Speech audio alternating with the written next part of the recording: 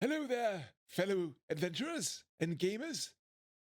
Grandpa's donned his virtual armor, as you can see, and today is a day we've all been waiting for. Blizzcon is here. The grand question on everyone's mind is, what does the future hold for World of Warcraft? Will we hear whispers of WoW 2 or tantalizing promise of Classic Plus? The suspense is thick as molasses, but we're diving headfirst into the excitement, ready to catch every announcement, epic reveal, and of course, a fair share of laughter along the way. So, grab your virtual popcorn and let's embark on this BlizzCon journey together.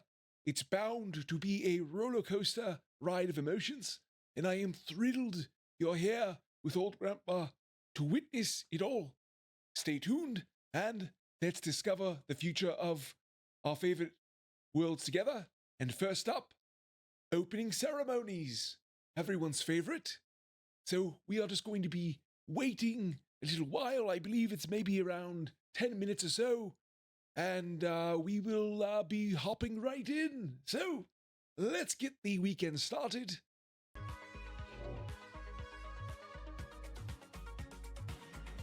All right, we are hyped. We are really hyped.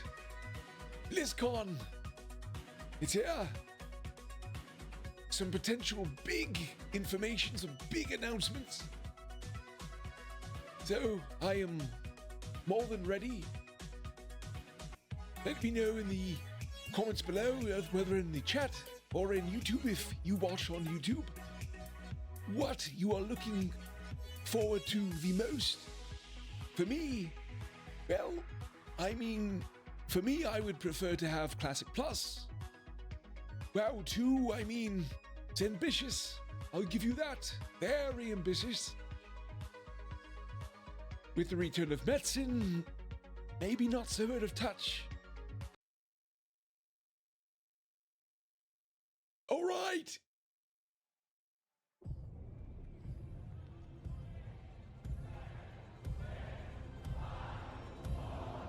Three, two, one.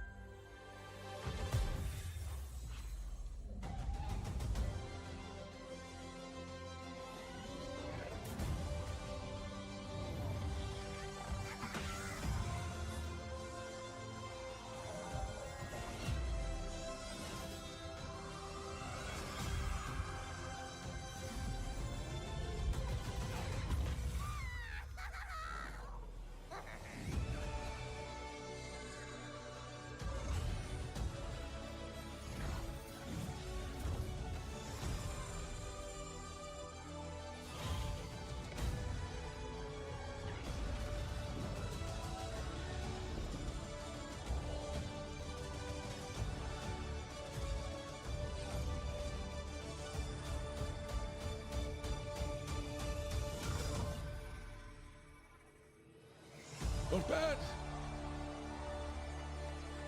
This is BlizzCon 2023. Please welcome the president of Blizzard Entertainment, Mike Ibarra. Oh, Mike.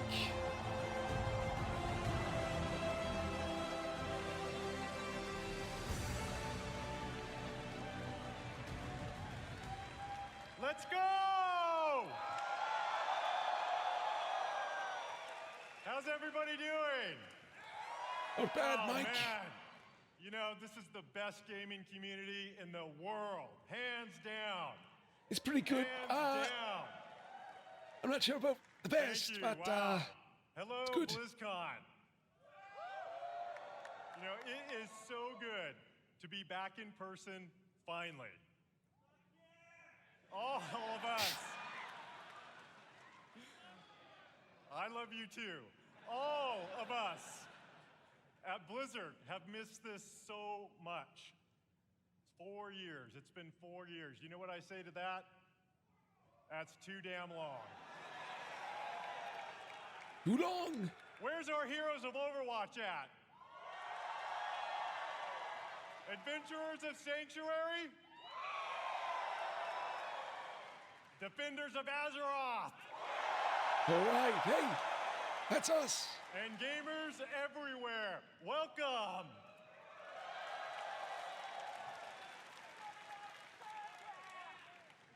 We love sharing what we're working on all the time. But to share it in person with all of you and to hear your stories, it cannot be matched. Meeting you all face to face inspires us, and we put this energy and enthusiasm back into everything we do. Thank you all for being here.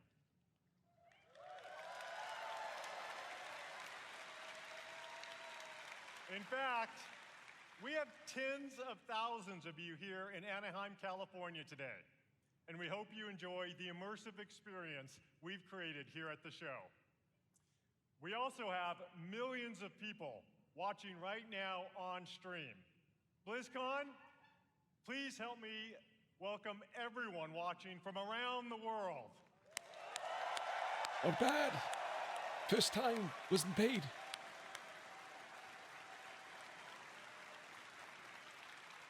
Whether you're a hardcore or a casual gamer, or if it's been a while since you picked up one of our games, we're here to show you the Blizzard we are today and the Blizzard we are becoming. But BlizzCon isn't just about the latest updates from Blizzard. It's all about you. Players are at the forefront of everything we do, and we're devoted to supporting these incredible communities, communities you can be proud of to be part of. All of us, gamers, developers, and fans, we all are united in our shared love for gaming. The person sitting next to you or watching online and chat with you could be your next guildmate, teammate, or lifelong friend. We all have I this think in all of the common. above in chat. I've always felt Blizzard brings players together a little differently. Our players have made connections that span continents, languages, and generations. We all have that one story, that incredible play of the game, that clutch card draw, or that raid encounter that your guild barely survived. I know, I've been there too. Or wiped on. I know many of us Either have one. friends we've met in one of our games. A friend who began just as someone we hung out with in game, but who was there for us to celebrate our real life wins or to support us during a difficult time. That's certainly been true for me.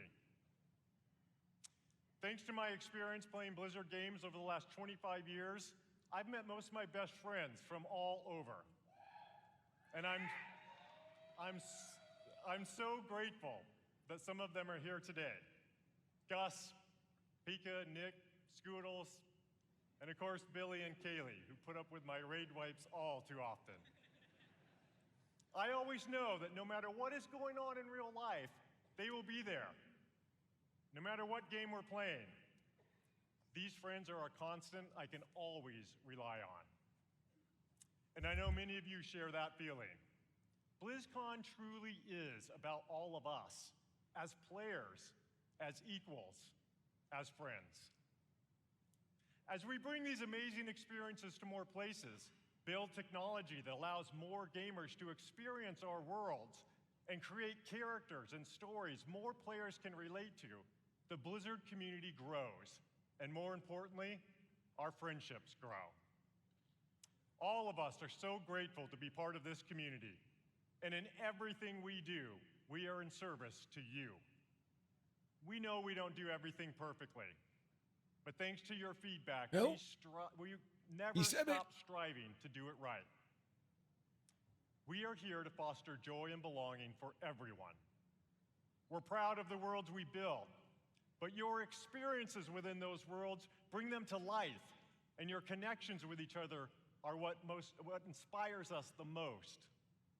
Now, many of you may have heard the recent news about Blizzard joining the Xbox gaming family. Oh, elephant in the room. First, I like it.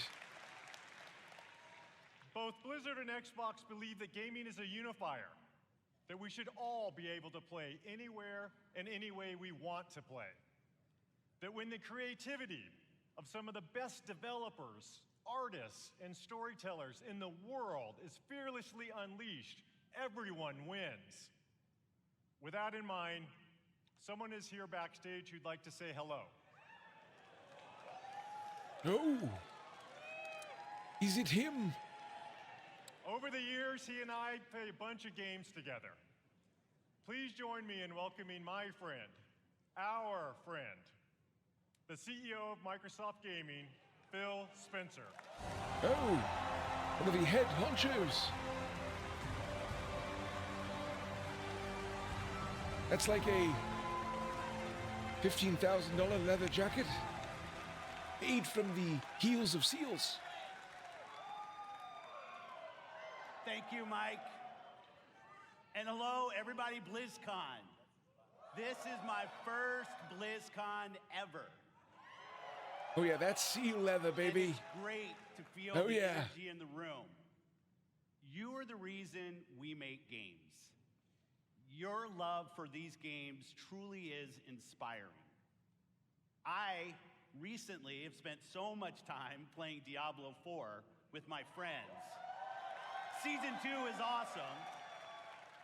And I can tell you that I can't wait for you to see what the team has planned for that game. It's going to be awesome. Blizzard occupies a special place in the gaming industry, for me as well. Throughout Blizzard's history, they've pioneered and refined so much across the gaming industry, and many of you here today have been a part of that journey. Think of Diablo. It propelled the action RPG genre forward. StarCraft.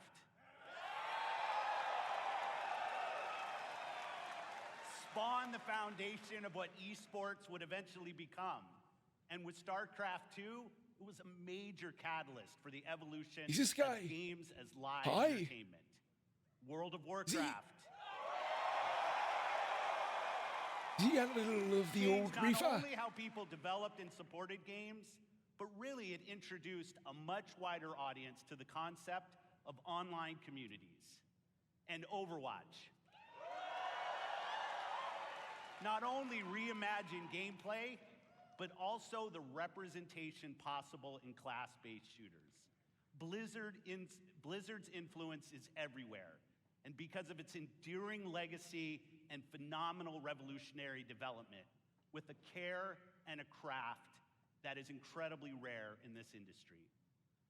Our commitment at Xbox is to bring more great games to more players in more places.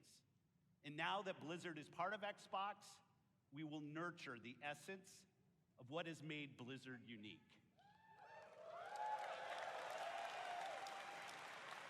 We're going to empower our new colleagues in a culture of trust, inclusion, and collaboration to continue what they do best, redefining existing genres, creating new, never-before-seen experiences, and uniting players globally in new ways, in Azeroth, in Sanctuary, in near-future Earth, and beyond. It has been a privilege to welcome the teams at Blizzard to Xbox, and I'm honored to be able to be here to help welcome all of you to BlizzCon 2023. Having seen what's in store for players, I can say the future of Blizzard is brighter than ever. Oh, And you all have so much to look Wow, forward to too. in this show. question mark.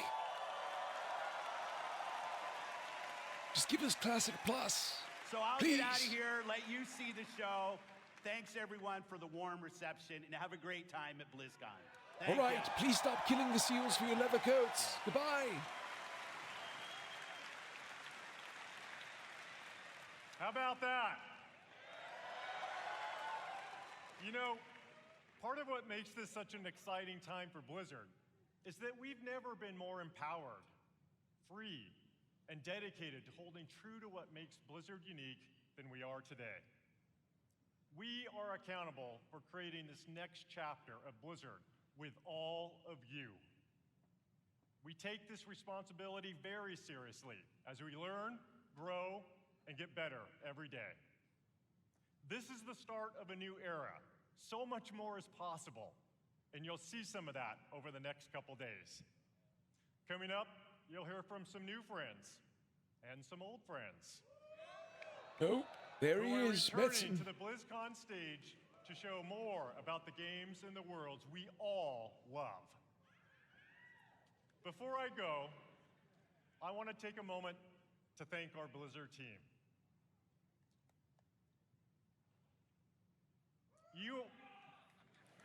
Oh, the waterworks. Here they come. Insert humanizing emotion here.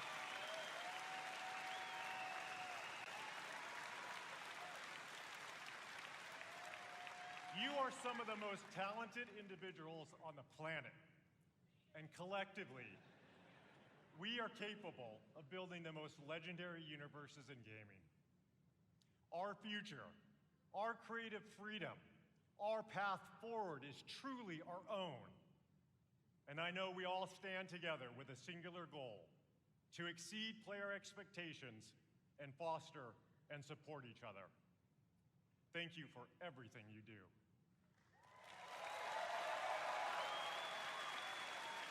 Blizzcon, many of the Blizzard team are here today in Anaheim, working hard to ensure you enjoy your time here. We all love talking to players, so please don't be shy. Come up and chat with us. Finally, on behalf of Not many everyone at claps. Blizzard, we want to say thank you. Thank you, thank you. From the bottom of my heart to our players, past, present, and future. Thank you for your passion and your honesty. And most importantly, thank you for being part of our communities. This is what BlizzCon is all about. All right. Everything we do is for all of you, and it's an honor to Some be a part of these worlds with you. large individuals in the crowd. Now, welcome to BlizzCon. Must be eating some giant Spain.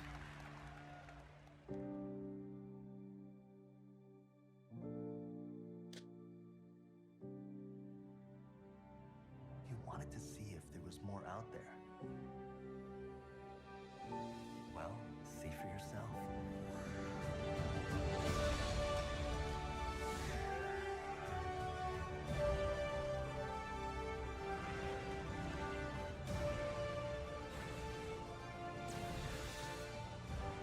I'm gonna kick every one of you in the face.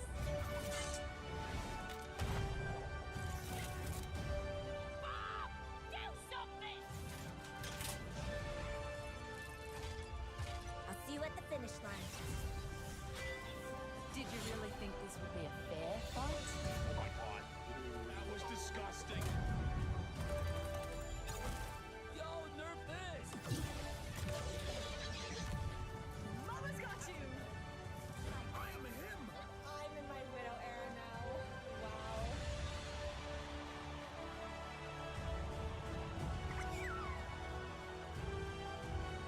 And you out there, the fans, it's been a joy to share this experience with all of you. Thank you so much. Come on. It's time I showed you something.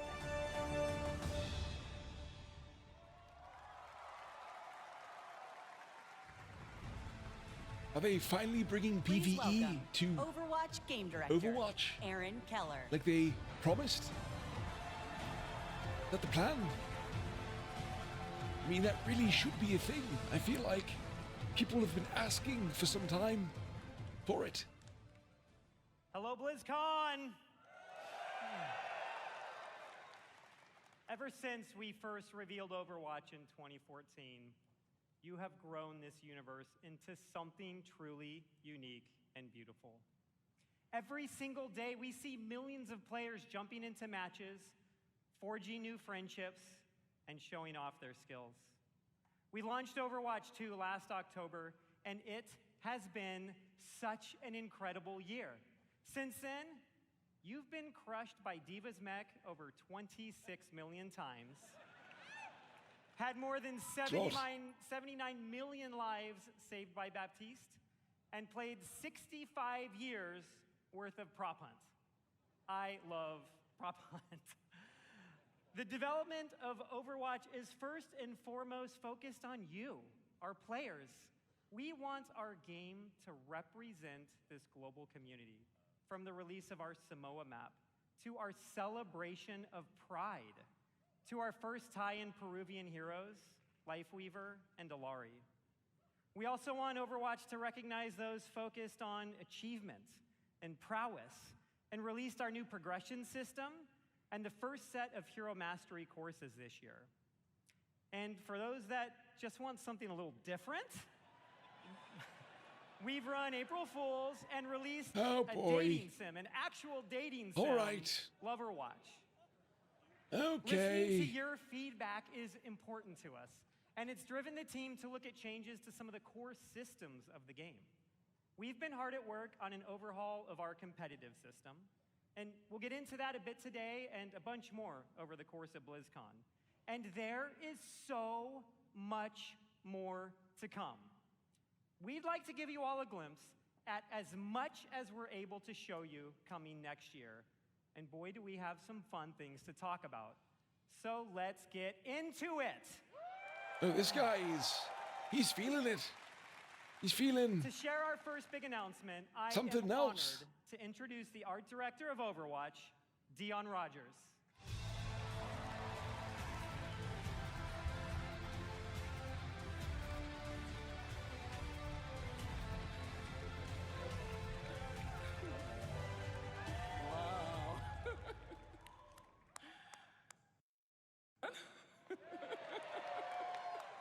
Sorry, I'm a bit excited. The energy is awesome in here. You know, Sorry, did Aaron Mike and I get have been borrowed working to on this smoke a universe joint with since before everyone Overwatch had a name. before the show? Working together with an incredible What team back happened? at Blizzard. Many are with us today at BlizzCon. Creating such an incredible game with so many amazing people and seeing what it means to you all, it's meant everything to us. And out of all the things we work on, one of our favorites is to create new heroes. You know, Overwatch is I think full of big they're all personalities, high. and it takes a special Everyone. individual to really stand out. And the team has been working hard to make sure no one could predict who this next hero is. We haven't leaked any articles. We haven't leaked a spray or two. And we've left 0 hints, especially not in our recent Samoa map. Now, who's ready to meet the newest hero?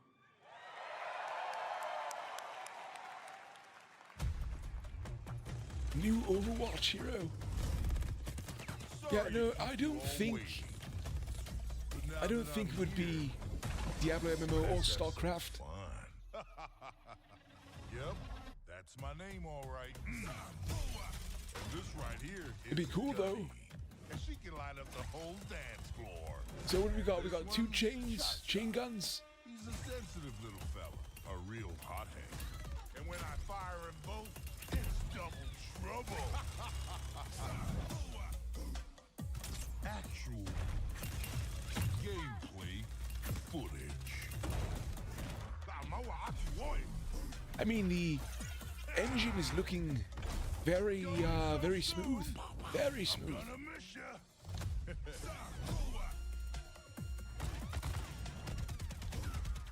Don't tell me that's it.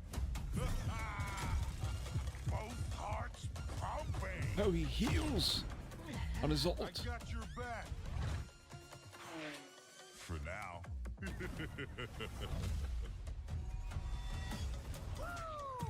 Here I come.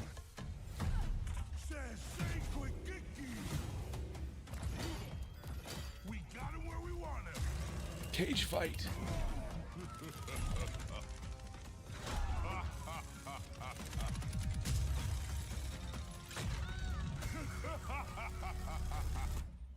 Unbelievable. So was I worth the wait? We're gonna have a hell of a time. I guess that's cool for Overwatch players. Listen, That's awesome. I love my that, concerns Chad. We had a lot are of in fun. Azeroth. Azeroth. It's amazing to finally announce Mauga. He was first introduced, you guys know, 4 years ago in a short story, and he's been the subject That's of a lot right. of fun Mauga. theories. Ever since that first chain introduction, fans guns. have been asking when he may become a playable hero. We're excited. We finally have our first Samoan hero. Samoan. Mauga, his name, it means mountain in Samoan. He portrays himself as this big, loud brute. However, this is just a facade. He's a cunning tactician, always one step ahead of his enemies. One of the core goals whenever we make an Overwatch character is that people see themselves in our heroes. We're always striving for greater authenticity and representation with each hero. And with Mauga, we got a lot of help, actually. Even his tattoo was created by an amazing Samoan tattoo artist named C.E. Lufau. Mauga's super That's kind of fun. cool. Thank you. It was awesome. Mauga's super fun to play. He's easy to learn, hard to master, with what I like to call a brutal but cunning play style. We hope you love him as much as we do. Okay. Thank you. Okay. Join us later today for a Mauga deep dive panel taking place here at the Blizzcon Arena and online for people at home. We'll talk with the team that helped create Mauga and also how to best utilize his amazing abilities when he joins Overwatch in Season 8. Finally, we know Mauga's gonna be pretty awesome when he joins competitive play. But before then, some of the best players in the world are competing in this weekend's Overwatch World Cup. Let's check it out. Legacy. A legacy is forever.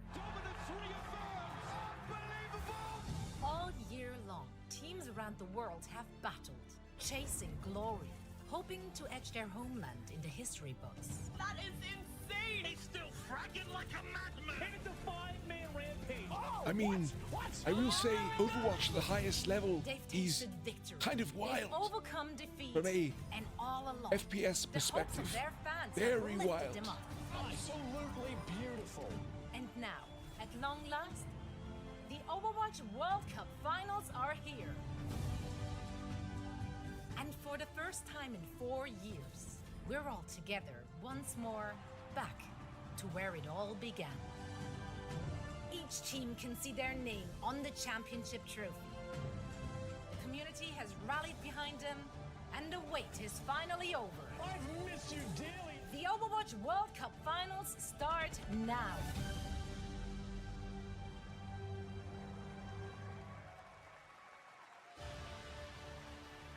Please welcome Overwatch Esports host, Zoe Gschwind.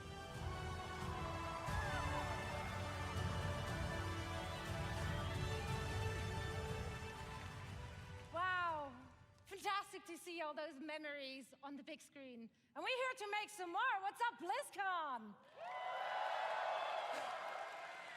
It's so great to be back here after 4 years with the Overwatch World Cup. Oh, she looks This like event something has out of a always Neil been Gaiman such a special book event series. because it truly serves as a worldwide tribute to the beautiful and diverse Overwatch community. This weekend, we get to celebrate teams and players from around the world, each with their unique takes on the playstyles, their different personalities. We're going to see different metas emerge even. It's just very exciting to see familiar faces, big household names in the competitive Overwatch scene take the stage, form those star-studded lineups, Fearless, Super, Gushue, and the likes. But each year, we also get to witness new players emerging onto the scene, taking the spotlight. It truly is a special event for a special community, and I'm very honored and truly happy to be part of it all. Now, I know that all of you here in Anaheim and everyone watching at home is joining us from all over the world. As you can see, so are our players. Among them, a former 3-time World Cup champions, Team South Korea, and the only team that managed thus far to stop their reign, and that is the United States of America.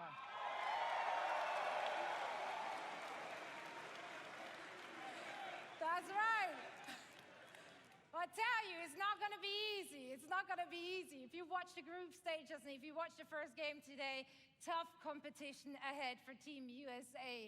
And if you want to find out if one of our former champions will remain victorious or if one of the other 6 teams will seize their inaugural season title, make sure to join us. Not only will you be treated to fantastic gameplay, of course, no, you will also earn special drops all weekend long on the Play Overwatch Twitch channel.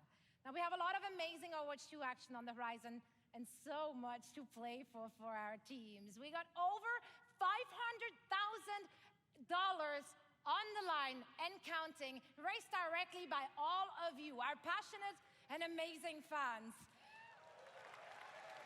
Yeah, You can kind of hear it. No one really cares about now, of Overwatch. Course, the winning team will walk away with the big Crowd is badge, just like, what are we doing this here? Year, each and every What is going on? Out of the 43 teams participating will be earning a share. And this is unprecedented in Overwatch Esports history, and it would not be possible without all of you. So once again, thank you so much.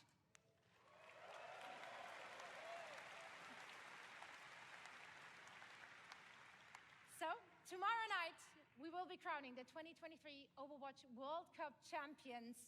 And you can catch all the matches and all the action live in Hall B, as well as, of course, on stream. I'm going to be there. I'm looking forward to seeing some of you as well. And now, please welcome back Aaron with a few more things to share on the game side. Thank you, Zoe. Mauga is awesome. And the World Cup matches all weekend will be so much fun. But Overwatch has another thing happening here at Blizzcon. Earlier this week, we launched a new limited time game mode and special skins as part of an exciting collaboration with Le Sserafim, one of the biggest K-pop groups in the world. Everyone can jump in game right now to take part, as well as check out their brand new music video for Perfect Night. And in honor of this collaboration, Le Sserafim will take the stage and perform in the arena tomorrow after the community night ends around 6 p.m. Pacific. Working on partnerships like those this, are some or what we K-pop did with enjoyers One right Punch Man there. earlier this year, are incredibly fun. Yes. They provide us, both the dev One team Punch and you, Man. the players, a chance to experience some of our favorite universes and artists through the unique style of Overwatch. And next year, we have even more of these for you all to geek out about.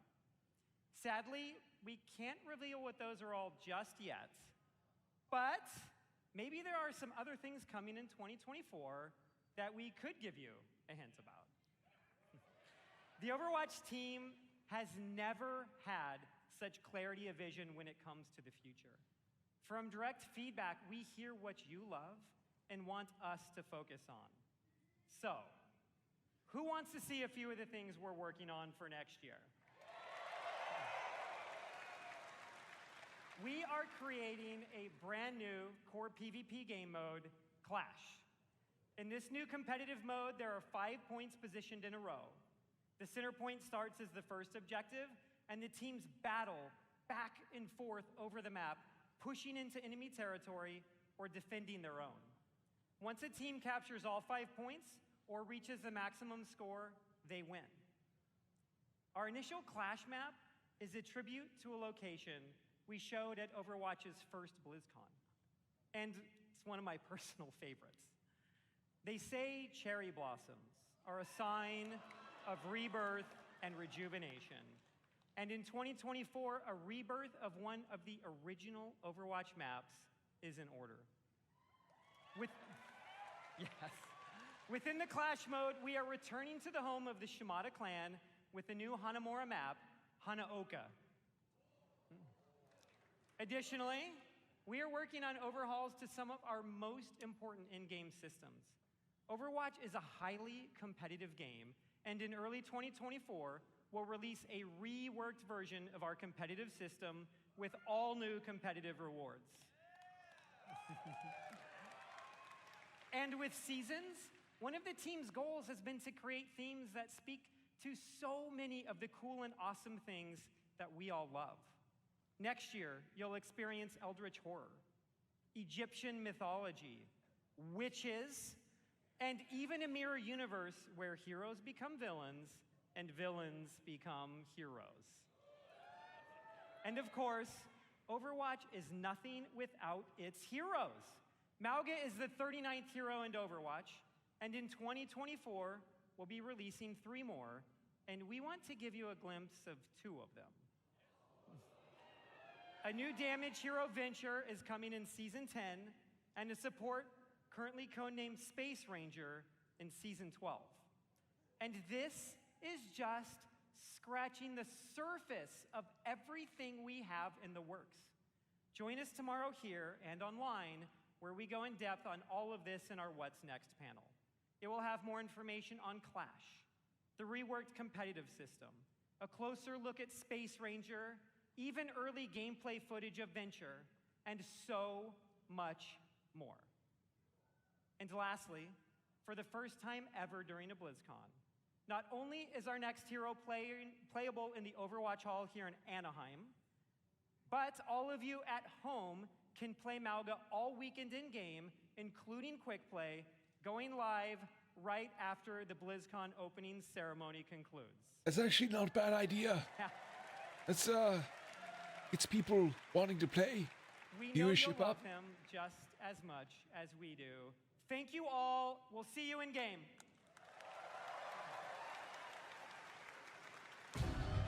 By the blood of the willing. All right, here's a controversial one. Call thee. Diablo was fun at the beginning, then it kind of dropped off the map for most people. Yes! Yes! Dude, I am shaking so hard. Congratulations! The game is out! Oh, I'm pumped for Diablo 4. I think it's gonna be the best. What if you guys play right now? Hell yeah, really? Yeah. I will cry. That would be amazing. This is awesome. Oh my god. Oh my god, that's so pretty. Go! Run! We really are doubling down on this idea that you can look the way you want, you can play the way you want, you can really make your own fantasy in this game. She looks like me.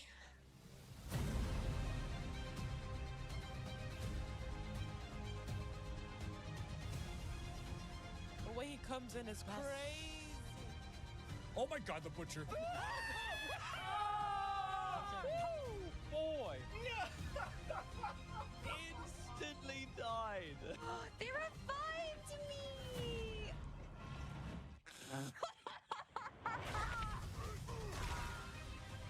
I'm gonna find some demons and I'm gonna shove my green foot right up there. Yeah, let's go! Level 100! There are literally like goosebumps. Go down a bit more, go down a bit more, go down a bit more. You got her! Yes! Let's go!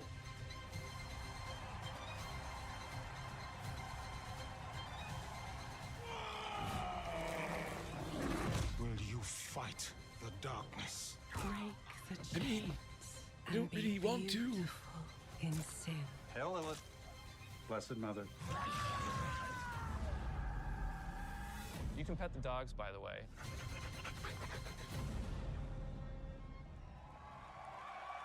All right, let's see what you got, Blizzard. New Please classes welcome better the be. General Manager of Diablo, Rod Ferguson.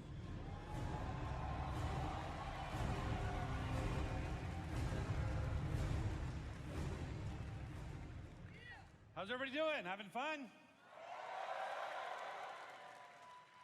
This feels amazing. So glad you're here. And I'm so happy the people at home are here as well. You know, watching that was such a great reminder of what a fantastic community we have and what an exciting year it's been. Now, you might have missed it, but in there was a clip of a blind gamer, Tylenif, defeating our hardest boss, Uber Lilith. Now, we strive to make Diablo as approachable and as accessible as possible, and watching clips like that make me and the team extremely proud. And of course, I love the tattoos. And, you know, I still can't believe over 1,000 people got permanent Diablo tattoos at our Hell's Inc. events, including me. And so, you know, Necromain for life.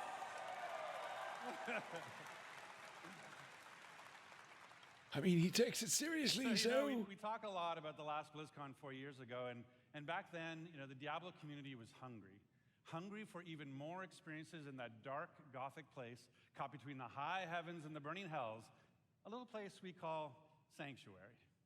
And in that time, I've been very fortunate to work with some of the best developers in the industry, people who love Diablo as much as the rest of us. And it was their passion and dedication to this universe that released a great new Diablo game every year for the last 3 years. Diablo 2 Resurrected brought the return of the classic that helped define the genre. Remastered. I love Diablo 2.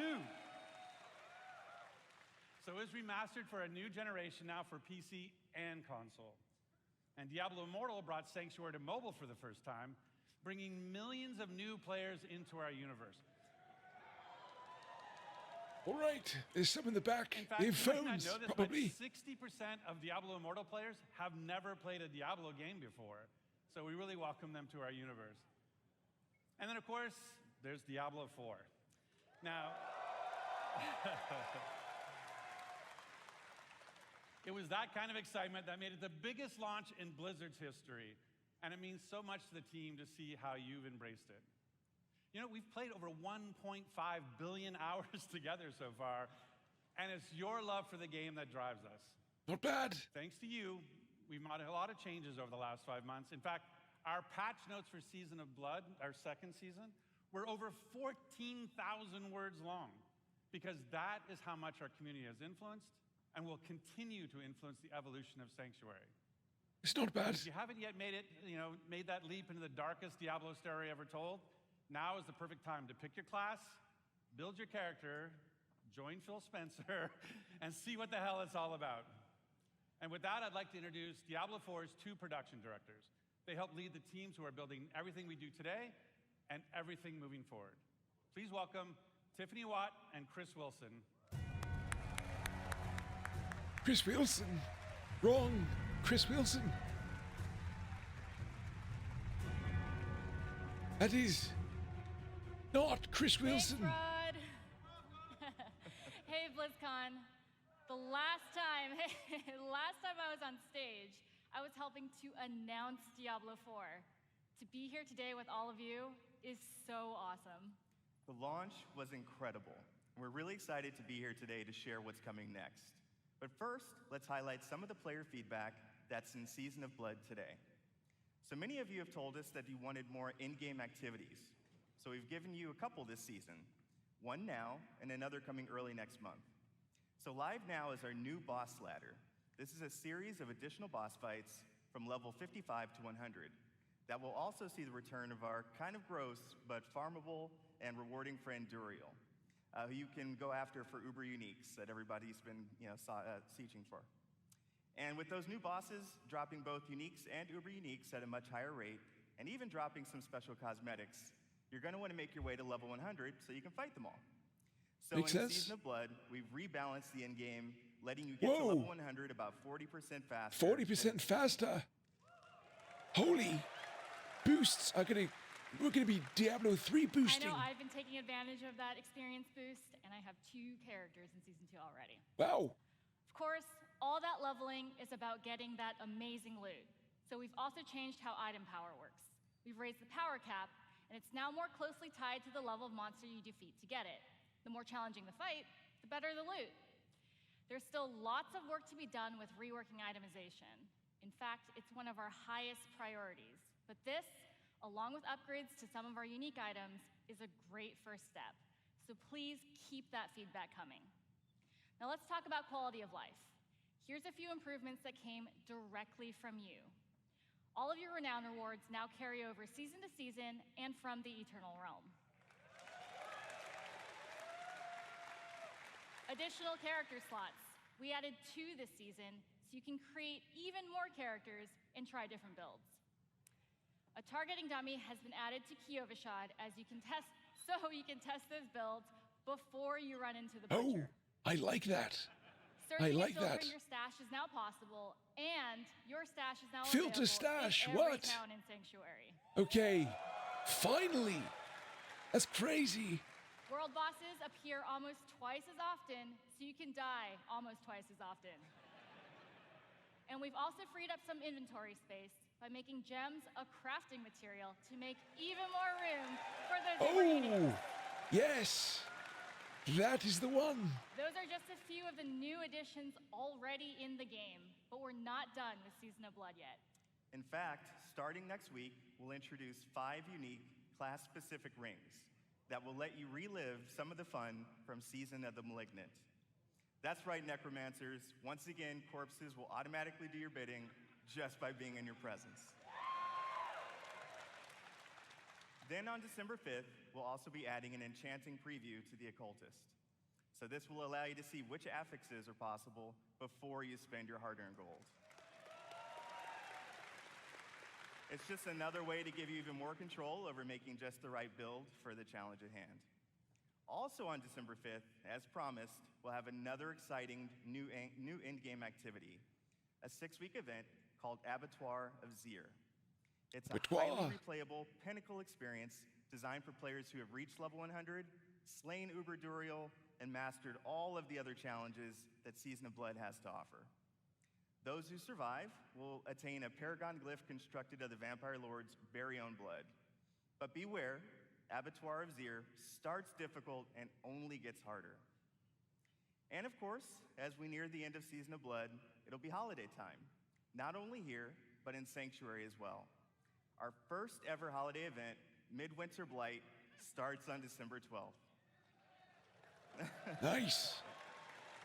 For 3 weeks, we're going to transform the Fractured Peaks into a winter terror land, and it'll bring a whole new meaning to the word sleigh ride. Interesting. And be sure to keep your eyes peeled for a mysterious red-cloaked terror. Nothing is as terrifying as Chris's puns, but I will be sure to check out Midwinter Saint Blight. Nick. From there, we are on to Season 3. We can't go into too much detail now, but with the endgame being so important, let's talk about leaderboards. We're creating a whole new type of weekly challenge dungeon called the Gauntlet, where the heroes of Sanctuary can compete for their class ranking against their friends, their clan, or anyone in the world. Watch out, Mike Ibarra, I am coming for you. At the end of each week, the heroes with the highest rank will be added to the Seasonal Hall of Ancients, where their name and build will live on. So, that's a quick look at where we are today.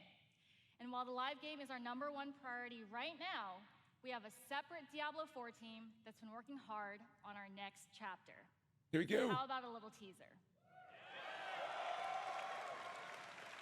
New class. New class. Early, but as we look to expand on the story we started in Diablo 4, we're going to take you somewhere even darker, where hatred's influence continues to consume Sanctuary.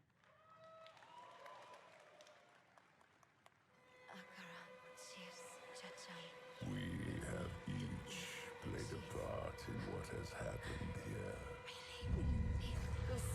You abdicated your choice to this child. And with every step she takes, I grow stronger.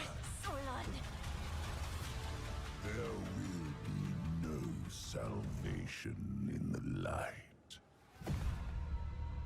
Ooh, vessel of hatred.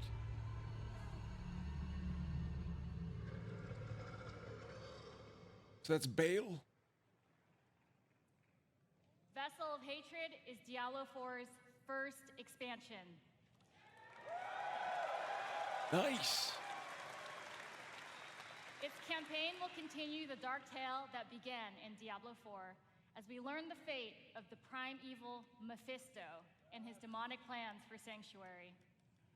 To do that, we'll be visiting a region new to Diablo 4 and a fan favorite from Diablo 2. The lush jungles known to outsiders as Torajan, but known by the locals as Nahantu. With this new story set in a mysterious new region, comes new ways to play, new evils to vanquish, and, of course, a completely new class never seen before in the Diablo universe. Oh, all right. New class. Vessel of Hatred releases late next year, and we cannot wait to share more about it this summer. Now, before we leave, we want you to know that it's your passion that drives us. Your feedback will continue to help us evolve and improve the Diablo 4 experience for years to come. We couldn't be more excited about our future, and we hope that you are too. Our team has put in a lot of hard work, and we love seeing your love for this game. So please join us tomorrow. We have a special Diablo 4 campfire panel where we'll be sharing more details about the expansion, deeper dive on some of the upcoming game changes, and we'll also have a special Q&A session to close it out. So enjoy the rest of the show. Thank you, and we'll see you in Sanctuary. All right.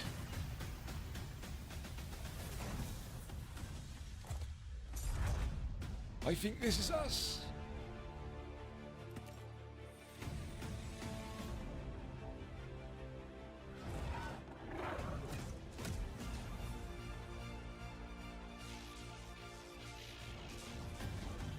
Which is Hearthstone.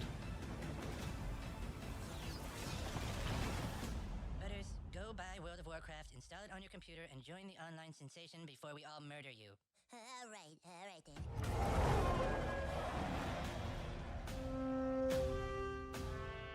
Welcome to the world of Warcraft. That was Hodor. I'm William Shatner, and I'm a shaman. Shatner's a shaman? And this is my night elf mohawk. That's not a class. This role-playing game where heroes like Leroy Jenkins do battle. That would be the world of Warcraft. You're a player in the NFL, but what you're most proud of is that you've rated third nationally in dungeon progression. Nice. Timing was perfect. That was fire. Hopper.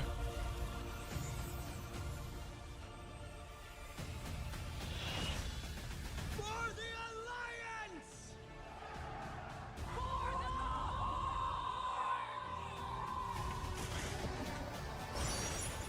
For Azeroth! Ready to work.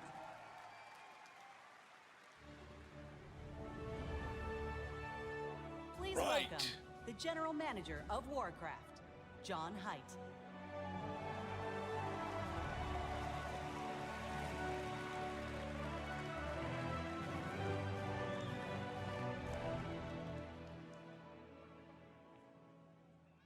And thank you. All right, And John. we are All ready right. to We share the same name. Anybody here for Warcraft today? Yeah! Big shout out to the Warcraft teams. They are so happy to be here today. We have so much cool stuff to show you. So give it up for my Warcraft teams. There you go.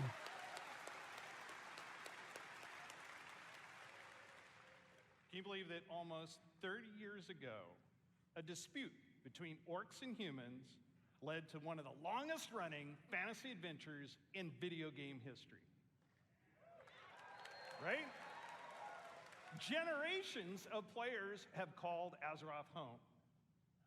Teenagers that first played Warcraft when it was released, I know you're out there, Oh, grandpas. Oh, grandpas. are now parents. Oh, great-grandparents. Raising new heroes to take on the raids and battlegrounds of this timeless adventure. It's those shared stories of Azeroth, both in-game and out, that make up this universe. Today is a great day for Warcraft. I like it. This is the beginning of a bold new chapter that will take us through the next 3 decades and beyond. Come on. Oh, yeah. Whoa. With a variety of games to entertain you, we welcome everyone to find your community.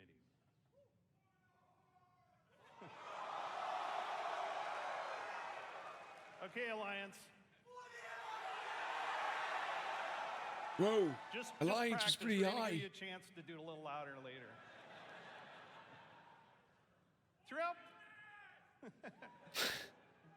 Throughout the taverns of Azeroth, tall tales of adventure are retold through the whimsical and clever card play of Hearthstone.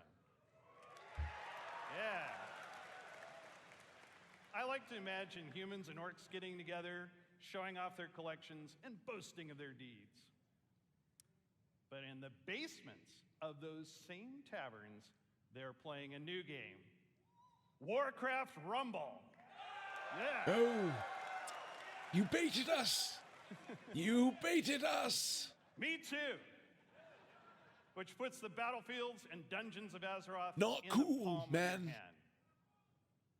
And finally, World of Warcraft. Okay, listen, redeemed instantly. Forget everything I just said. WoW immerses us into Azeroth, where we are the champions, fighting alongside each other in shared adventure. Almost 20 years ago, WoW revolutionized online communities and reimagined the enduring entertainment of massively multiplayer gaming.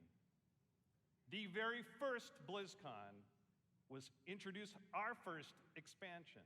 So it's only fitting that we're here today to lay the foundation for WoW's future. Yeah. Azeroth is a home we can always escape to. A home that is always waiting for us. Together, we build this universe. Our teams craft the worlds and the adventures, but it is all of you who bring it to life. You are the heartbeat of the brand new adventures that are about to unfold. Oh. From all of us on the Warcraft teams here at Blizzard Entertainment, thank you. Does that Please mean welcome from new Hearthstone, WoW? lead designer What Cora are we Georgiou. talking about?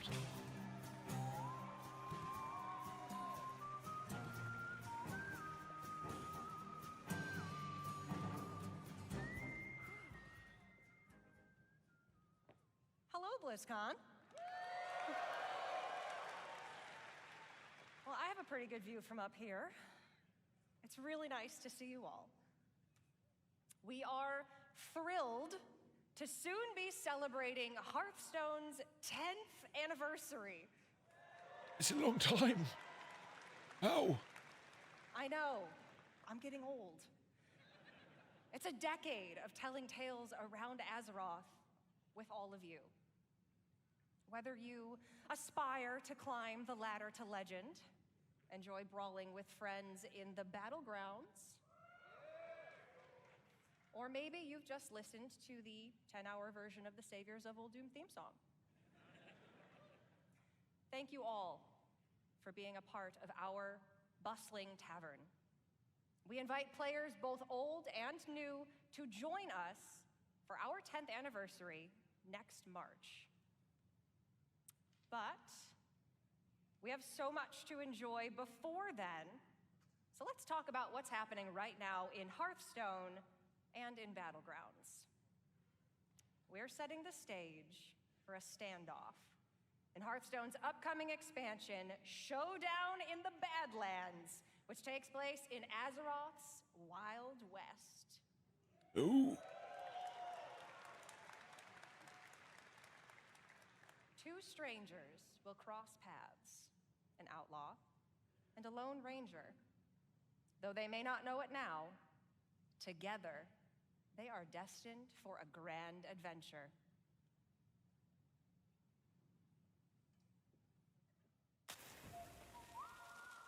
In the beginning, I was all alone, trying my best to do some good out there. But it didn't take long to realize that, with the right friends, everything would change. Step aside. Come on! Ha! You don't know who you're messing with.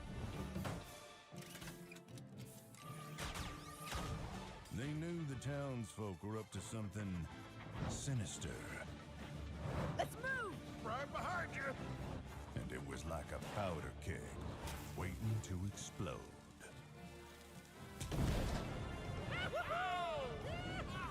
We did it! No. Oh, nuts. As it turned out, I had the right backup waiting for me. Just when I needed it. Let's do this. You got it, partner.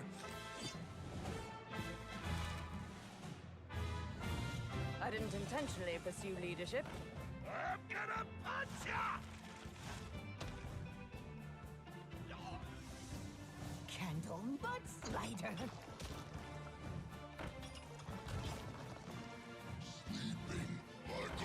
Let's show these fine folks some Badlands hospitality. Well, looking for a standoff? Careful, it's against me.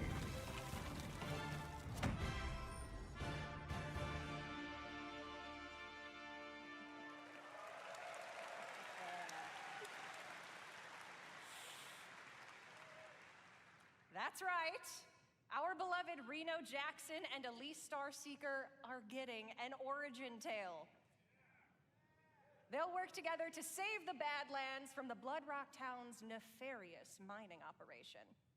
Singleton decks are returning with cards like Reno Lone Ranger.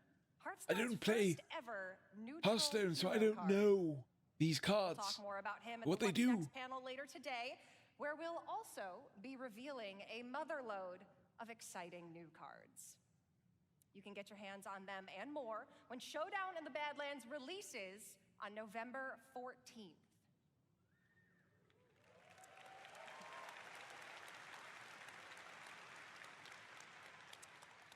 Now, I know you may be thinking, a new expansion. That's a lot of new cards, on top of 5 sets that are already in the standard rotation. And if you're a new player or you're coming back after a break, that can be a little overwhelming. So we have been hard at work to make it easier than ever to join us. We're excited to announce catch-up packs. These are game-changing for getting your collection. Bone silent. You see what we did there? Bone silent in the room. Oh, Cards you'd I hate find that. in a regular Hearthstone card pack. You can get up Feel to uncomfortable. 50 cards from a single catch-up pack.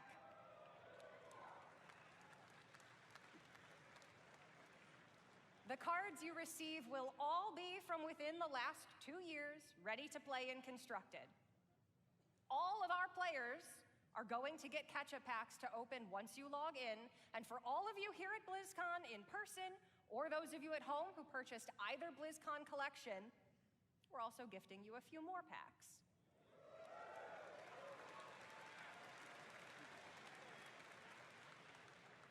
For anyone who's been away for a while, all of these packs can add up to hundreds of cards.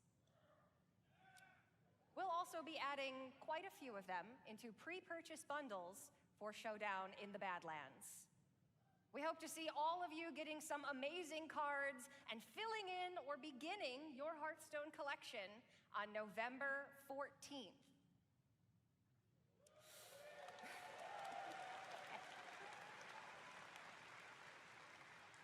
All right. I feel like we might have some Battlegrounds fans out here. Yeah. So you might remember then that the last time we were all together at BlizzCon, we unveiled Battlegrounds. What started as an experiment became a huge part of the game and a fun way to play in the tavern. But playing together is what inspired the new mode we're debuting here today. Queuing up as a party for a lobby is great, but ultimately, you play against each other. What if you could actually play teamed up alongside each other? Sounds fun, doesn't it? they've been doing that in Pleased to Magic announce the Gathering a for truly some time, haven't they? cooperative way to play Battlegrounds duos.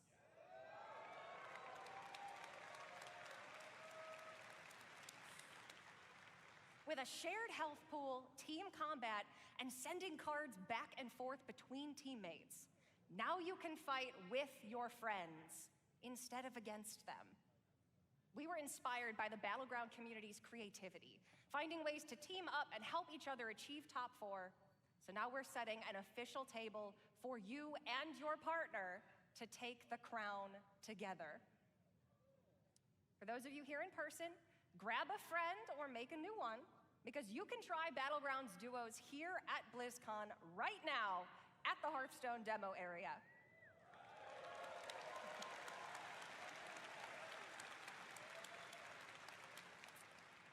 We're planning to launch this new way to play for everyone early next year, and you can learn more later today and see the new heroes and minions that make teamwork so fun in Battlegrounds.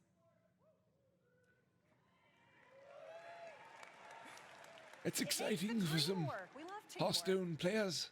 If you're tuning in at home, please make sure to join us at the What's Next panel. And if you're here with us at BlizzCon, you can also join me and other members of the Hearthstone team in the tavern. For you worthy opponents out there, come duel a dev and challenge the Hearthstone team. Or, if you want to catch up after 4 years away, pull up a chair by the hearth. We'll see you in the tavern.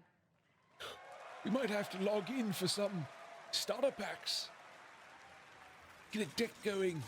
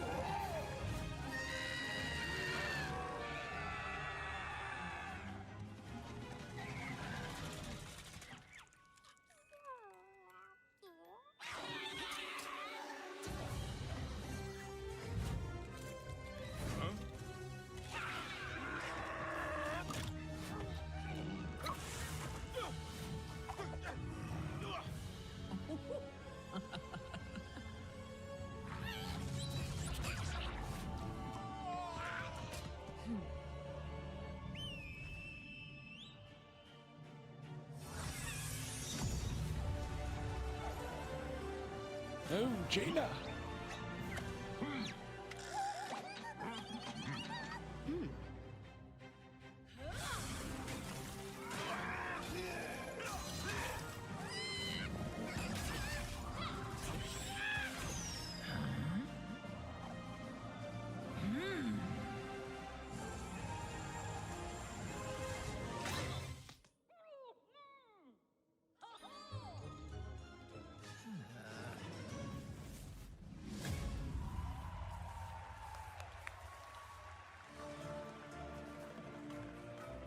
Please welcome, from Warcraft Rumble, executive producer, Vic Seraph.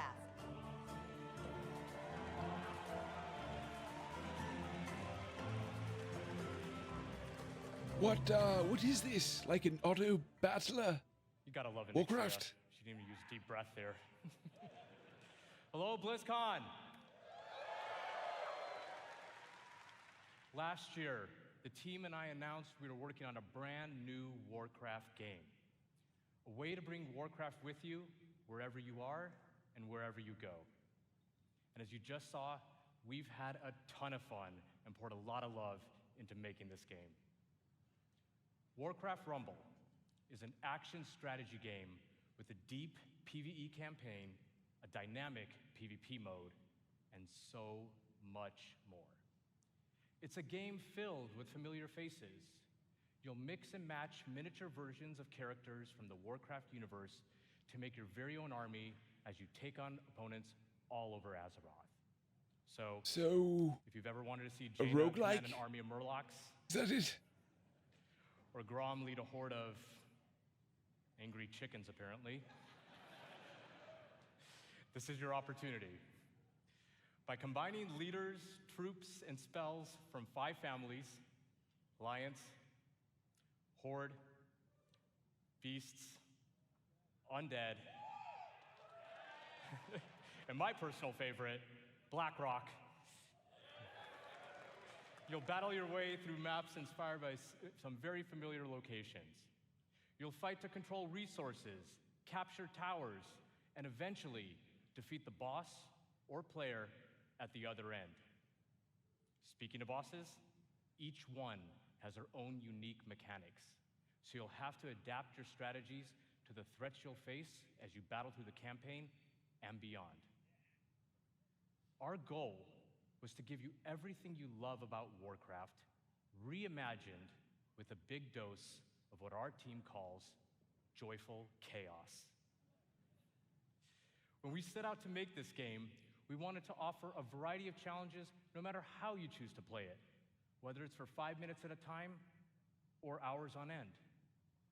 And that was something we especially focused on during the beta, to make sure you have something fun to do every time you open up the game. And for those of you that played the beta and gave us your feedback, thank you so much. It's because of your support and the hard work of our team that we feel we got something really, really special on our hands.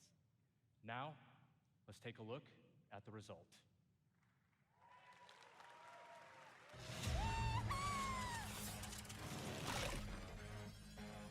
Okay, this might be good.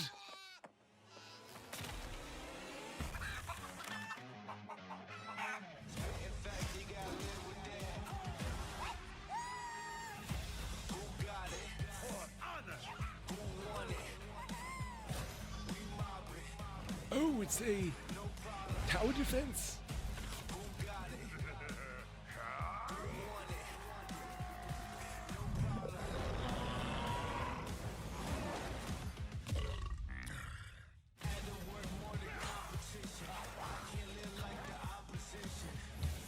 So, it's mobile.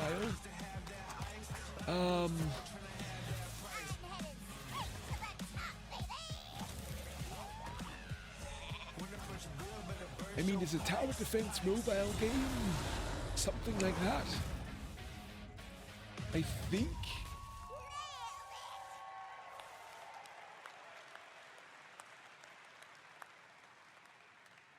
You know, I gotta admit, it's pretty cool watching that video and just thinking about how far we've come since last year. At this point, we just can't wait for all of you to hop in and play. And I mean, we literally can't wait.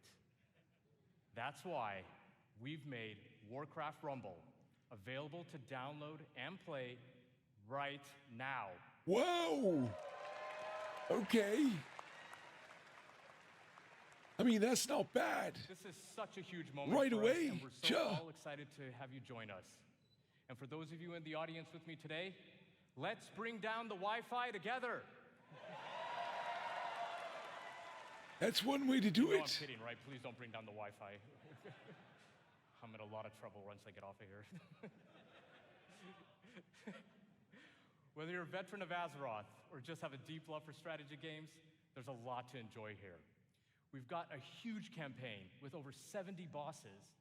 And for those of you looking for an especially unique challenge, we even have a heroic campaign with an extra layer of difficulty that we cooked up ourselves. Ooh. We've got maps with verticality, capture points, resources, traps, and all kinds of other contraptions. Each map was lovingly handcrafted by our team and is its own unique puzzle.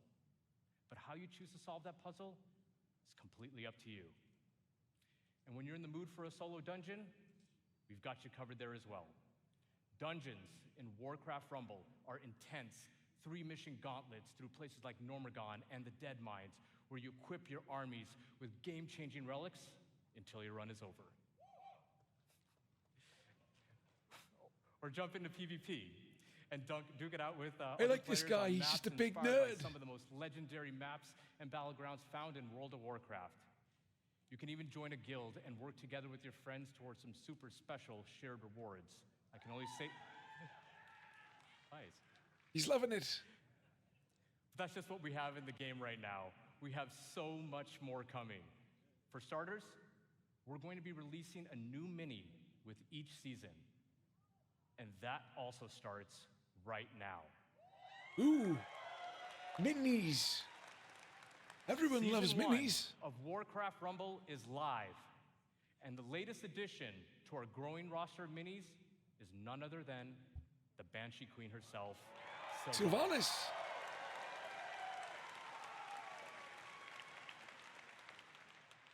We're also working on even more ways for you to play with or against your friends, and that includes the biggest challenge in all of Rumble, raids. Raids. Nice. That's actually Make sure to join our Warcraft Rumble kind of channel cool. later today to hear Okay, all we can about see raids and what else we Ragnaros' have in lair. store We for the see future of this game. look like Onyxia's lair. Now, Blizzcon, before I go, I just wanted to let you know, the team and I, many of whom are here in Anaheim with us right now, we love playing strategy games. And we set out to make a game that harkens back to our RTS roots, where Warcraft began almost 30 years ago. It is really made out of a genuine love for Warcraft by people with deep roots in the universe. No matter how you like to play, there's something for everyone to love in Warcraft Rumble. Thank you so much, Blizzcon. Enjoy the chaos, and we'll see you in game. Okay. Please welcome executive producer, World of Warcraft, Holly Longdale. All right, Holly, what do we got?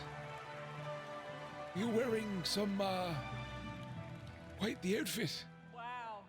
What's up, Blizzcon? Oh, I'm so excited to see you all here. This is fantastic. Well, can you believe we've been playing World of Warcraft for almost 20 years? I can, yes. Yep. You know, 2004 was a while ago, right? You know, some of us, we waited in those lines for those midnight releases and Sure did. got our discs. Yeah! And we raced home to install those WoW discs one by one.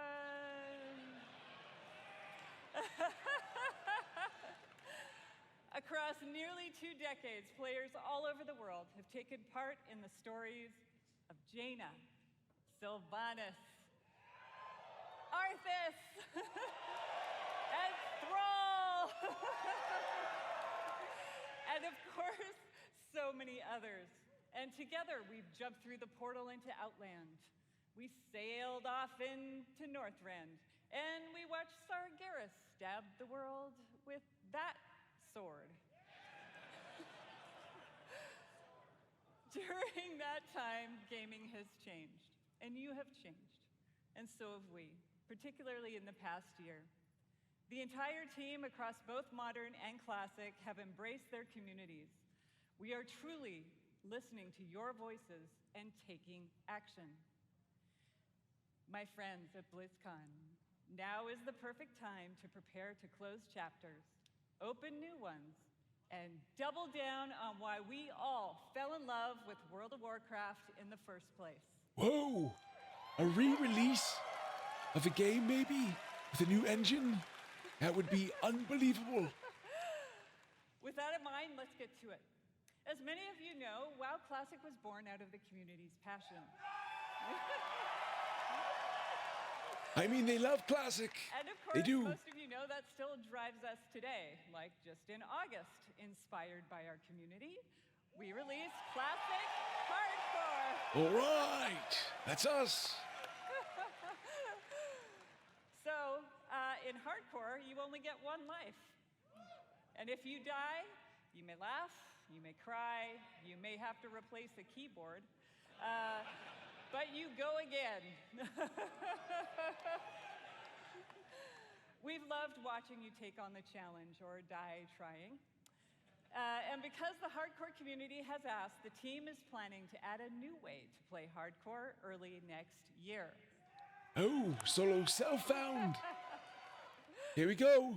And last month in Wrath Classic, we released the Fall of the Lich King patch.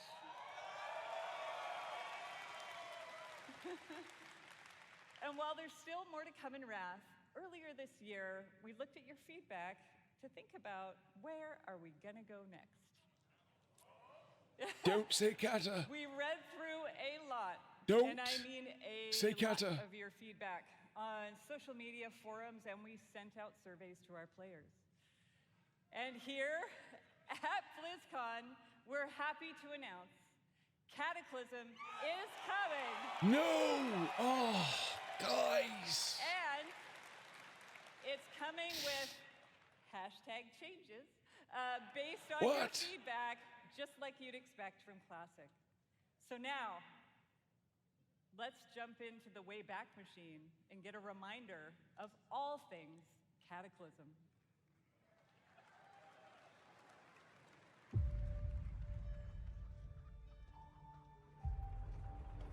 All right, well, we tried, guys. We did.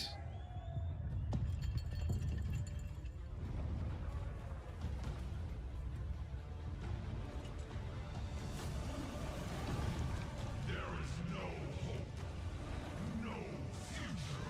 All life is doomed. It's Hurricane in his videos. They hired him. So good.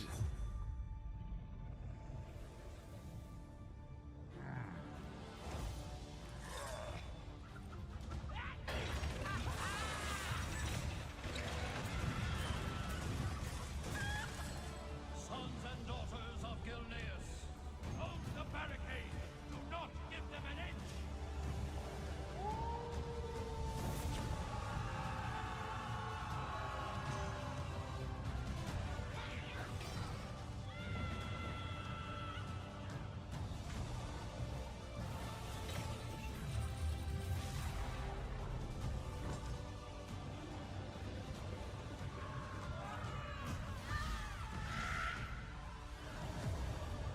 Neltharion, it is time to end this. All Azeroth shall burn. Everyone succumbs in the end. Deathwing has sundered this world so that its true lords may return. I mean, Hurricane is amazing at what he does. Take a look. This is really well done. My domain. Die. This is my realm.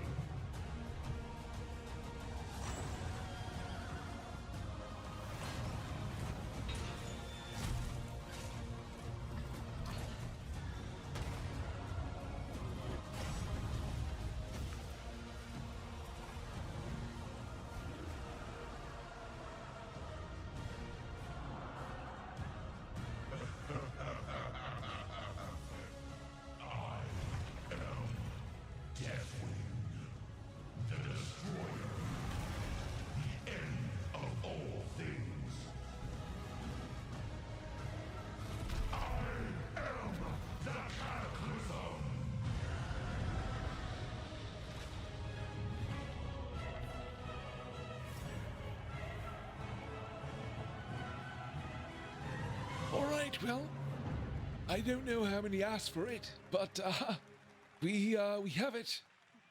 So, oh, you see what he said? I want Classic Plus. He said. Get ready, my friends, because I love the passion, by the way. Get ready, my friends, because the road to Deathwing's destruction is coming in the first half of next year. Oh, so pretty promptly. All right. Now, over the Okay. past 4 years of Classic, Yep. we've watched you master the vanilla experience, and we've loved it. So much, in fact, Give it to that we us. thought we'd add some unique flavor with a seasonal note and a dash of discovery. Yes. Season of Discovery is vanilla Classic WoW Plus. with a spicy Season of twist. Discovery. You're going to discover new secrets as you scour the world and find class-altering abilities. Whoa. What is this? Have you ever wondered what it might be like to be a tanking warlock? Whoa. Or take on the role of a mage healer? In Season of Discovery, you can. All right. I am This season confused. is going to launch with an initial level cap of 25. And when you hit that max level, you'll be met with a brand new level 25 endgame. Level You'll discover 25 a brand new endgame, 10-player what? Black Fathom Deeps raid with new and reimagined bosses, mechanics, and of course, rewards. Then, after a couple of months, we'll raise the level cap a bit. You'll find even more endgame content, and so it will go. If you're here at BlizzCon, you can play the Black Interesting. Fathom Deeps raid in the Warcraft Hall.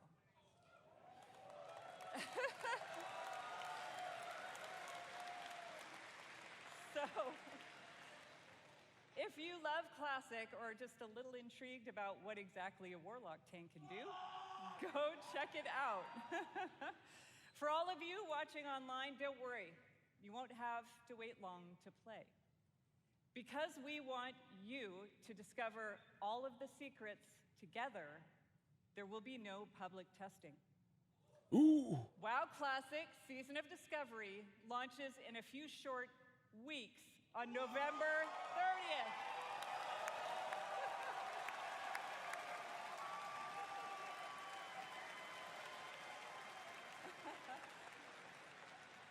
For more information on the Season of All right. Discovery and Cataclysm, don't miss the Classic panel this afternoon. All right, now it's time to talk to my Dragon Riders in Modern WoW. All right, well, Our team remains let's get through committed it. to giving you meaningful game updates about every 8 weeks with more content sprinkled in between. We really want Azeroth to feel alive and the home you want to come back to no matter how you play. Our next major update, Guardians of the Dream, is going live in just 5 days. 5 days. I want Oh, to give a shout out to my elves. It is finally our time. 1 week Nice. later, Season 3 will start with the last raid of the expansion, Amirdrasil, the Dream's Hope. There we will have our final showdown with Farak and defend our new world tree. But fear not, that's not the end of our time in the Dragon Isles. There's a lot more to come in Dragonflight that will serve as both the epilogue of this story and the bridge to our next one. Like I said earlier, we are evolving. We are changing our approach to this Whoa. big, beautiful game and how we look ahead to new chapters. BlizzCon, it's time for a new adventure. One that has grown from the very seeds of what captured our hearts when we first set foot in Azeroth. For veteran players, the last 20 years have led us to this. And for those who have yet to join us, now is the time. And who better to talk about the first step in this Metzen, journey? give us Metzen. Do it. Bring him out. Bring that guy out. Than someone who carved the path in the first place. Everyone, please welcome my friend and the executive creative director of the Warcraft universe, Chris Metzen.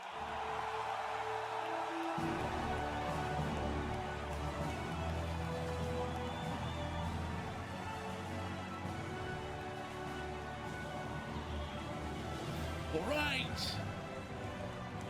We got it. We got it. I think this is WoW too, guys.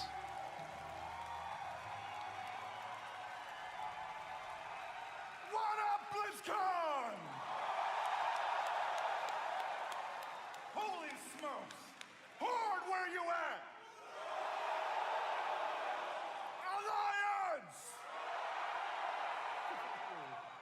BlizzCon as one! Holy smokes, thank you. Thank you. It is, thank you guys. It has been a long, strange trip to get back to this spot, I tell you that. It has been interesting this past year, being back under the hood of World of Warcraft. It has reminded me of a few things. One, I love Warcraft. Number two, you know what? I really missed this work. And number three, on the real, it feels amazing to be back and part of this Blizzard family again.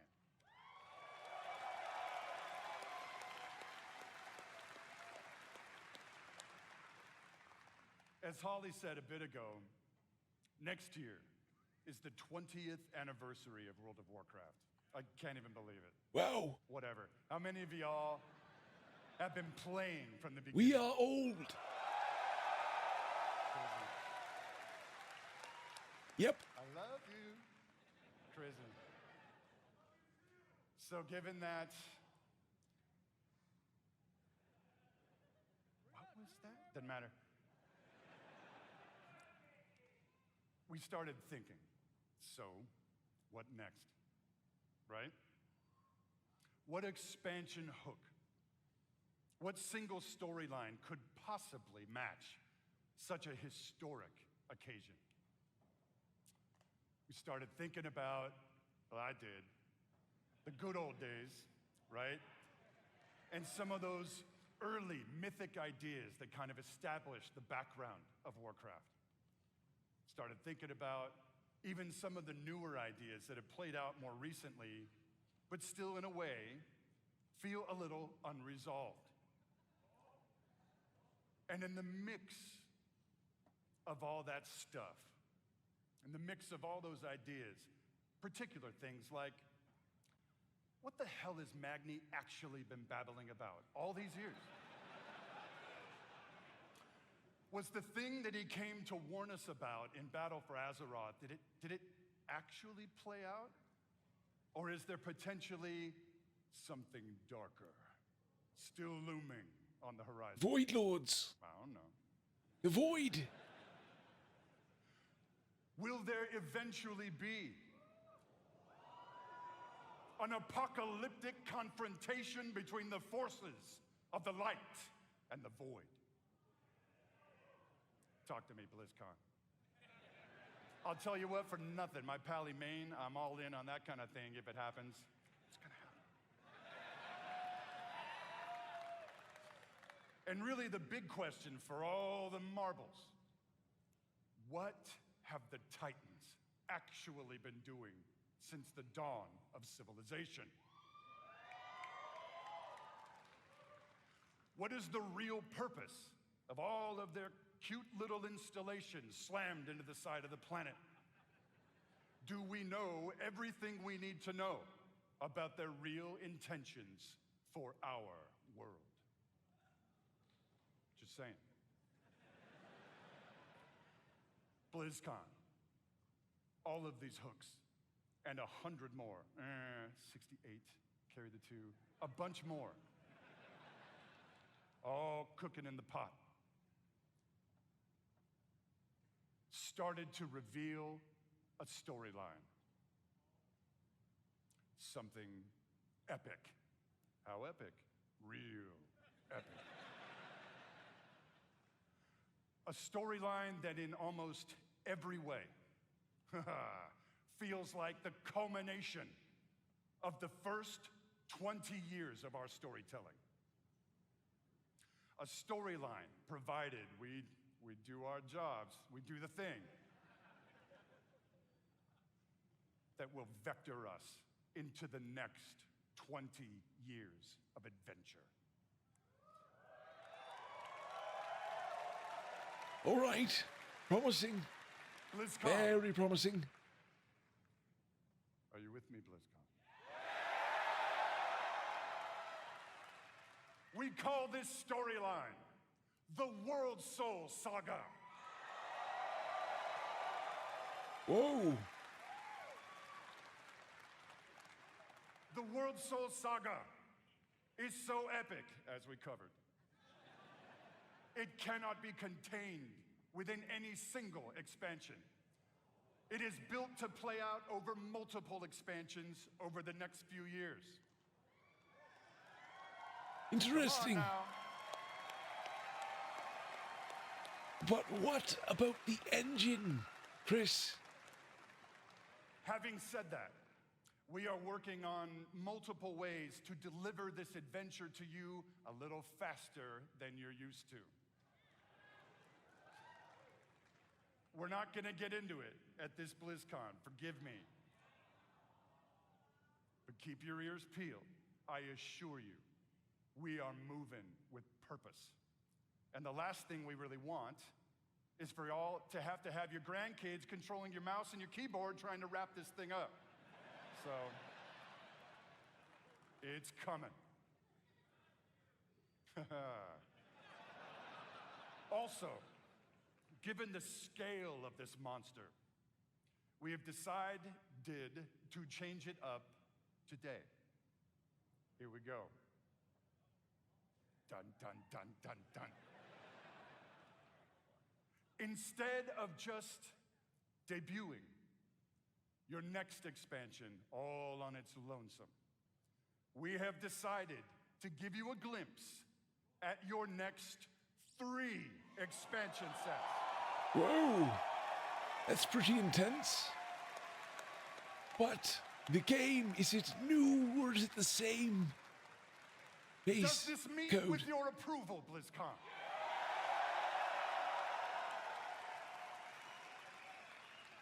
My friends, I'm gonna warn you, there may be mild spoilers ahead. Actually, I'm just kidding. They ain't mild. Buckle up. Are you ready, BlizzCon?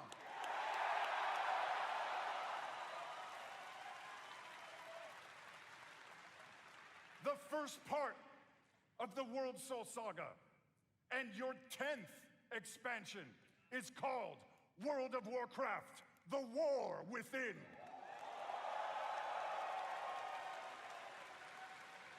All right.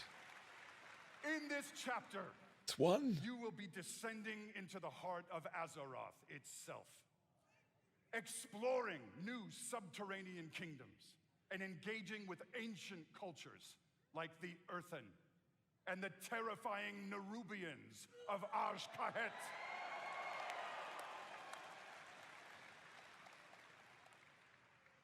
But as the forces of darkness close in around our precious world soul, that's you, will be called to do what you always do, which is dispense indiscriminate justice upon all those who got it coming. Talk to me, BlizzCon.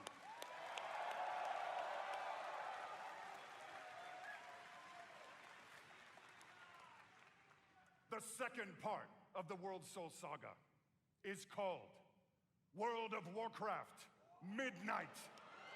Midnight. Okay. In this chapter, you will be returning, ready, to the old world, to the fabled lands of Quel'Thalas. Really? There, the forces of the Void have invaded Azeroth, intent on snuffing out the light of the Sunwell and plunging the world into darkness and fear. You will not only help reunify the scattered elven tribes of Azeroth, but you will make your stand with the forces of the light and banish the shadow forever.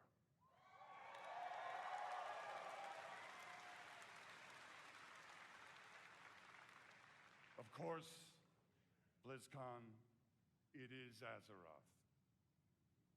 Things may not go to plan. Things may just spiral wildly out of control, leading us to the third part of the Worldsoul Saga. World of Warcraft, the Last Titan. Whoa.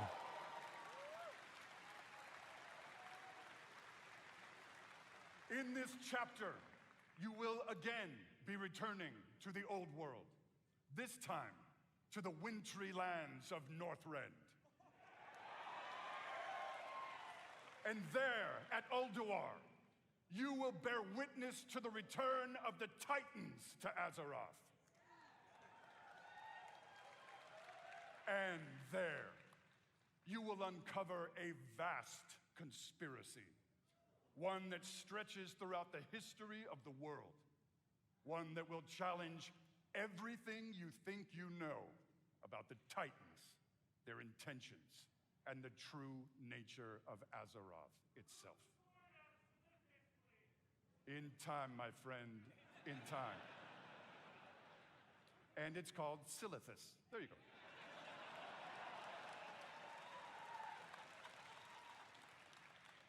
Blizzcon, my hope, our dear hope, is that you can see when it comes to WoW storytelling, we ain't screwing around. All right, Metin's back on board. He says narrative is key. We are playing for all the marbles. We are working to establish a thundering heartbeat for this franchise.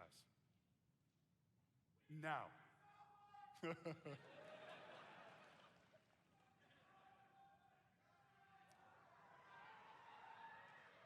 Now, BlizzCon. Hearken to me. Always wanted to say that. Thank you. Whether you are a current player, and I'm gonna bet that most of you are, or maybe you jumped off the WoW train a few expansions ago, now is the time to come home.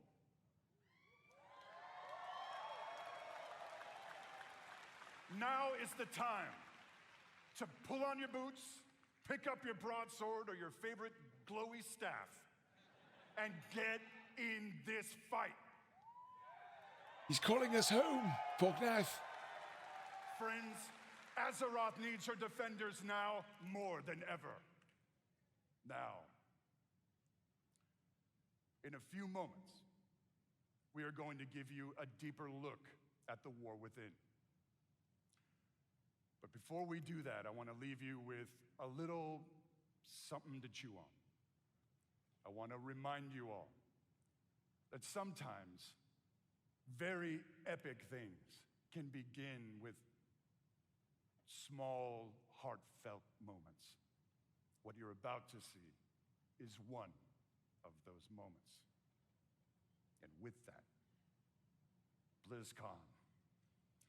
Proud defenders of Azeroth! Let the Worldsoul Saga begin!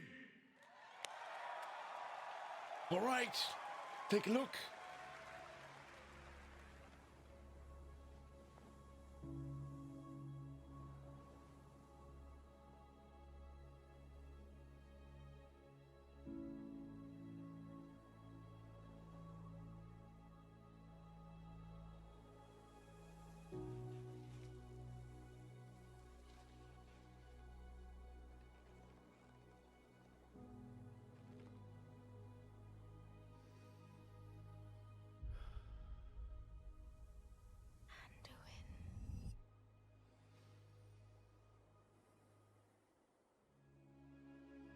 All right. Here we go.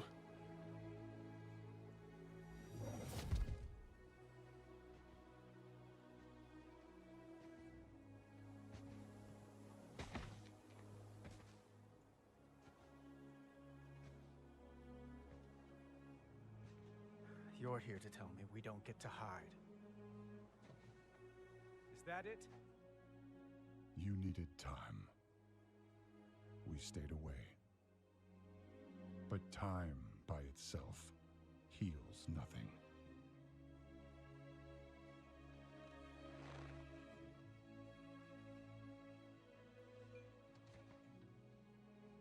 You didn't just come here for me. It's the visions. You've seen them. I suspect many have lately.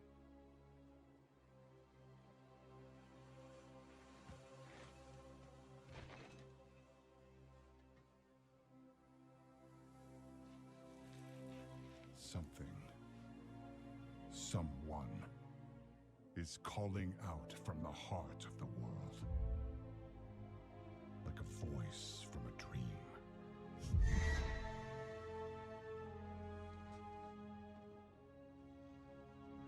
Something dark is coming, Anduin. The world needs your light again. My son.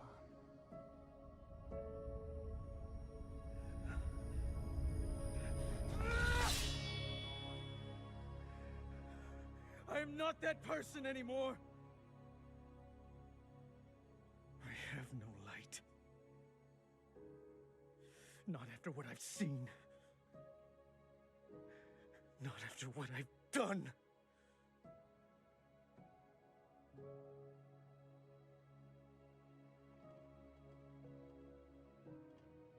You are not your past, Anduin.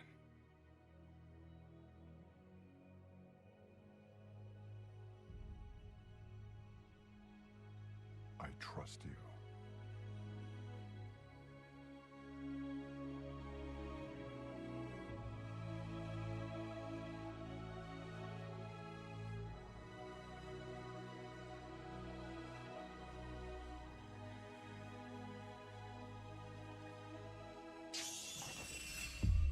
Hear me.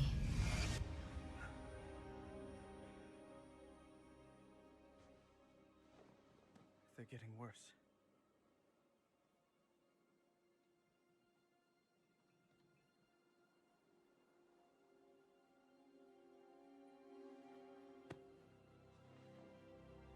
Look, whatever's coming, I'll stand with you. Of course I will. But we were drawn here by the voice. Who is it, Thrall? Who's calling out to us? I'm not sure yet.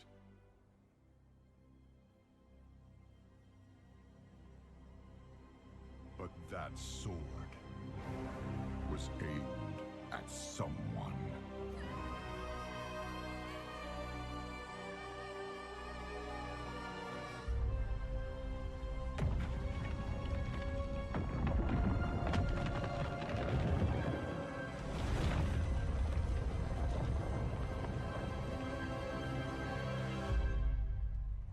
All right, Metzen seems to be really stepping it up, narrative-wise. That was good.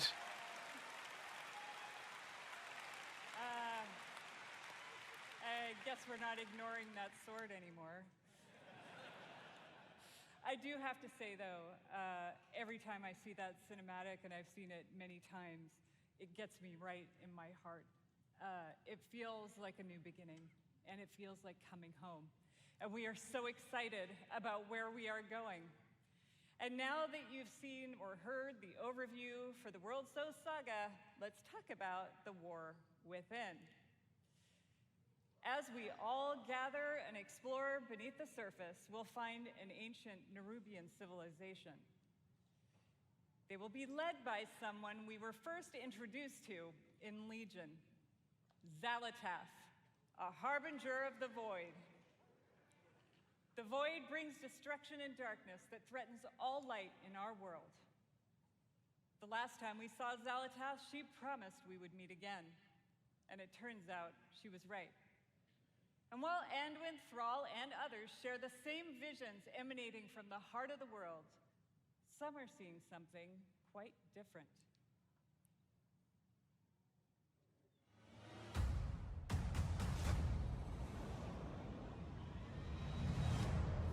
My visions are not the same as the others. No radiance, no song. Just the shadow taunting me from below.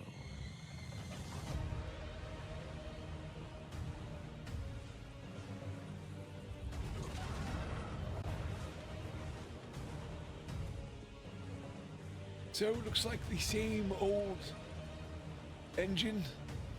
Well, I mean, it does look a lot better than Classic. like a different game, but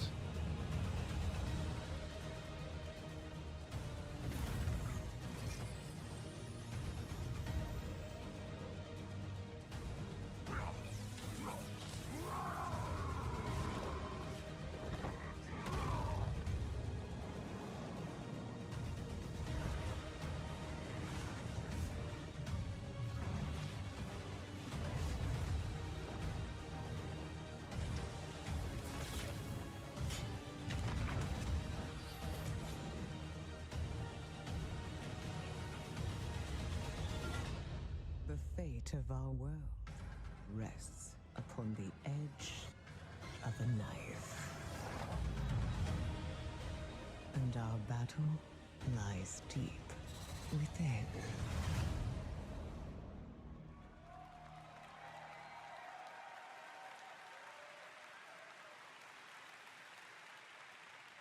In the War Within, alongside beautiful, unique underground zones, we will have challenging dungeons and raids and some new features too that are built to last. If you like exploring on your own with a couple of friends or family, we have delves. These are a variety of bite-sized experiences for 1 to 5 players that will offer endgame rewards. You may also find in your delve a familiar character who'd be willing to fight alongside you. And if you're like me and you have an obsession with alts, we have war bands. With this feature, you could treat all of your characters like family and share banks, reputations, transmogs, and more. I mean, it should have been done long ago, but yes, it's a good idea. We're also introducing a new layer of customization for your class specs with hero talents. You might want to take your character down the path of a Dark Ranger, let's say, or a Farseer, and more.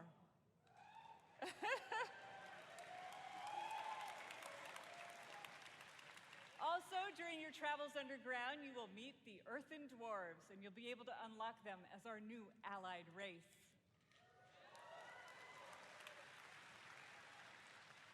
I mean, who doesn't love a dwarf? The facial hair options are spectacular. There's so much more to talk about, so please join the What Next panel that's coming up right after the opening ceremony right here. What I can tell you, though, is that the call to get into the fight to save our world will ring out when the War Within releases next year. Right, next year confirmed. 2024, fall. That's almost 25. Lastly, I sincerely want to say, we are so excited to begin this new journey with you. And from our hearts to yours, thank you for bringing our world to life.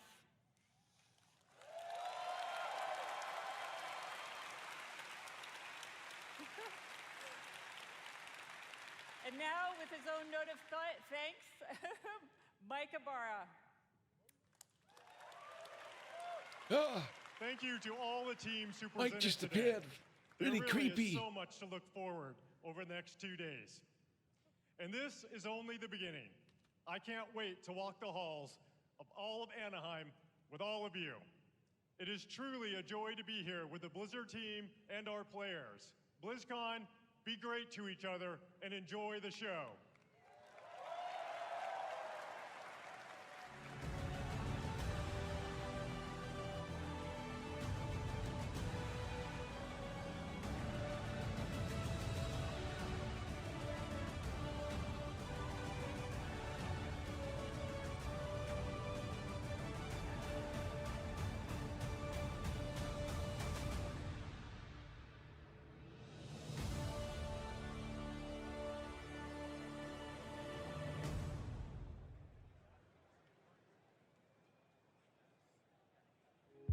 Blizzcon 2023 would like to thank our partners. There's a good first start. Power your I mean, no new World of Warcraft 2. I do not know how I feel about that. But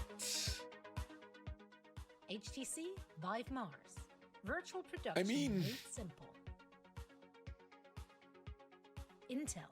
Push your gameplay beyond performance with 13th gen Intel Core processors.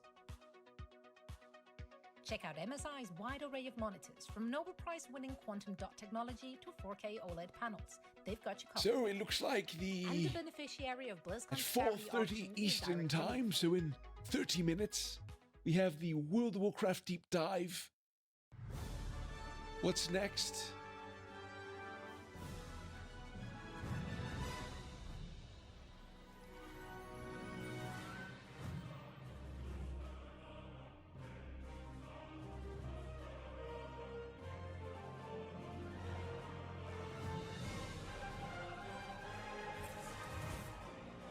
Oh wow, you really get the whole gambit when you sign up for the Blizzcon collection.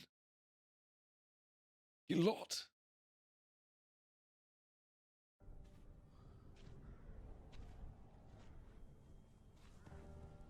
Whatever you can do, we beg you. Will you save us?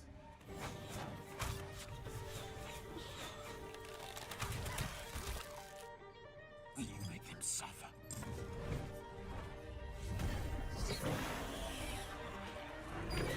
Can your shadow be our light?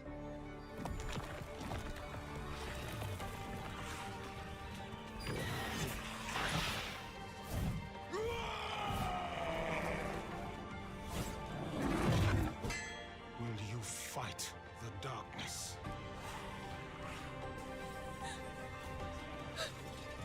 Please end their terror.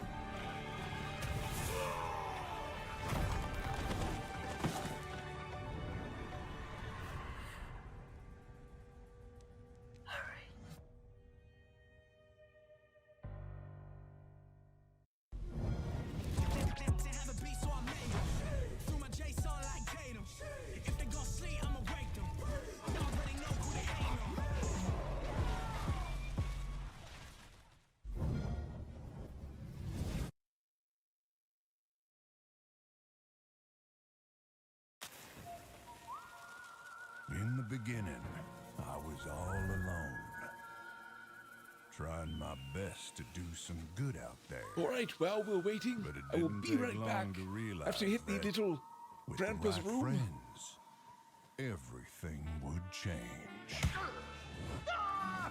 Step aside. Come on! You don't know who you're messing with. They knew the townsfolk were up to something sinister. Let's move! Right behind you! And it was like a powder keg, waiting to explode.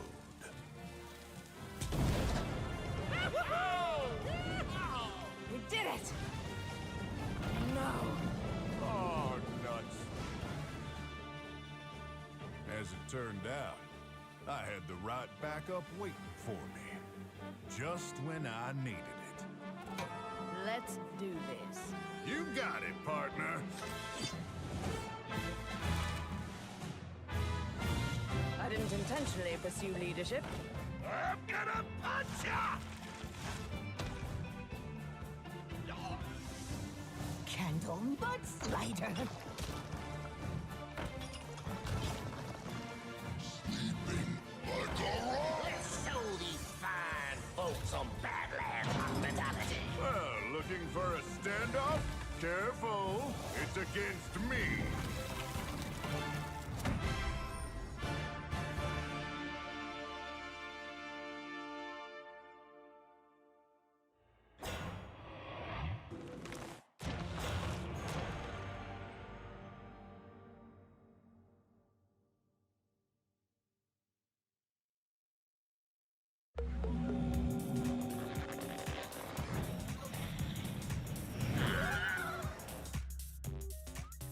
Good game.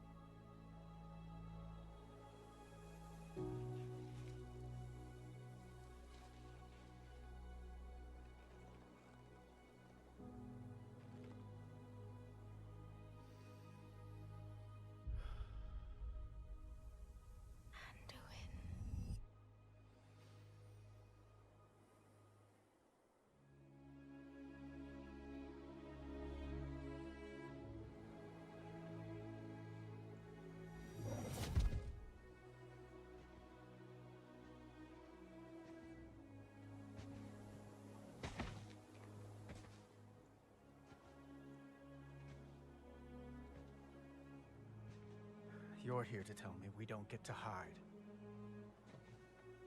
Is that it? You needed time. We stayed away. But time by itself heals nothing.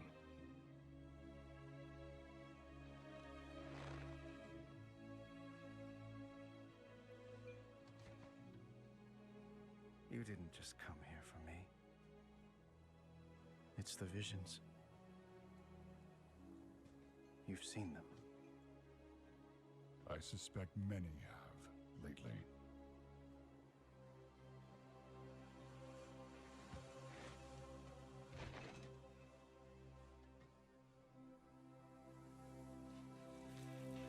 Something, someone, is calling out from the heart of the world. Like a voice from a dream.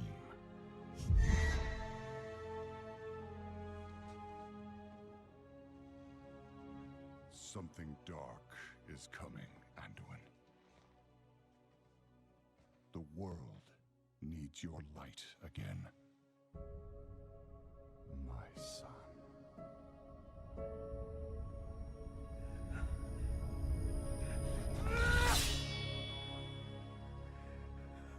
I am not that person anymore.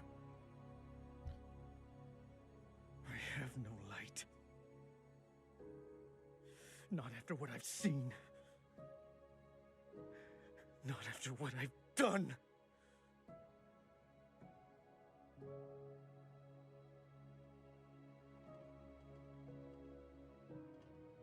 You are not your past, Anduin.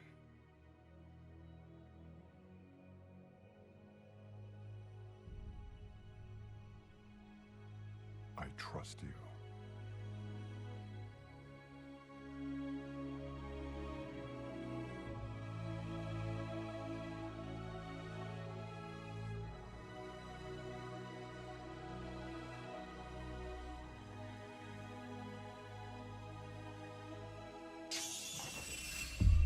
Hear me.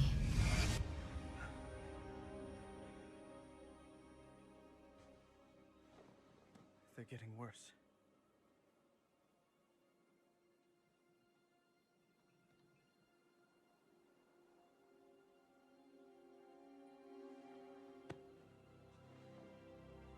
Look, whatever's coming, I'll stand with you.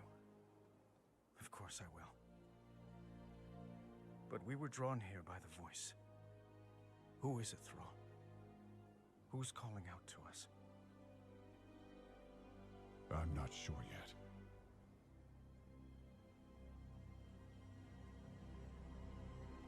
But that sword was aimed at someone. Who? Sargeras knew.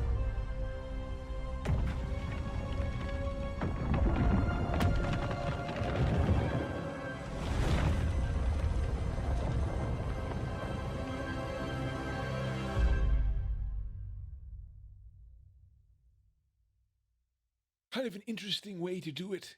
Multiple expansions under one saga.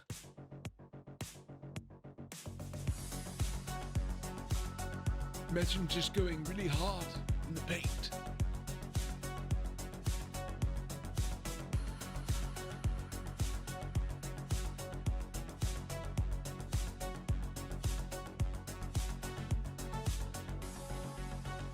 These Kingston headphones, I had a pair, they're actually not bad.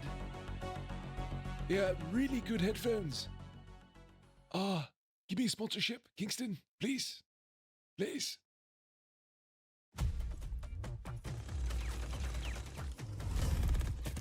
Sorry to keep you all waiting. But now that I'm here, let's have some fun.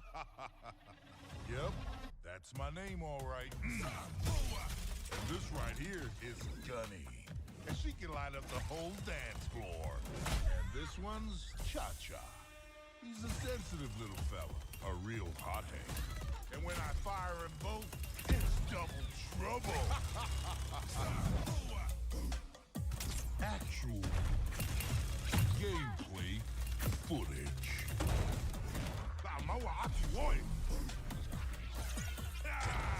mean, for all the Overwatch players, are you really excited for this edition? Is this interesting?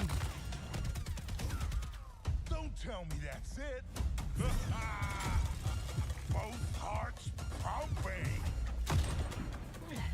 I got your back. For now.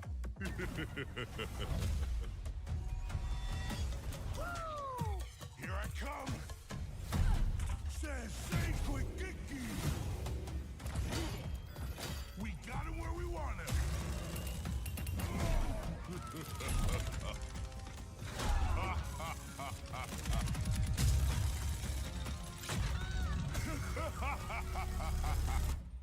Unbelievable. So was I worth the wait? We're gonna have a hell of a time. Woo!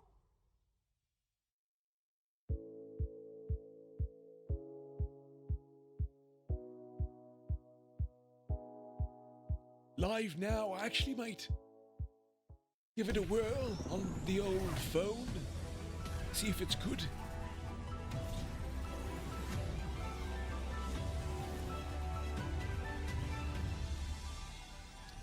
I mean, that's what we're packing. 4090.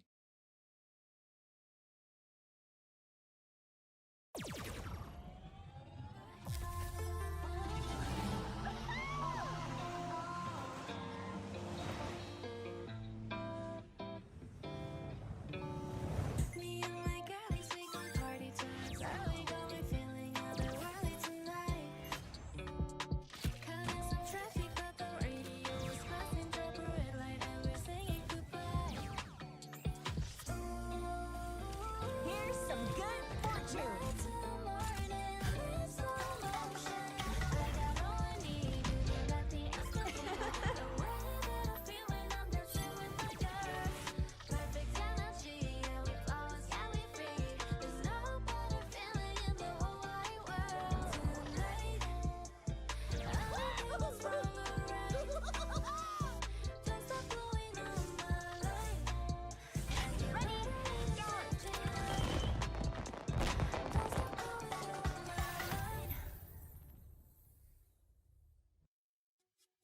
When it comes to power, performance, and style, you can't do better than an MSI monitor.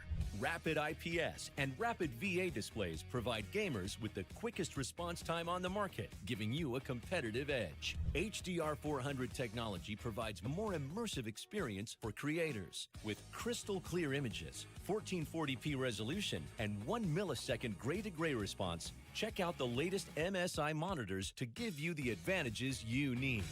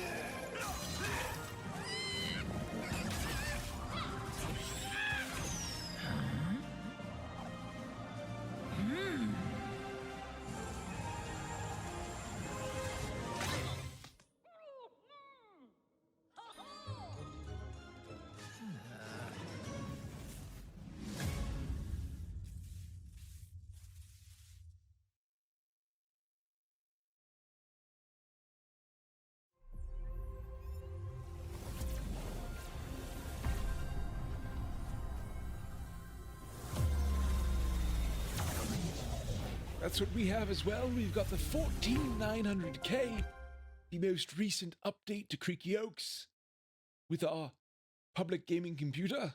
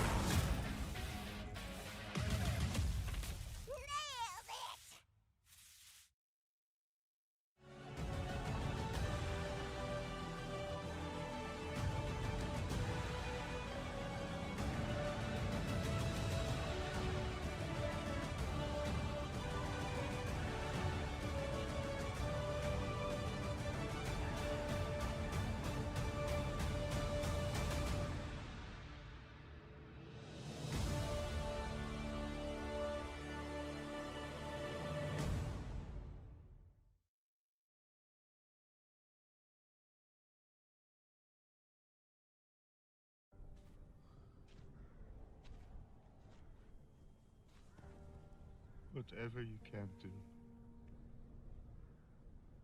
we beg you. Will you save us?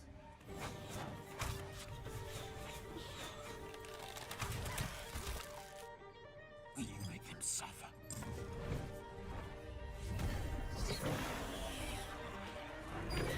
Can your shadow be our light?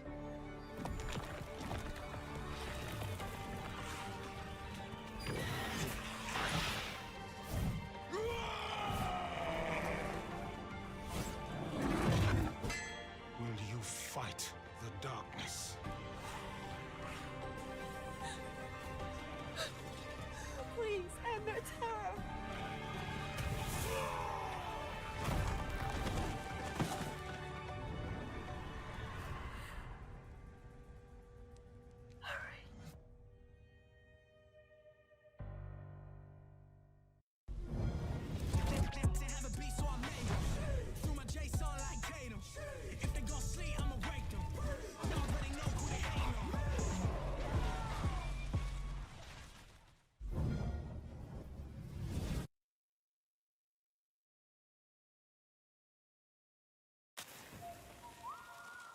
In the beginning, I was all alone, trying my best to do some good out there. But it didn't take long to realize that, with the right friends, everything would change. Step aside. Come on! You don't know who you're messing with. They knew the townsfolk were up to something sinister. Let's move! Right behind you! And it was like a powder keg, waiting to explode.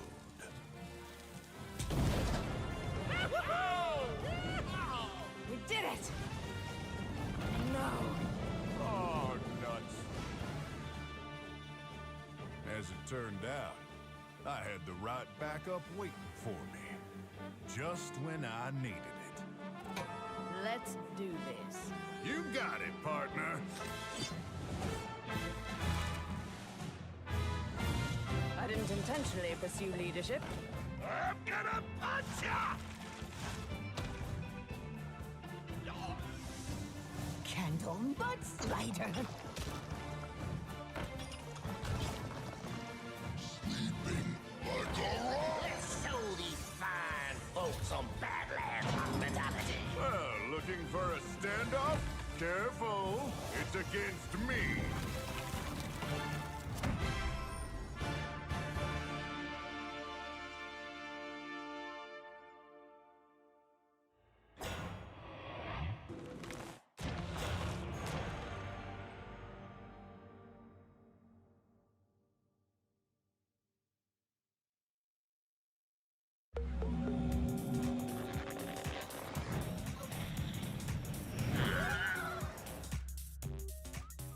Good game.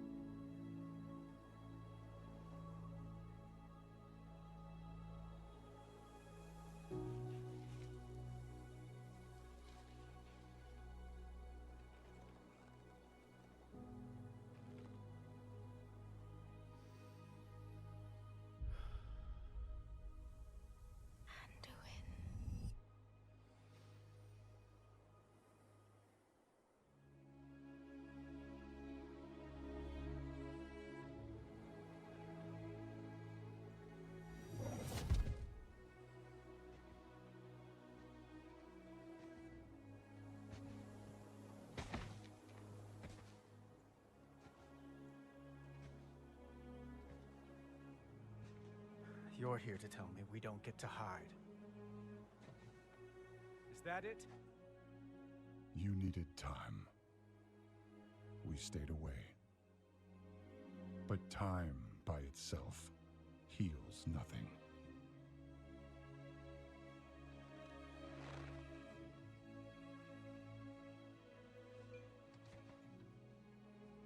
You didn't just come here for me. It's the visions. You've seen them. I suspect many have lately.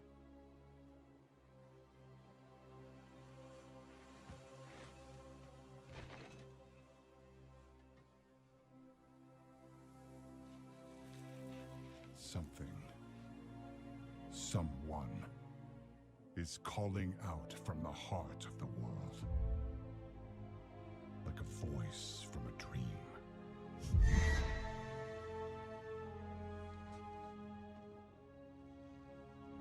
Something dark is coming, Anduin.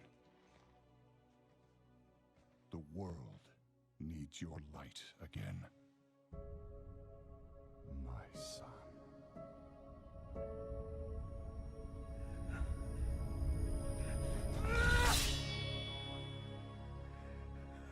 I am not that person anymore! I have no light. Not after what I've seen.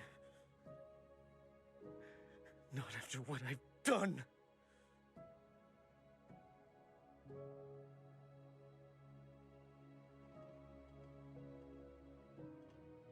You are not your past, Anduin.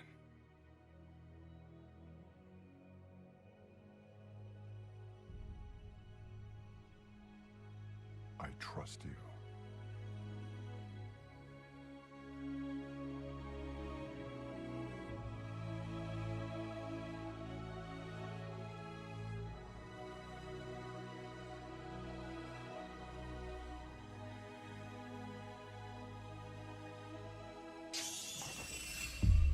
Hear me.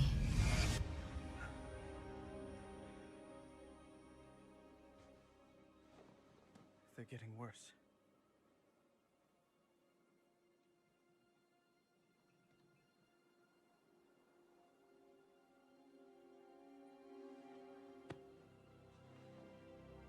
Look, whatever's coming, I'll stand with you. Of course. course I will. But we were drawn here by the voice. Who is it, Thrawn? Who's calling out to us? I'm not sure yet.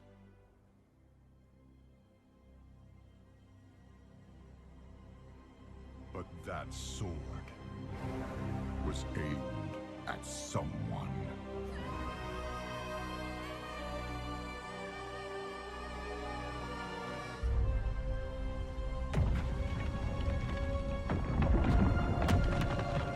All right, we are back. I am back. 10 more minutes. And we are going to have the World of Warcraft deep dive.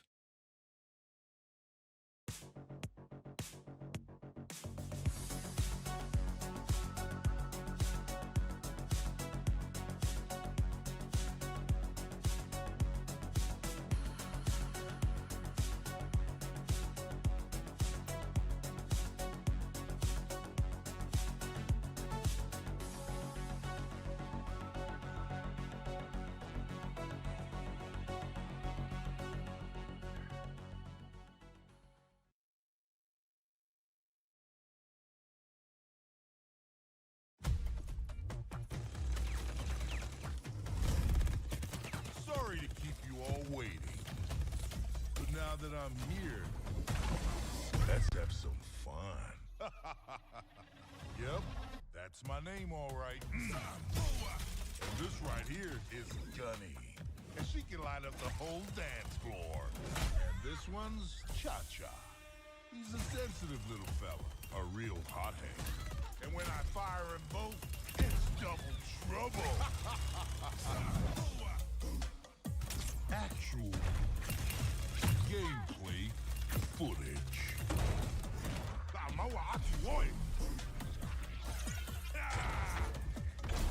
Going so soon, I'm gonna miss ya.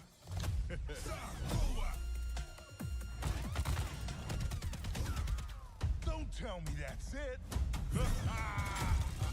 Both hearts pumping. I got your back. For now.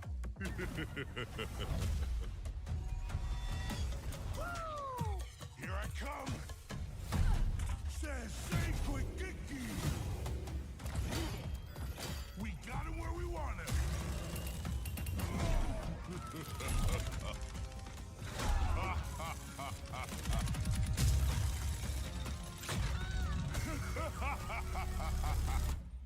Unbelievable. So was I worth the wait? We're gonna have a hell of a time. Woo!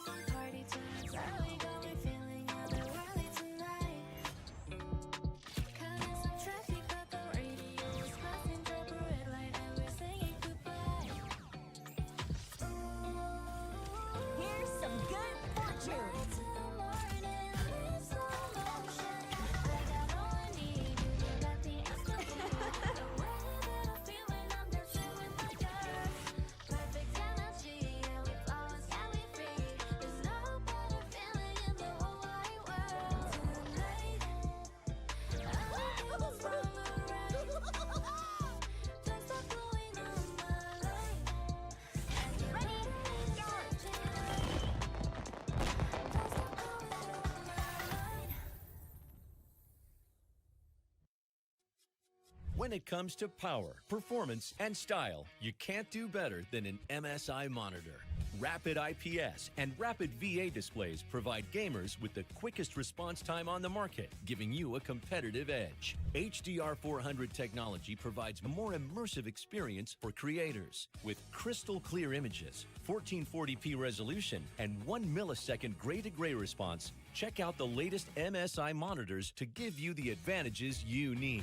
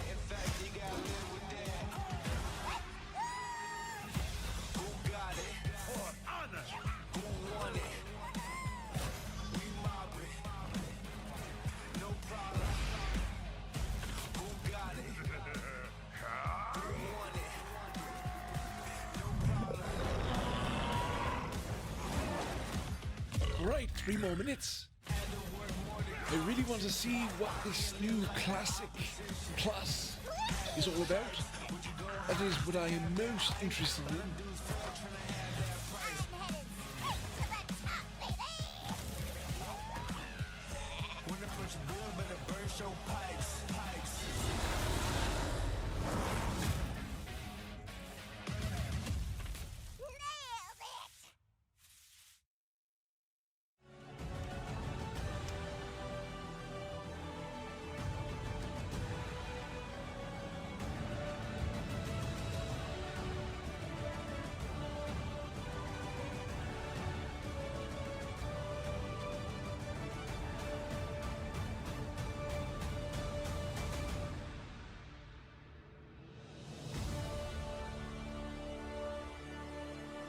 Okay.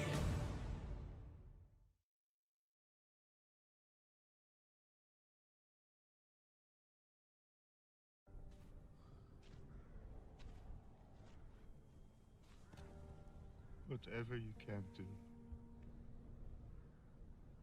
we beg you. Will you save us?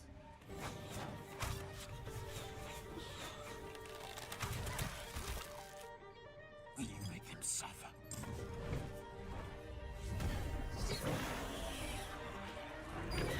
Can your shadow be our light?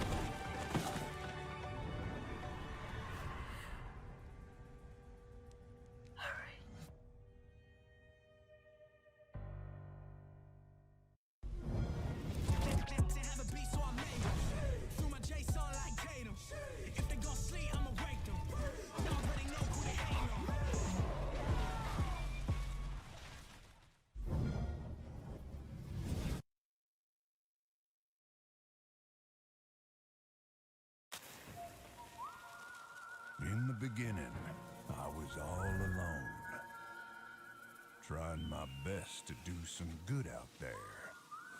But it didn't take long to realize that, with the right friends, everything would change. Step aside. You don't know who you're messing with. They knew the townsfolk were up to something sinister. Let's move! Right behind you! And it was like a powder keg, waiting to explode.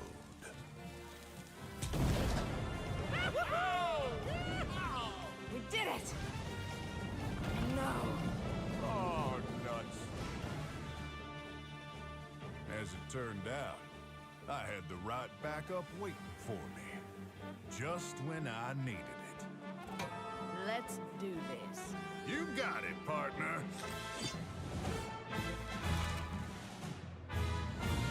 I didn't intentionally pursue leadership. I'm gonna punch ya! Candle butt slider. Sleeping like a rock. Let's show these fine folks some Badland hospitality. Well, looking for a standoff? Careful, it's against me.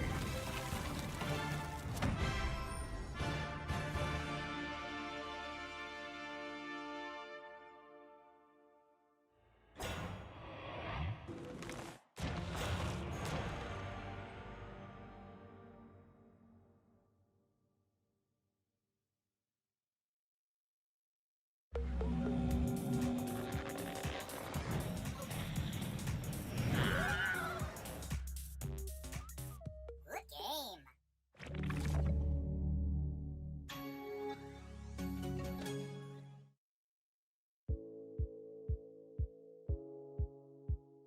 Yes, it's good to remember this game is already out. They just released it right as they announced it. Kind of cool.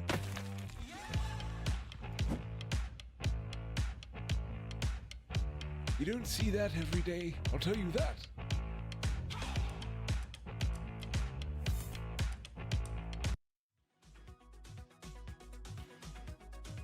All right, here we go. Couple more minutes.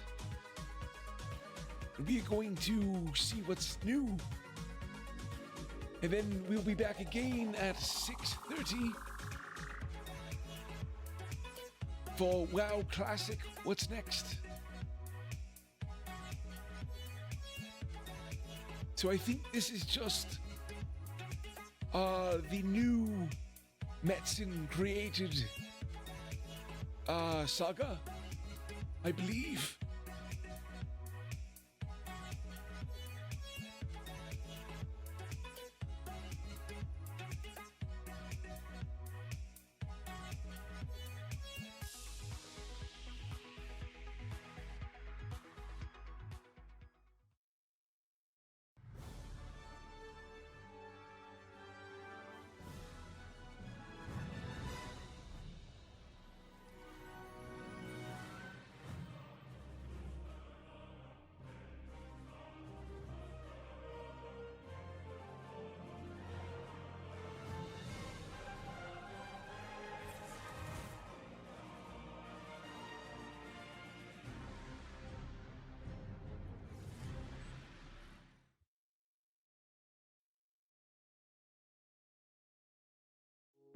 Blizzcon 2023 would like to thank our partners.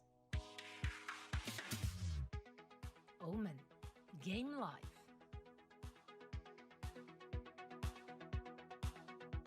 Xbox, power your dreams.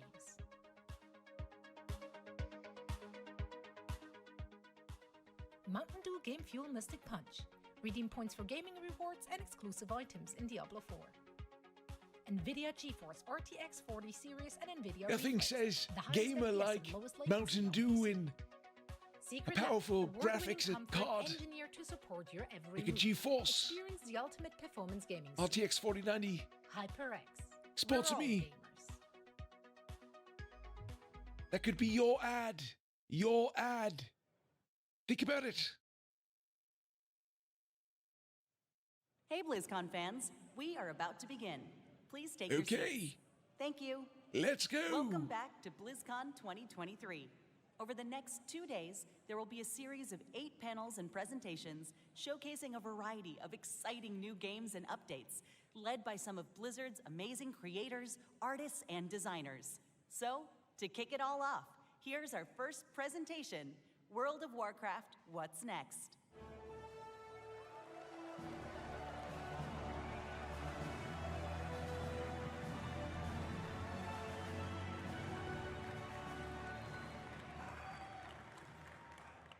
Four years have passed since the mortal races gathered together in Anaheim, California. And now, the drums of BlizzCon thunder once again. Let me hear the thunder! Yes! Ah! Oh, thank you. Thank you for being here with us today. Hello, everyone, and welcome to the World of Warcraft What's Next panel. My name is Taryn Gregory, and as you may have heard, thank you. As you may have heard from Chris during the opening ceremonies, we are at the dawn of a new era of Warcraft. The Worldsoul Saga. A story that will play out over the next 3 expansions and will take us on an adventure in World of Warcraft like we've never experienced before. This saga kicks off with the War Within. In this first chapter, our heroes will be called on an expedition to the subterranean depths of Azeroth, revealing a new world full of mystery, wonder, and darkness. There we will confront the shadows below and face new challenges on the battlefield as well as in ourselves. So what is next? During this section, I'll share an overview of the story of the War Within, and then next you'll hear from Maria Hamilton, who will speak to zones and cultures, and then wrapping up with Morgan Day, who will talk about dungeons, the raid, and our new systems. Let's dig in. In our cinematic reveal, did you guys enjoy the cinematic? It was good. I gotta say, it was really good. Woo. Big shout out to the cinematic team for their work on that. It's just incredible work. We witnessed as Thrall found Anduin Wrynn, who has been wandering alone for the last few years, grappling and lost in his own thoughts and dealing with the experience that he's been through, as many of you may have remembered. Throughout this and our features trailer, we learned 2 very important developments, starting with these visions. Thrall spoke of a vision calling out from the heart of the world, like a voice from a dream. This radiant song will compel our heroes to investigate its origins, and while at the same time, a darkness has been gathering, even as the heroes adventured on the Dragon Isles, and in the War Within, the mysterious harbinger that Iridikron spoke of will reveal themselves. Xal'atath has returned.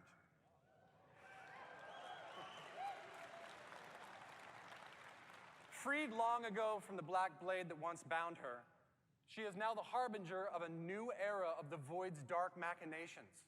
And her message is clear. The Black Empire has fallen. The old gods are dead. And their ancient blood runs deep within the cracks of the world. We, the heroes of Azeroth, destroyed them. The forces of the Horde and the Alliance have proven time and again they are among the most powerful armies that have ever stood. The Harbinger has watched this. She is patient. And while the Black Empire failed, Xal'atath now seeks to set in motion the rise of a new dark legacy.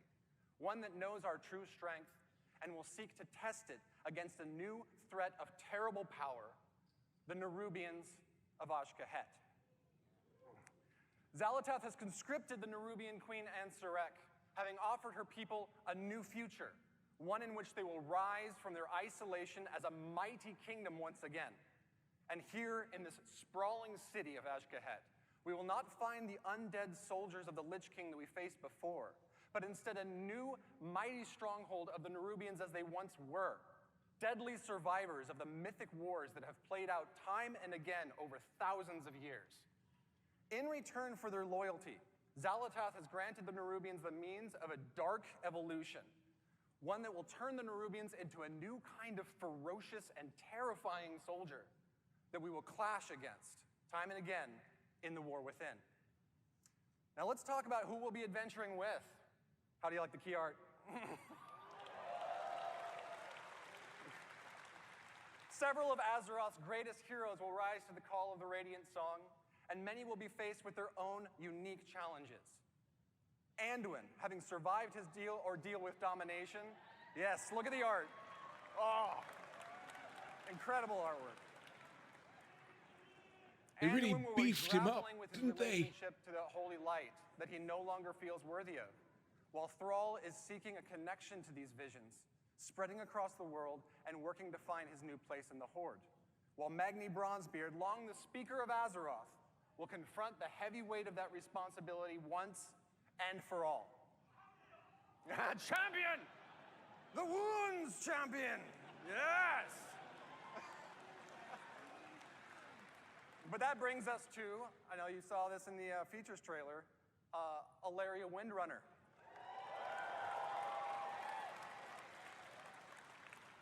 Alaria's journey will be central to the events of the themes of the War Within, as she, a Void Hunter, will use all of her prowess to hunt down the Harbinger while being torn between her own nature and the maddening call of the Void to which she is attuned.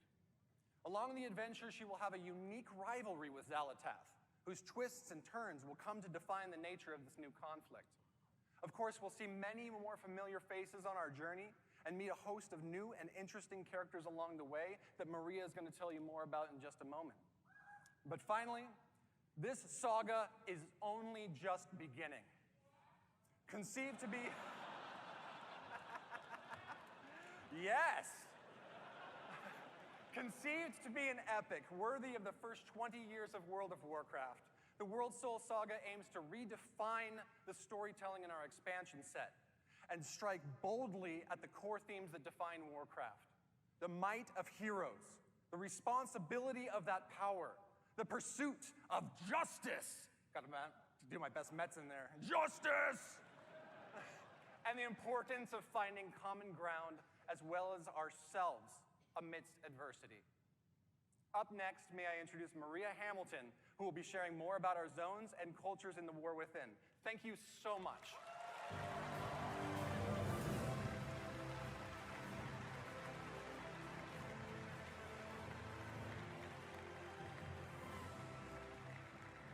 Hello, Blizzcon.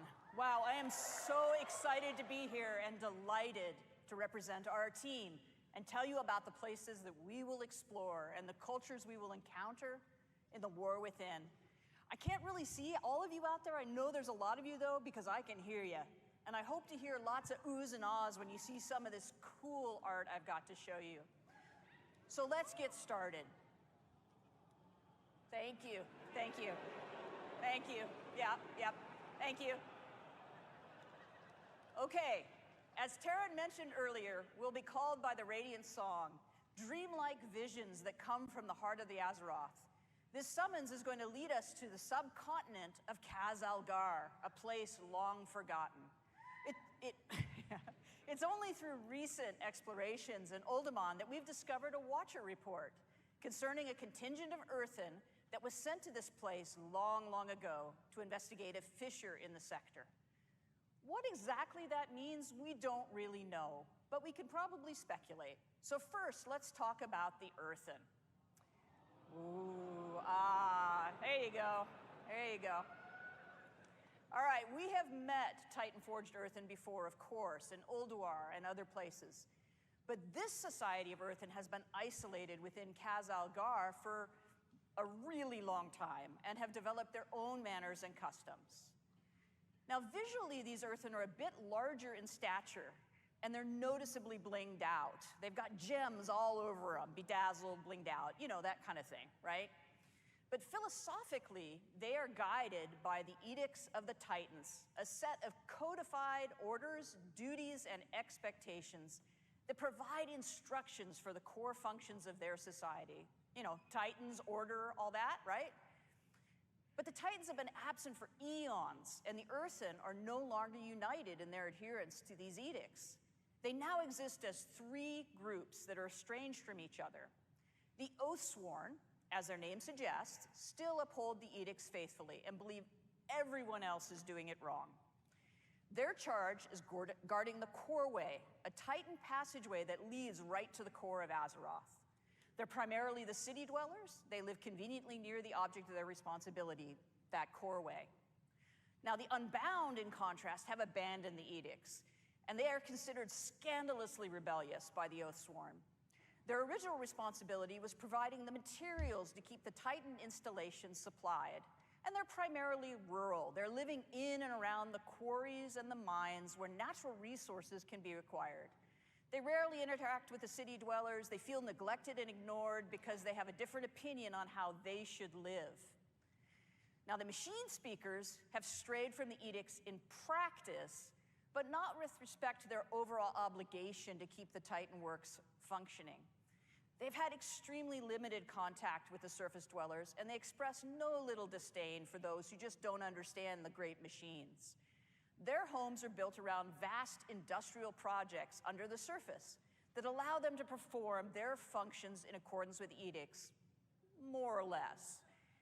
These different perspectives among the Earthen and their variable adherence to the Titan's edicts has weakened the society as originally structured. And that's not good, of course, but a much more serious problem is their steadily dwindling numbers. For reasons that I'm not going to get into here and now, New Earthen can't exist until we help them out by doing some things and unite the Earthen society once more. Happily, as a result of our actions, the Earthen will eventually be unlocked as an allied race. Yeah, like sweet, don't they? Yeah. These player Earthen will replenish the culture's dwindling numbers and may join either the Horde or the Alliance. Yeah. It is, of course, player's choice which side you wish to ally with. But as you can see from a small sampling of combinations, there's some fantastic variations and customizations coming for the Earthen models, including different gem incrustations, beards for all body types, rocky skin patterns, tones, and more. Now that golden mohawk with the braids and the fringe beard, that's quite the look. But I really like the beardless guy with the bushy blonde eyebrows. He looks so cool. He's just kind of like, yep, what do you want me to do? So anyway, all right, moving on. Another cool culture that players will encounter in the War Within is the Arathi. Yeah, and you probably have questions, right? So these are descendants of the original Arathorian Empire, and they've arrived relatively recently and through some somewhat mysterious circumstances. And they find themselves trapped here within Khazalgar. Mysterious mostly because I can't say anything more about it just yet because of spoilers, but it's not like spooky mysterious, it's the other kind. As a people, the Arathi are worshippers and wielders of holy fire. They are dedicated to bringing hope and light to the darkness. They're tough, resilient people, with every member of the society being an able combatant. Some few are further blessed with paladin-like abilities through their devotion to the light. Even their airships are powered by sacred flame. The extent to which they're comfortable in battle is probably a good thing because they have established a home away from home in an enormous cavern bordered by an endless underground sea from which terrifying creatures emerge to rampage and create havoc. Not my idea of a cool place to hang out, but they're really, really tough. These watery monstrosities, though, are nothing compared to the threat from below. A constant swarm of Nerubians has been held back so far from invading the Arathi lands. The assault is unrelenting, the threat is dire, and the Arathi can't hold much longer. These bastions of light against the darkness are far from home and limited in number. Sure would be terrible if there was also division within the Arathi ranks. Just saying. That would be pretty rough, what with them being so outnumbered. We could probably help them. All right, speaking of the Nerubians in the War Within, we'll explore their last kingdom deep within Khazalgar.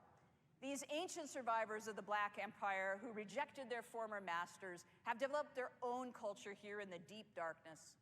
As Taryn mentioned earlier, Xalatath has made a bargain with the Nerubian queen Ansarek, who seeks a new future and renewed glory for her people. The Nerubians are extremely capable and devious adversaries who have been honing their skills with their constant assault on the Arathi.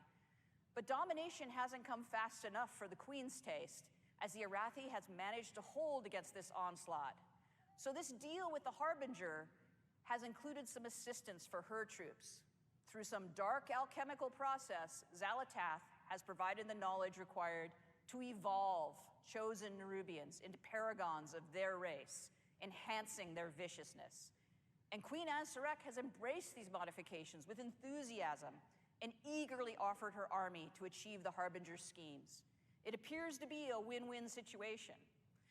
But not all Nerubians share their sovereign's enthusiasm for change and her embrace of Xalatath.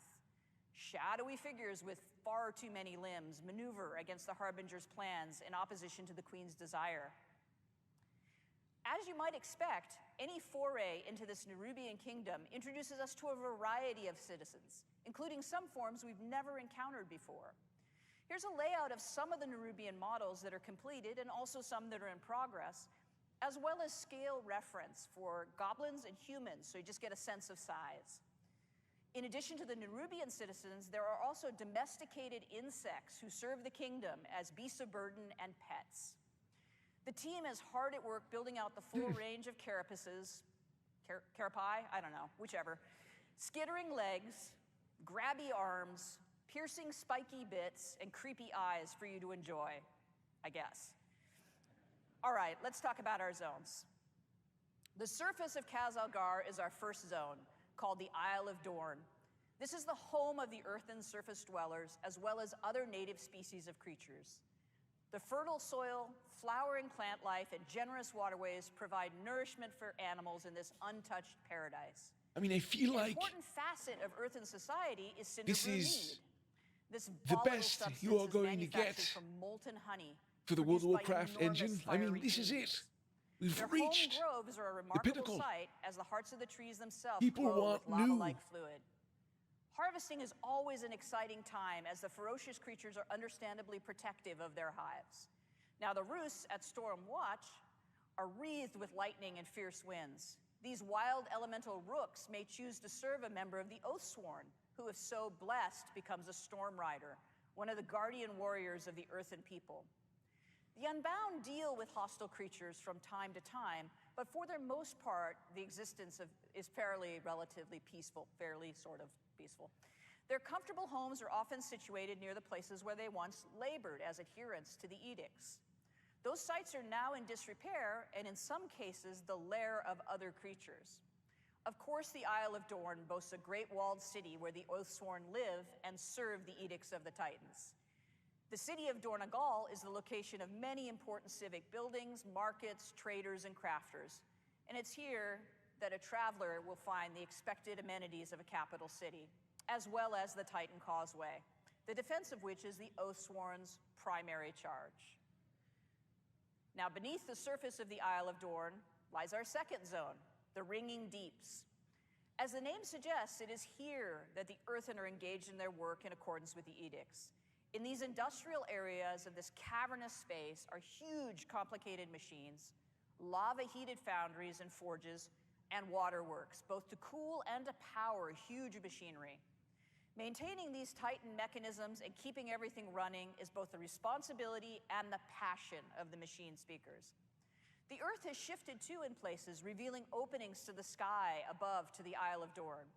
These cenotes bring light and water into areas once shrouded in darkness. Abundant greenery, flowers, and creatures that do not typically dwell in caverns may be found in these idyllic spots. It was really important to us as developers that we delivered the fantasy of the hard-working industry, but still had some break-up areas of natural beauty that don't feel like dark, constrained tunnels. Now, as the machine speaker population has dropped, they've had increasing difficulties with kobold incursions, and indeed the kobolds have taken over the mines, the work areas. They've even built a city of their own. Unexpectedly, the kobolds are actually becoming a force to be reckoned with under the aggressive actions of their leader, the Candle King. You knew it had to be a candle. No Of take course. candle. No take candle. You know, take candle. With the passage of time, the Earthen have diminished both in number and in the knowledge required to perform the various routines to tune and repair the processes. The old ways have been forgotten, and new creative methods must be employed if the edicts are to be obeyed. So they're kind of making it up as they go along. From the ringing deeps, we descend further into Khazalgar to reach Hollowfall, a vast hollow area in the earth, bordered by an endless underground sea. This tenuous foothold under the bright light of an enormous crystal has allowed the Arathi to survive, using their airships to travel to high plateaus and establish docks, light towers, villages, and even a priory. That's kind of cool. From their capital of Not bad. Mereldar, these trapped people strive to keep hope alive and spread the light, while engaged in a near constant battle with the Nerubians at their borders. The open spaces, the bright light, and the greenery are intended to feel as though we're on the surface, somehow, rather than in this sort of strange hollow within Azeroth. The crystal provides brilliant light, warmth, and growth for vegetation. You may notice that all the blooming plants have opened their blossoms toward the light and seem to be reaching in that direction whenever they're in Hollowfall. Unfortunately, the crystal sun has been changing in recent years.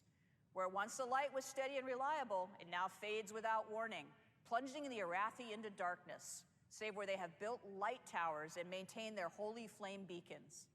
In the absence of this light, the dangerous Kobis and other fierce creatures emerge from the sea to rampage. As the Arathi are barely holding back the Nerubians, these unpredictable episodes are incredibly demoralizing and deadly. Happily, the light has always returned to the crystal, so far. And at the deepest descent in the war within, we reach the zone of Azj-Kahet. That almost rhymes. Anyway, the Nerubian city of Threads has been built on the ruins of itself, over and over and over again. As areas decay and crumble, a new district is built upon its ruins, and as a result, the city climbs ever higher. Those Nerubians favored by the queen, or possessing enormous wealth, or both, command the greatest views and live in the highest places over these swarming masses of the many districts. The Burrows is the home of the scavengers, the forgotten, deep in the decay and the filth. The Umbral Bazaar is a trading hub of fine silks, fascinating alchemical discoveries, and other exotic and hard-to-find goods. The Skeins are the home of the lore keepers and scholars who toil to maintain the history of their people and research myths and legends of Azeroth. There are many other districts and less than savory neighborhoods, both well-known and secret, that the careful adventurer could discover, should they risk life and limb to do so. But the key to such exploration is fitting in among the Nerubians and being accepted, an enterprise best accomplished through skill in the use of pheromones and considerable bravery. The zone of Azj-Kahet features areas of spectacular dark beauty that are inhabited by these creatures that have found a way to live among the Nerubians without being deemed a threat, found to be particularly tasty to consume, or just too much fun to torment. The mobilization of forces to assault the Arathi while also providing military might to achieve Xal'atath's schemes has stirred up all sorts of inhabitants of the darkness. And deep within the city itself, the Nerubians are gathering an odd substance, the black blood of the old gods, for some unknown purpose. But I'm sure that's fine. And now I'd like to talk a little bit about our zone flow. As I mentioned, awesome, huh?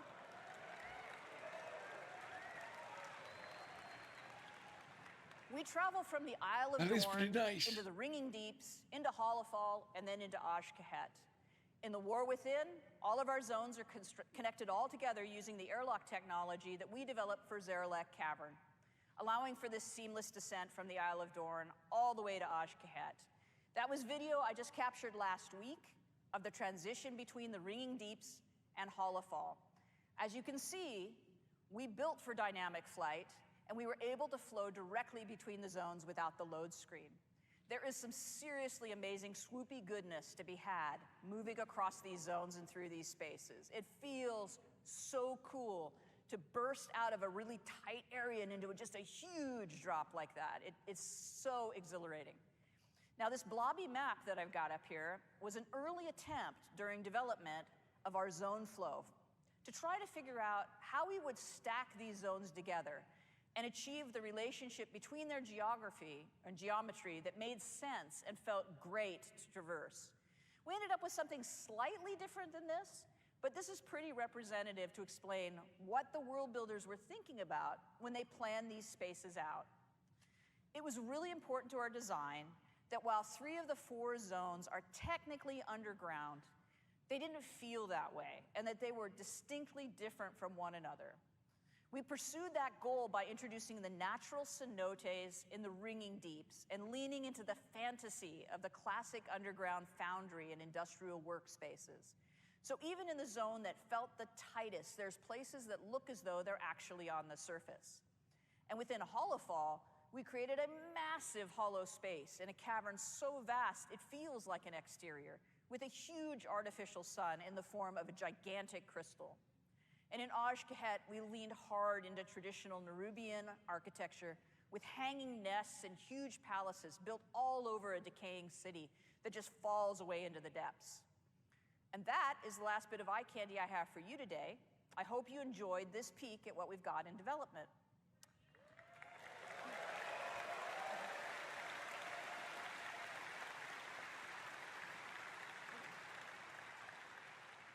So now it's time for me to introduce you to Morgan Day, who's going to give you lots of information about dungeons, raids, and systems. Enjoy. Thanks very much.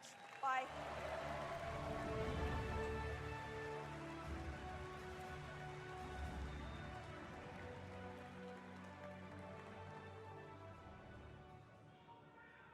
Hello, BlizzCon. My name is Morgan Day, and I'm here to talk to you about some of the upcoming content, features, and systems in The War Within. I'm sure I'll also make some funny faces that I'll regret later in thumbnails, but whatever. First up, let's talk about dungeons. There will be 8 new dungeons coming in The War Within, 4 during level up, 1 in each of the 4 zones that Maria just walked us through, as well as 4 at max level. There's a lot of really cool stuff happening in these dungeons. For instance, we have like a kobold dungeon where you'll meet that Candle King, where there's like a light mechanic that takes place. You have to kind of keep it going to light your way. There's a dragon riding dungeon, of course. But also, one of my favorites is the Cinderbrew Meadery that Maria just talked us through. So this is a dungeon that takes place on our first zone, the Isle of Dorn, which is where you'll experience, all of our earthen buddies, and this is the place where they make that Cinderbrew mead that she was talking about. They take in all that honey that they gather from throughout the zone to make the mead, to do all kinds of fun and/or nefarious things with. Although I do have to say, I feel like they're a little bit behind the times. I feel like all the kids are drinking that, hard seltzer or something these days, but whatever. They're old school, I get it. Next up, our raid, the Nerubar Palace. So this is an 8-boss raid that will take place in the zone of Aj-Kahet. And this is really the culmination of all of those machinations we keep hearing about that we see play out between the Nerubian Empire, their queen, and her collaboration with Xal'atath. So for this next one, we don't normally show things this early, but I thought it'd be cool to share. On the left there, you can kind of see the top-down view of the raid. And on the right, it's more of like a side cutout. So we like to work on all of our dungeons and raids when they still look like this, as it's much easier to iterate while we're in 2D than it is to kind of change the zones around once we're in the game and it's all blocked out. So to step us through the raid really quickly, after barging through the front door, you'll very quickly fall and/or get knocked into one of those giant pits of that black blood of the old god that you'll hear much more about in Aj-Kahet. And then you'll battle your way through the harvest pits, and then finally traverse your way back up through the stalactite wing, which is not a final name, I promise, until you finally fight your way into the Queen's inner sanctum, where you'll come face to face with her as the end boss. So as you can see, this will kind of feel like a winged raid in terms of the vibes, but in terms of the player experience, it'll actually be quite a bit more linear than what you might be used to for a raid with some winged vibes. So something that I also think is fun to talk about really quick is with all of our dungeons and raids, we like to try to explore like what is the thing that's going to make this space feel really unique, that's going to make it stand out from all the other times that we've built these dungeons and raids. And with this space, we really thought that, given that we have the Nerubian to play with, they've got all these amazing like webs and silken threads that you can kind of traverse the zone through, we thought it'd be really fun to explore verticality as a major element to this raid. So I think that'll be really fun to see what the team comes up with for that. Interesting. Next up, let's talk about systems.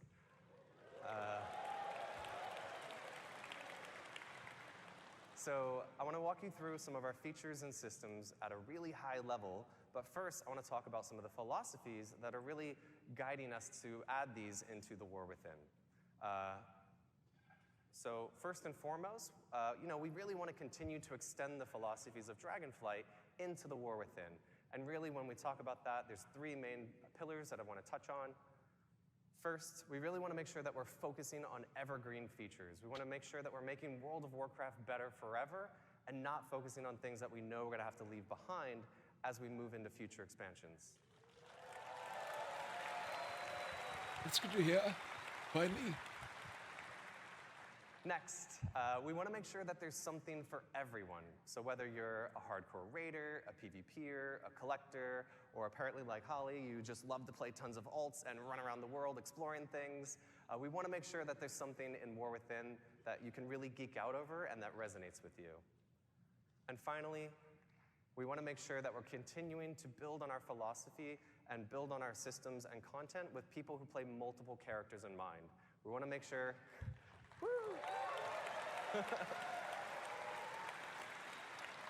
We want to make sure that we're building all of our systems to really respect the time of the player behind the keyboard and not focusing so much on the accomplishments of that individual character.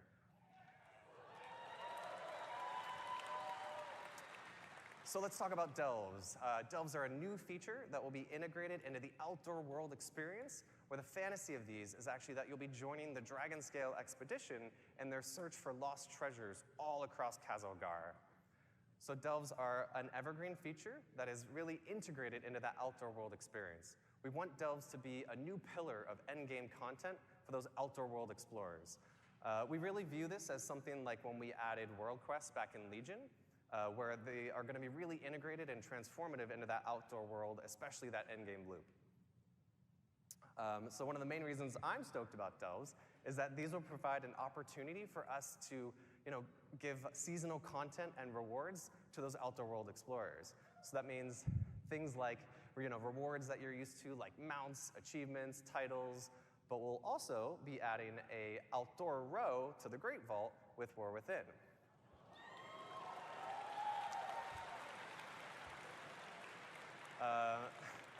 So that all of you outdoor world explorers will be able to share in the joy of rushing to the Great Vault every week to collect your loot. And there will also be 13 unique delves that we'll be launching War Within with. And delves will scale from 1 to 5 players and be role agnostic. So that means if you want to play a delve solo, that's totally cool. If you want to go with you and your partner, that works as well. Or you can bring your whole dungeon group in, and the delve will scale based on your group size and your roles.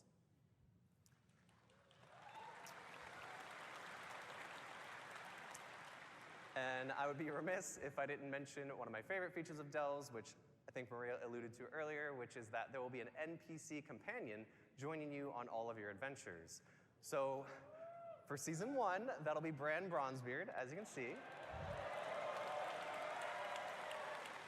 And Bran will be tagging along with you on all of your delve adventures and will totally never, not even once, aggro a pack of monsters that you didn't want him to. And I don't have my fingers crossed behind my back right now. So Bran will have a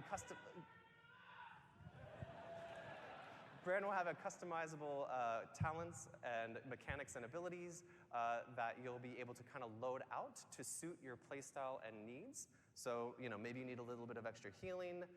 Well, you can load Bran out to provide that for you. And finally, you wouldn't be exploring with the Dragonscale expedition if at the end of every delve there wasn't this massive treasure trove that we need Bran to open for us, which hopefully brought a couple of keys to open some of the chests in there. But before Bran can open that vault for you, You'll need to maybe defeat a boss, maybe you'll solve a couple puzzles, something like that, and then Brandon will be able to open that vault door for you.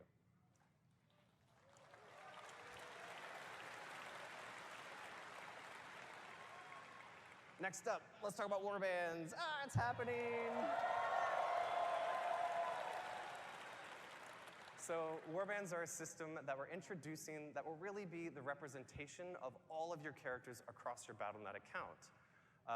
Warbands are an opportunity for us to create a platform where you can share your achievements, resources, and all that other good stuff across all of those characters. Actually, not a bad idea. So the goal of this system is really to be that representation of the philosophy shift that I mentioned earlier about really respecting the time of the player behind the keyboards and not those individual characters. There's actually a ton of additions and modifications. We've talked about a few here. There's no singular UI screen that says warbands. It's more of all these modifications and updates and features are kind of wearing a big coat that says warbands on the back of it.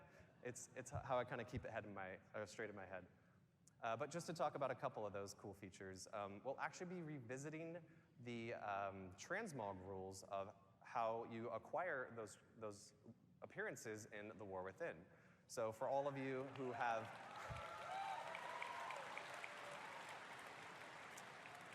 So that means all of you who have probably had to run 4 characters through all of those legacy instances just to make sure you're collecting all the appearances, that won't be the case anymore in War Within. You'll just be able to run it with 1 character.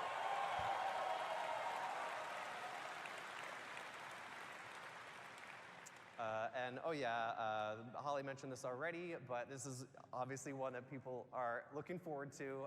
All of our reputations as well as renown in the War Within will be shared across your entire account. Not bad.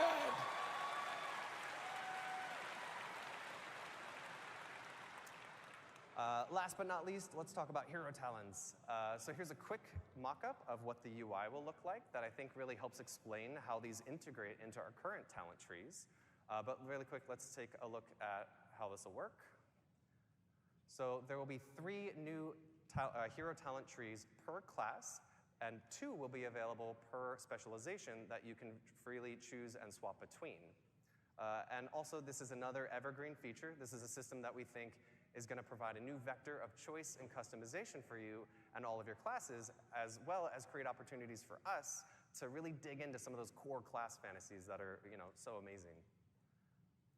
So Hero Talents will introduce these new, small, self-contained talent trees like you just saw in the UI. And the way I like to think about it is currently we have 2 types of talent points, right? We have class talent points and specialization talent points. And now in the War Within, there'll be a 3rd type called hero talent points.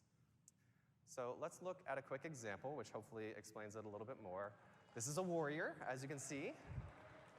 These are the 3 hero talent trees that they'll have available: Mountain Thane, Colossus, and Slayer. And as you can see in the top left, we have Protection, who will be able to choose between Mountain Thane and Colossus. Up on the right, you see Fury. Yep, that's right. Mountain Thane and Slayer are their options. And down at the bottom, Colossus and Slayer are their options. So this is how the majority of our classes are going to look in the War Within. The exception, of course, being Druids and Demon Hunters, who are a bit special, so theirs will look a little different. So let's take a look at how you'll unlock the system, as well as how it'll feel playing through as you're leveling through the War Within. So the system will automatically unlock at level 71, and it'll just kind of appear in your UI. You'll earn 1 talent point per level as you level from 71 to 80. And there are 10 talent points in total, with several choice nodes along the way. So I like to think of this as being similar to the Legion artifact, where as you were leveling and progressing, you were making some choices along the way, but ultimately you're going to unlock the whole tree. And also, I want to be very clear here. These are extremely low friction to swap between those choice nodes, as well as to swap between the different hero talent trees.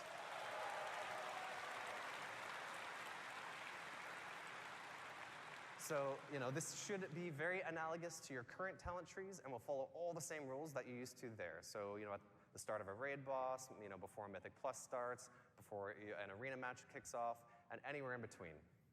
And to wrap us up, I wanted to show off a really quick video of what hero talents look like in action. So this is a warrior, as you can see, pop an avatar, jumping in. And this next one is that same warrior with the Mountain Thane talent tree. As you can see, Stormbolt hits multiple targets, there's a couple cool new V effects, and a lot of other cool stuff going on there as well. I heard some oohs. Ooh. Our effects artists will be happy. So that about wraps us up for our What's Next panel. All right. I mean, guys, it's retail. Wow. What do you want? We hope you really liked what you saw here, and if you'd like to know more, please join us tomorrow at the Deep Dive panel, where at noon, where Ian will walk you through some of what you saw today in more detail. Woo, Ian! As well as a bunch of other cool new stuff in the War Within. So thank you all so much. I hope you have a great BlizzCon. Bye. All right.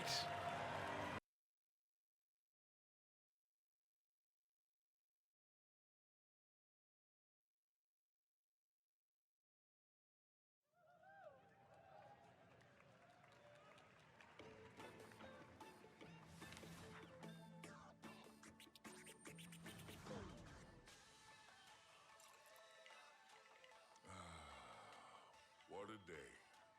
It's good to be alive. I'm going to let you in on a little secret. I wasn't always the friendly, carefree guy you see before you today. I used to take things very seriously. I never had time for fun.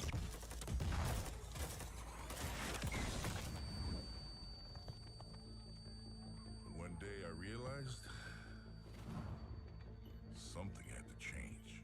I needed to work on me.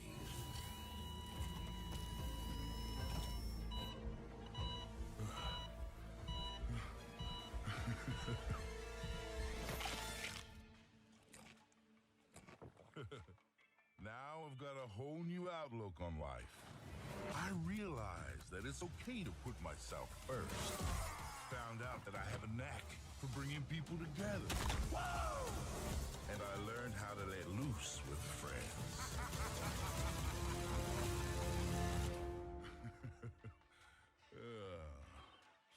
I work hard.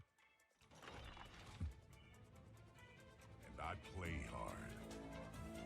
So, I only have one question for you. Ready to have some fun?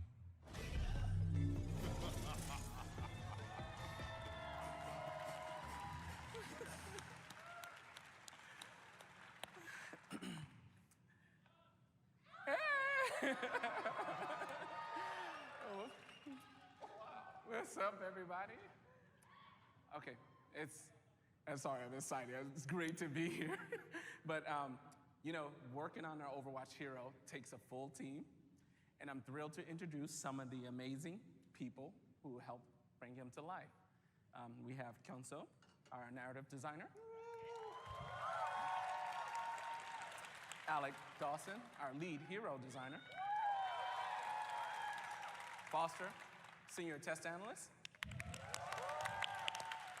And the amazing Rakan, our senior character artist. Okay, so we probably talk about Mauga or any panel forever, but we only have like 45 minutes, so let's just jump right into it. Kyunso, let us know a little bit about Mauga's backstory. Of course.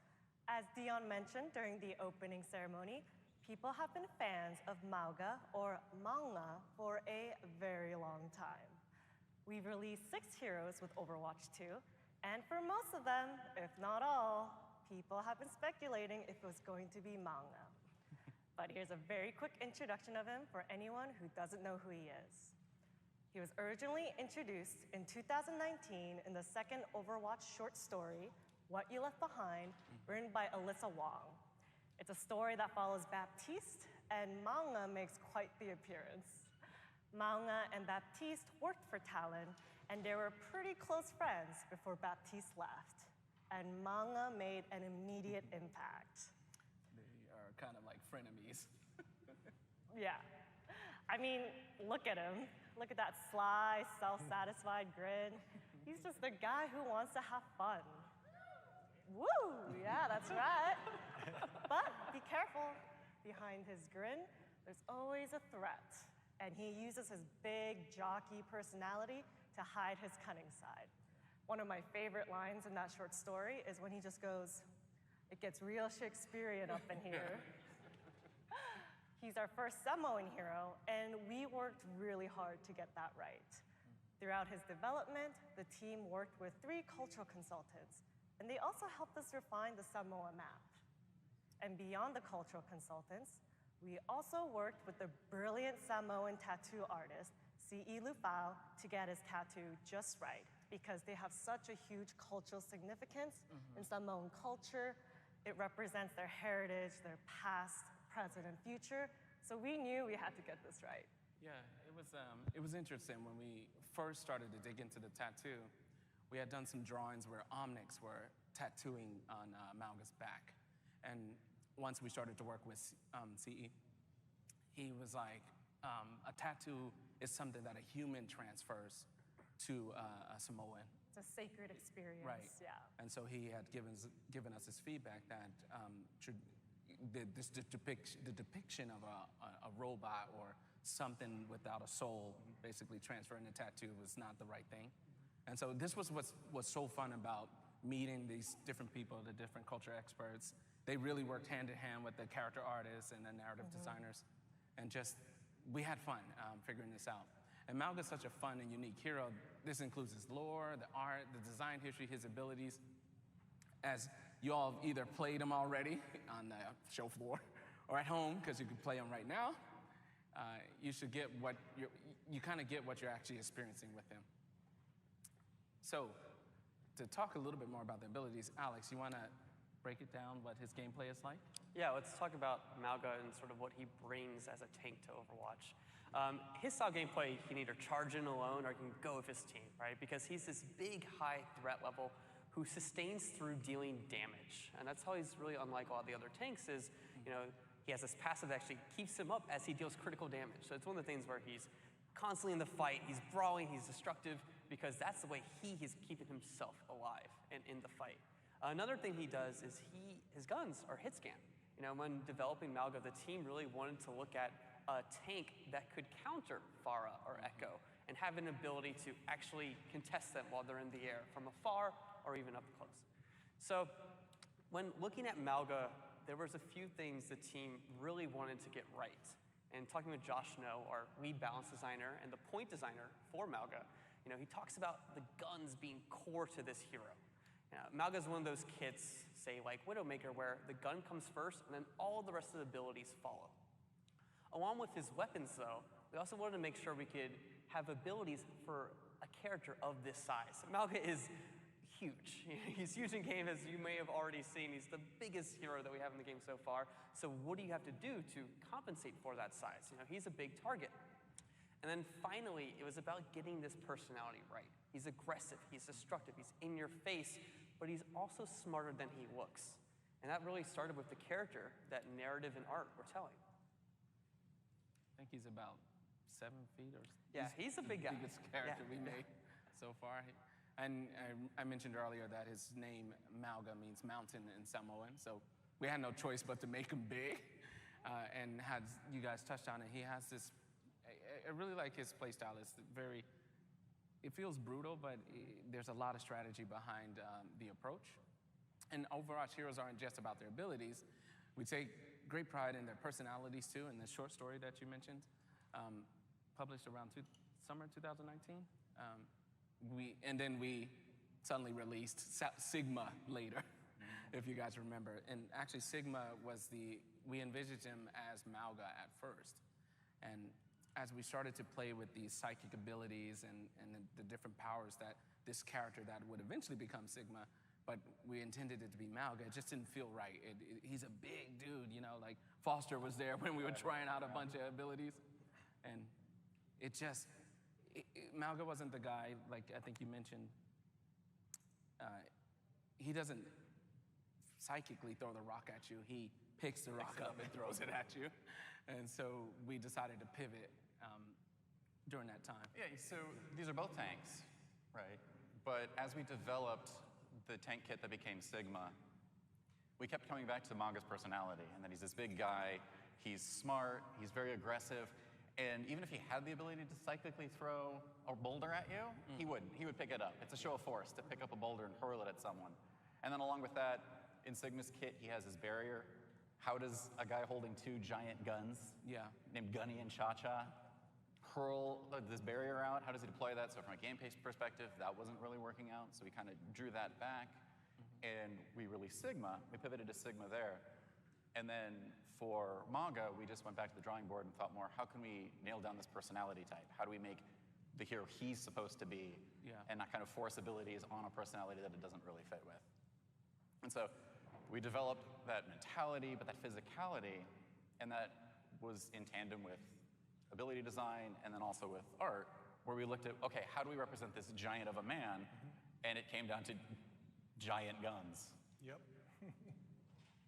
Yeah, it was really, that part was subverting expectations and didn't necessarily make sense for Mauga in particular, right? But Rakan, I think the guns, you worked a ton on them. Do you want to go expand on that? Yeah. Something that I really love about working on these heroes is how we almost challenge each other and push our different teams in new ways. Mauga is super fun, but that's only because the team making him that way. How his design has changed, his story has evolved, and seeing his abilities be refined, it's a full team effort to line these pieces up. So let's get into his specific abilities. He has these massive chain guns, Gunny and Cha-Cha, some of my favorites. Alex, what do they bring to the fight? Yeah, so he has these 2 guns, but unlike other dual-wielding heroes, such as Reaper, each one does something different, and they can also be fired together, right? So let's watch the video to take a look at these in action real quick. So you have his incendiary chain gun, his left quick, that sets opponents on fire. It takes 10 hits to set the opponent on fire, so they'll be in a burning state, or they become vulnerable to his right click, his volatile chain gun. And when you deal damage with that, it deals critical damage. And this is pretty important because whenever Mauga deals critical damage, whether it be through volatile chain gun or through headshots, he actually gains temporary health as well. So this was a part that we really wanted to get right in its development, where there was this mini game between both of the guns. It allows Mauga to play at actually different types of ranges. Mauga can play really up close, rail on both guns at the same time, or he can be a little bit pokey sometimes. A little bit of left click, a little bit of right click, and get to that rhythm that can actually deal a lot of damage. And that on-fire ability, where he lights someone on fire, is actually really unique for our game because it also works in tandem with Ash's dynamite. If you light a target or a bunch of targets on fire with an Ash on your team, then he gets that crit damage across all of them as long as they're on fire. So there's a little more cohesion between hero selection now than there used to be. And that's something new that we've done. This also, as you mentioned, works with his passive, his Berserker passive. He gains bonus health from all those. So if Ash lights up the entire team, you can go crazy getting your extra crits and your additional health and everything, and it's really amazing. Yeah, that's what Mauga's really using to keep himself alive in a fight. He wants to make sure he gets that critical damage, set opponents on fire, and then right click to get the bonus health. Oh yeah. Yeah. The fire passive was kind of a really interesting development issue we had to work around. Because adding fire to Mauga's kit, which is a really cool idea, it added a lot of challenges visually to the game. So artistically, there's a lot of people on fire now in the game. And with so many visual elements, it would be asking even more people's systems, the game engine, to possibly 2 different heroes are setting people on fire. These 2 different visual, we need to figure out how to kind of separate the 2 so that you knew who was doing what. This also complicates things for players that may also be colorblind from distinguishing what types of fire damage would be a little bit more trickier and could lessen their experience. By combining all this together, we put our heads together, and we came up with a really fun pairing mechanic that isn't overpowered but could be really fun to play with. It's like a nice bonus. Yeah. And if you're all wondering where the silly, silly names of Cha-Cha and Gunny came from. I am wondering. Thank you, Dion. It actually came from just joking around in team chat. I think we were all agreeing that Mauga is the type of guy to give his guns pet names. One of the top contenders was Lefty and Righty, but Alec here didn't really like that. So it sounds really stupid, I know, but we just took the first 3 letters from chain gun, and made it Cha-Cha. and gunny, because duh, it's a gun. And the team really liked it. And Rakan here just threw the ball out of the park, and he actually implemented the names into the guns designs themselves. So speaking about lefty and righty, I mean Cha-Cha and Gunny, being that he has two weapons and they deliver different types of damage, it was really interesting challenge to get that look just right. If you look at the earlier concept, you'll see that his weapons looks different from the one that we have now. Well, the concept looked great. Once we put that in the game, it just didn't look right from the first-person angle. So then we had to go back for the concept, rework them. And fun fact about these guns, they are the biggest guns in the game, but they are also the biggest guns in the game. So, you know, for Mauga. I want to say a huge shout out to Mauga Strike Team. I know your guys are out there. And especially Jeff Mianowski for the awesome work that he did on the character. Yep. And also for the tech team, especially John Curran, who did an incredible job with adding new technology to Mauga, which I'm going to say some big words now, so focus with me. Mauga has the first fully automatic muscle system in his body. We've never done that before. So while he's moving his arm, you see the bicep. I mean, don't look, zoom in here right here. See how the bicep? All that, Mauga got it automatic. So again, our tech team is just doing incredible work. And if you look at this slide, it all started as a joke. These guns, I bet they're bigger than Tracer, right? And then I just put this scene quickly together. I'm like, yep, they are definitely bigger than Tracer. So technically, Mauga's running around holding two Tracers like that. That's why they're orange, right? Yeah, exactly. This is our new scale. How many Tracers is it? You know? Yeah, I don't think we're going to make guns this big again, but you know. Here you can see the before and after, like how we had to adjust the barrel size. So it was just right in the 1P because once we put them in the game, they were blocking too much from the view. And I know you guys love the whole thing to be clear as possible. So we fixed it. And if you think about like Tracer and Reaper, they have two guns, right? But Mauga's gun is, I would say, a little bit bigger than these guns. So that's why that issue showed up when we did these guns, and we just edited it, and hopefully now it just looks perfect, and you guys will love it. Yeah. And beyond his guns, his ability Overrun is also quite fun. Let's see a video of it in action. As you can see, he charges forward, and he lands in a huge stomp, launching his opponents in the air. This, I think, perfectly encapsulates Mauga's personality. Definitely. During Overrun, Mauga is actually unstoppable. He cannot be CC'd, you can't sleep him, you can't boop him, you can't stop him from getting where he wants to go, because he's this big guy who just needs to get where he needs to be. So once he starts going, he's going. Get out of his way and prepare for once he stops.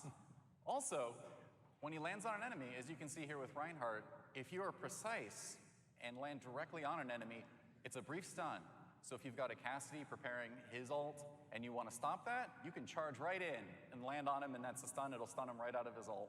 So hacked. Yeah, it's nice. It has a little bit of skill expression there. It's one of those abilities that was really important for Mauga that we had to get right because he is this big body. So, if he's charging at you, it's really easy to CC him in that way. So adding Unstoppable here allows Mauga to get where he wants to go, get in the fight, rail down on both chain guns, like hold both those buttons down and deal a lot of damage. Right. But this ability in particular went through quite a bit of iterations. There was one version where Mauga would run up and launch the enemy behind him. I think a lot of the kit at the time was Mauga was an anti-air tank overall. So he was dealing critical damage to any enemy in the air. So you would throw them behind you, you'd turn around, you'd actually use Sigma's Rock as a combo back then. So yeah, this ability in particular, a bunch of iterations, and I really like this version that we ended up with. It is something that is forceful, allows Mauga to get in, and the stomp at the end was something that came in rather late in development, but it was just icing on the cake to an already great ability. Right. Also, if you're curious about just avoiding it, compared to Reinhardt's charge, this can make the hairpin turn in Circuit Royale, so good luck avoiding it by going around a corner real quick. Yeah. Poor Reinhardt. Cardiac Overdrive. Let's talk about that. Yeah, Mauga's second ability here, Cardiac Overdrive. When thinking about Mauga's defensive capabilities, we wanted to match his personality and playstyle. He's destructive. He likes to get in. He likes to deal a bunch of damage. We'll look at the scoreboards later on today during your Mauga games. There's going to be a lot of damage from Mauga in particular. But how can we capture those things with the way Mauga sustains himself and also make him, help his team? The role of a tank to actually lift those allies up a little bit too. So let's take a look at Cardiac Overdrive here. Yep. When you activate Cardiac Overdrive, Mauga and his nearby allies receive damage reduction and receive healing based on how much damage they do. It's a big lifesteal aura that gives your team the window to turn the fight in their favor. It pairs well with other heroes that have high damage output and are able to move with the aura. Heroes like to get in the mix. If you think about a Reaper double dipping with Cardiac Overdrive with his own lifesteal, that's good. That's super scary. In this video, which should show up anytime right now. I think we have a video queued up for it as well. You'll see Soldier 76 will be gaining some health right here. Yeah, if you look at Soldier HP as he's shooting with the Cardiac Overdrive, you can see how it's healing up. We visually needed to find a way to let you know that you are getting that aura. So on the screen, we added a burning effect. It's really important to find that balance, communicating to players that is going on without overloading the screen with too many different things that can either be distracting to or use up computer resources. Yeah, this one went through quite a few iterations as well. Many of the early renditions of the ability were quite selfish, actually. He had this adrenaline meter where by dealing damage, you gain movement speed, and then you could consume some of it to actually heal yourself. And then that ended up becoming his Berserker passive. So a lot of that came in where it's like, hey, Mauga still wants some self-sustain in there. Another version that we tried left a pull on the ground instead of traveling with Mauga. But you'd be confined to this space, and it kind of fought against how aggressive Mauga wants to be. He really wants to use Overrun to get in there, and just deal a bunch of damage, be destructive, be brutal. So by putting what that ability was, ended up on the Berserker passive, it freed up Cardiac Overdrive to be something that you could use for your team. And with how it works now, encourages Mauga to use it, get in with his teammates, this big window of opportunity. Characters like Mei and Reaper really love this ability. The sound design of this ability is worth shouting out as well. When you initiate the ability, you actually hear the sound of double racing heartbeats because leaked fun fact, Mauga has 2 hearts. He received a cybernetic heart during a pretty intense battle, and then later on upgraded his organic one. And the sound team really hit it out of the park. It's such a visceral, powerful sound. It really makes you feel powerful in the moment. Yeah. And actually, you can see heart canisters in the Samoa map in Mauga's room for his, regularly cybernetic upgrades.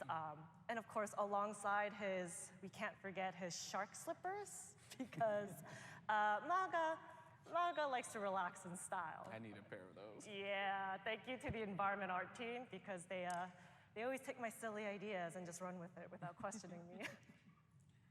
So, speaking of heart canisters and shark slippers, that brings us to his ultimate, Cage Fight. So, for his ultimate, Mauga deploys a barrier, and along with it, as you can see in the middle, a little totem that traps everyone inside that barrier with him.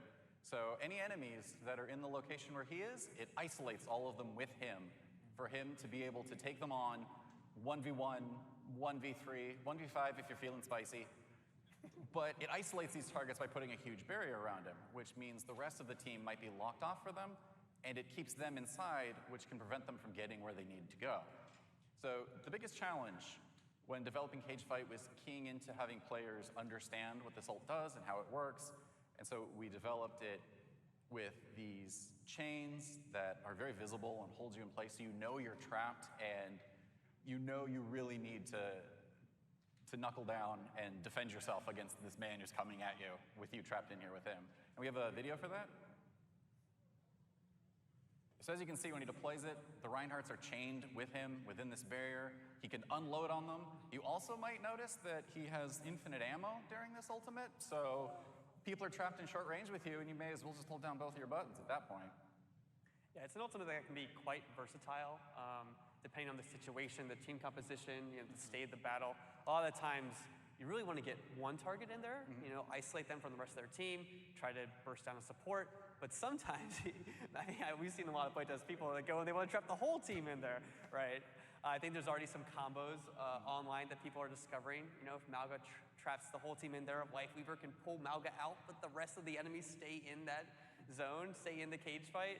So there's a lot of things you can do here. Sometimes it's also just a giant barrier. It can just be this big barrier in the clutch because it has a bunch of health, quite big, takes up a lot of space. And recently someone said, Mauga is starting a fight he has no intention of losing, and a big part of that is knowing when and where to start that fight.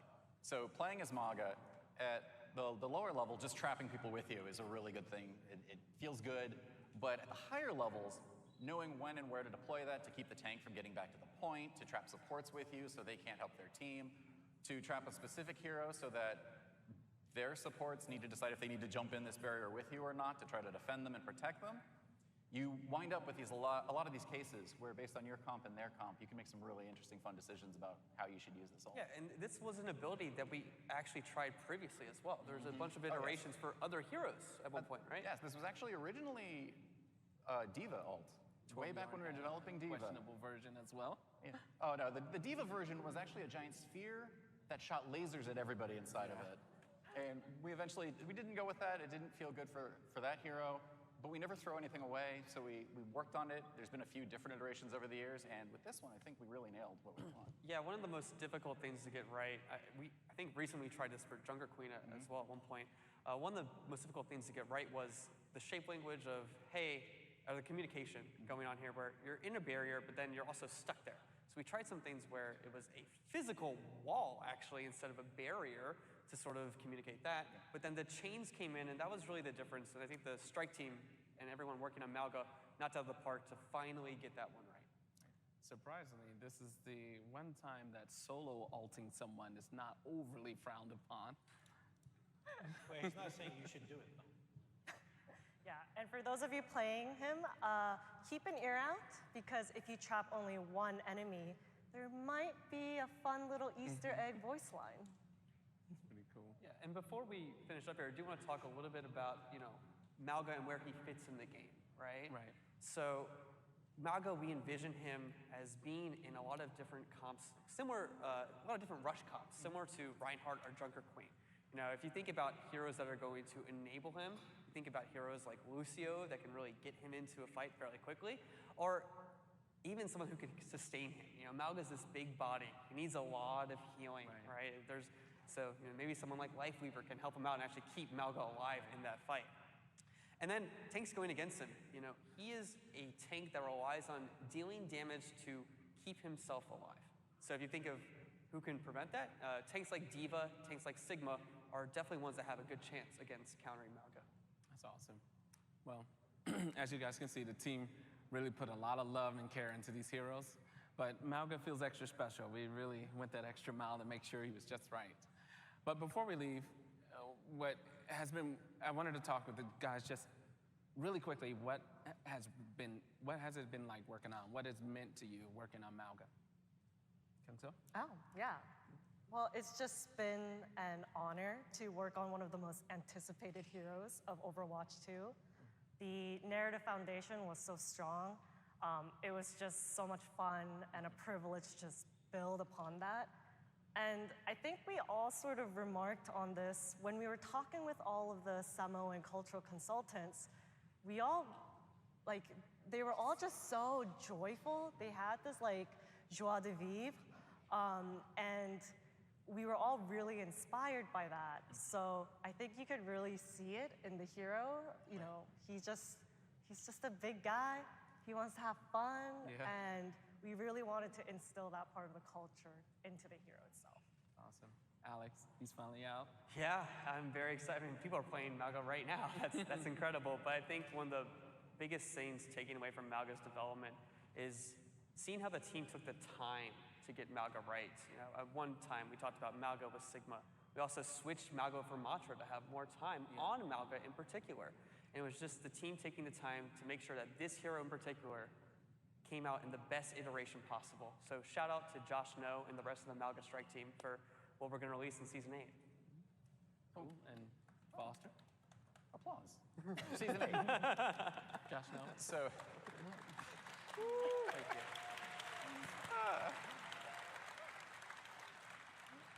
So, one of the things I really love about Overwatch Heroes is how big and bold and over the top they are. Their personalities, as well as, you know, abilities in a video game. And Mauga, I think, really nails that kind of big, bold personality that I love in our heroes. He's out there, he's open, he's big. And when we nail that really well, they become charismatic beyond the kinds of people they may actually be. So the previous hero that did this for me was Junker Queen. Junker Queen is this big, bold personality. Even though she's not the greatest person overall, you really connect with her and her personality and how big she is. And they're, what? I love Junker Queen. Have you seen what she does to Omnix? And Rick, oh, sorry, you. So, I think Mauga also nails that, where despite what he does and his work with talent and the kind of person he is, he's so big and lovable that you just really want to connect with him, and you do, and you enjoy playing him as a hero, as a person, as much as a tool set that really works with you in gameplay. It's awesome. Well, I gotta say, Mauga is probably one of my favorite heroes for now. Like design-wise, I love it.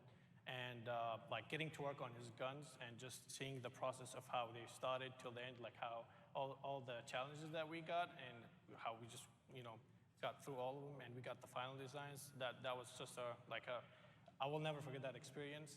And his personality, as Foster said, is incredible. I love him, and I need to know his workout routine, obviously. Like, look at that guy.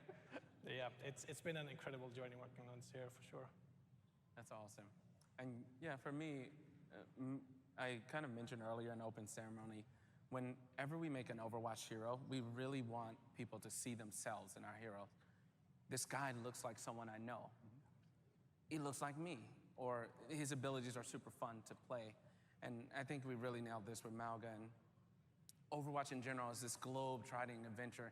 You're traveling the world, you're meeting these different characters, these different heroes, and we're trying to hit every culture, represent everybody as best we can.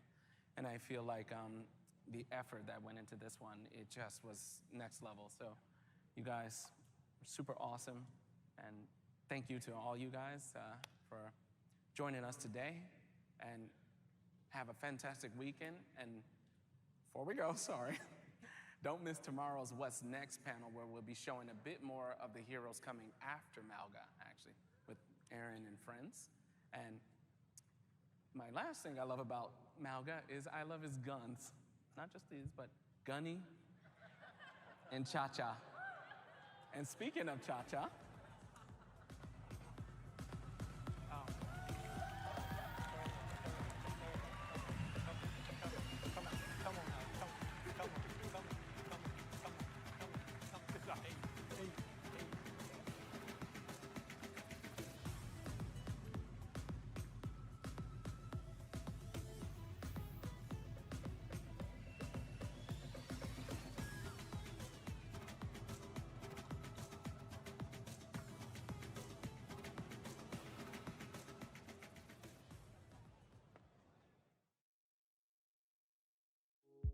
Blizzcon 2023 would like to thank our partners.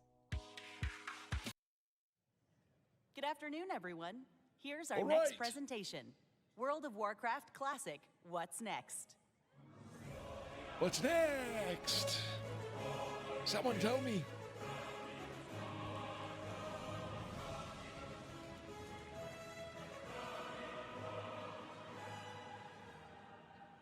Hola, Blizzcon! Hi! My name is Ana Reséndez, and I am one of the 2 lead software engineers on the World of Warcraft Classic team. Today, today I will be joined by 3 other of my members of the Classic team. Josh Greenfield, our senior producer. Nora Valera, my fellow lead software engineer. And Tim Jones, our team's lead designer. It is an honor for us to represent the Classic team and talk to you about so many of the things we're working on WoW Classic. So today, let's talk about the Classic journey so far, plus Cataclysm Classic, Hardcore, and our newer season, Season of Discovery. Yeah. Nice. Yeah. So, you know, WoW Classic was announced at a Blizzcon 6 years ago. And ever since that day, the team worked really hard to bring those precious memories of WoW to you and to me. The Classic journey officially started when you joined us in 2019 back in Azeroth creating a new character. Remembering the importance of having a good wand and being careful of how many mobs you pull at a time.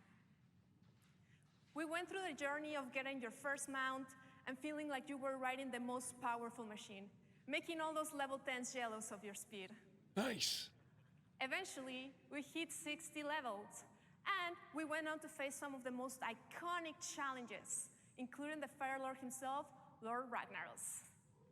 We ran the Gong of Anchorage and saw new Scar Lords walking among us. We completed our journey at level 60 by adventuring into Naxxramas with 39 other of our friends. In 2021, the Dark Portal opened, and us brave heroes stepped forward into a new world to face the Burning Legion. In Outland, we learned to fly and see the world from a different perspective. And after killing many Talbot, we contested Illidan, and turns out, you know, maybe we were prepared after all. Later on, we explored the coldest continent of Azeroth.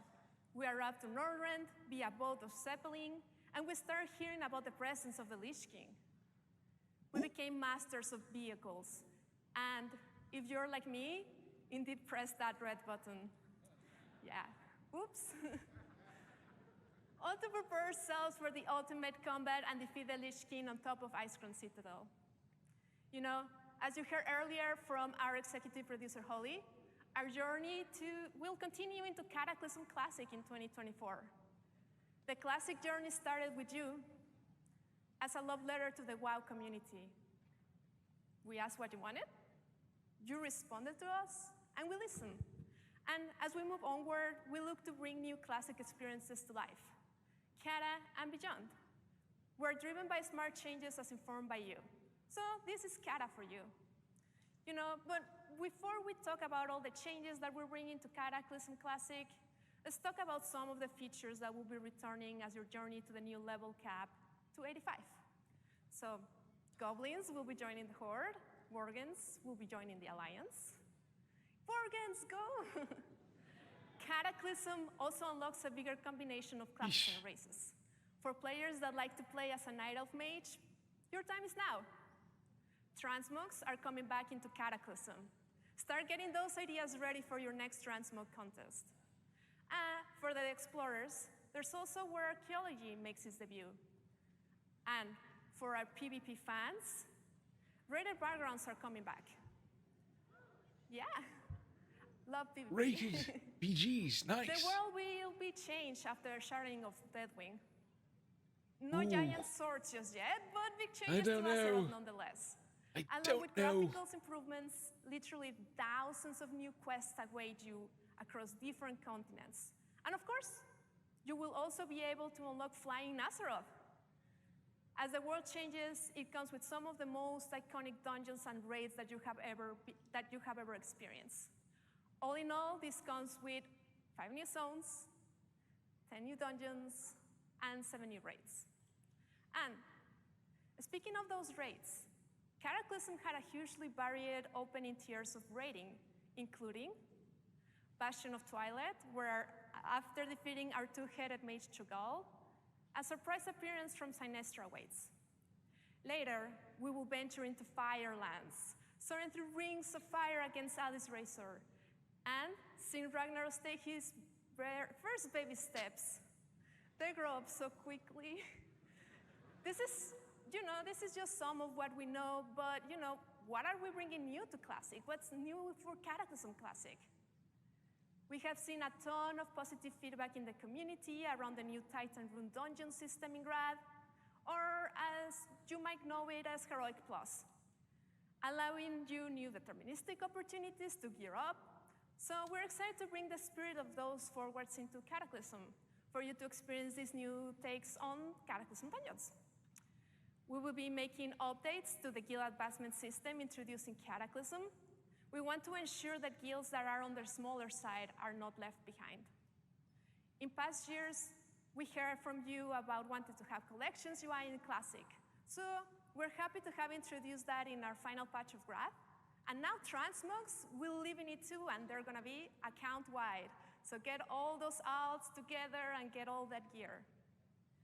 You know, Classic gives us the opportunity to revisit the cadence at which we release content and patches. I think we all know when a patch has overstayed its welcome, which is why we're excited to announce that Kata Classic will be experienced at a faster rate, faster than the original. Faster leveling to 80 as well. We're also making changes to the leveling speed for new characters to get to level 80. Nice. But these are just some of the changes that are coming to Cataclysm Classic.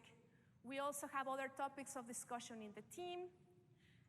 But as we said, WoW Classic started as a love letter to the community, and we continue to look to you and you to provide great feedback. So if you're here at Blizzcon, please swing by the Darkmoon Fair that is over there. There's a mailbox where you can submit any questions you have. And for those of you at home, talking to you, there's gonna be open threads in all the WoW forums in every region. And we look forward for your thoughts about all things Classic. Thank you again for taking this journey with us as we venture forward into our mysterious future. Speaking of the amazing contributions from the community, let's talk about hardcore. Yeah, hardcore. All right, solo self-found announcement guaranteed. So I have a question for people here. Who here has made it to level 16 hardcore? Not official yet, but unofficial. Very impressive. That's really, really impressive. But, okay, who here has died before level 16 hardcore? Yeah. Me too. You and I, my friends, that has happened. No deaths unofficial yet. You're not alone. Yeah. Ooh. You have joined the graveyard alongside all these characters, including those unfortunate hunters. Those hunters. So here are updated stats from end of last month. And for our next information of data here, I do not have a data table for this, but let's take a look at some reenactments of the 3 most common environmental deaths in hardcore. So who else was looting that final mob and forgot to take a look at their breath meter? Ooh. Don't do this now. Do not run in the chat in Ironforge and became one with the Great Forge. You are molten lava. Or you misjudged the distance and gravity gave you a mortal reminder. I've been there. Yeah, I mean, these are some dumb ways to die, you know, but on the opposite side, there are so much more heroic ways to die. And we have been super excited to see how players have engaged with our new feature, Duel to the Dead. Mokora. Yeah, we're very impressed by the community events and all the players that have been brave enough to participate in them. It takes a lot. But you know, as Holly mentioned earlier today, we have a new optional rule set coming to hardcore. So we are excited to officially announce that Self-Found will be coming to hardcore in early 2024. Nice. Well, that's it for normal hardcore trade league. Players Everyone's going to be playing Self-Found. Won't be able to trade, use the mail, or use the action house until you reach max level. We hope that you join us to take on this new challenge. So yeah, on behalf of the Classic team, thank you so much for joining us on the Classic journey so far. And we can't wait to see you back in Azeroth. So now, I know everybody wants to hear more about the Season of Discoveries, so I'm gonna bring in, my senior producer, Josh Greenfield. Thank you. All right, bring him out. Let's go. Let's go, mister.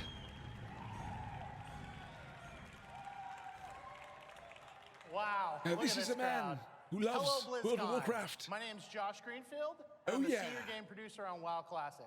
I'm here to talk to you today about our new season for a Classic World of Warcraft, Season of Discovery. Today, I'm going to give you an introduction and an overview of what our season is at a very high level, as well as giving you an idea of what our major features are. After this overview, I'm going to hand things off to a few other Classic team members to dig into some specifics about what I'm going to cover. So let's go ahead and jump in. So it seems fitting to start off talking about discoveries. It's in the name after all, so it seems pretty important to the season. When you first start a character in Season of Discovery, it'll look and feel identical to original World of Warcraft. You'll slay kobolds, you'll give lazy peons a bonk, all the kind of normal things you do when starting fresh in World of Warcraft. When you get to around level 2, however, in the starter zone, your class trainer will offer you a new quest, and this is to go find your first rune. We'll talk about runes in a little bit more in a minute, but after that intro quest, the game simply tells you, go find more. And that's kind of where discoveries come in. Discoveries are essentially secrets hidden throughout the game world. They usually aren't quests in the traditional sense. There's nothing on your map to show them to you. This is Classic after all. And some may be as simple as a treasure coffer deep in a kobold mine, but many are small events kind of unto themselves, oftentimes requiring more than one player, a little bit of creativity, or some keen observation skills to obtain. One of the things we love about Azeroth is the sense of awe and wonder it inspires. It's a massive world. But due to the kind of solved nature of original WoW, it can sometimes feel a lot smaller than it did when we first started our adventures. Discoveries are a way to disrupt that a bit.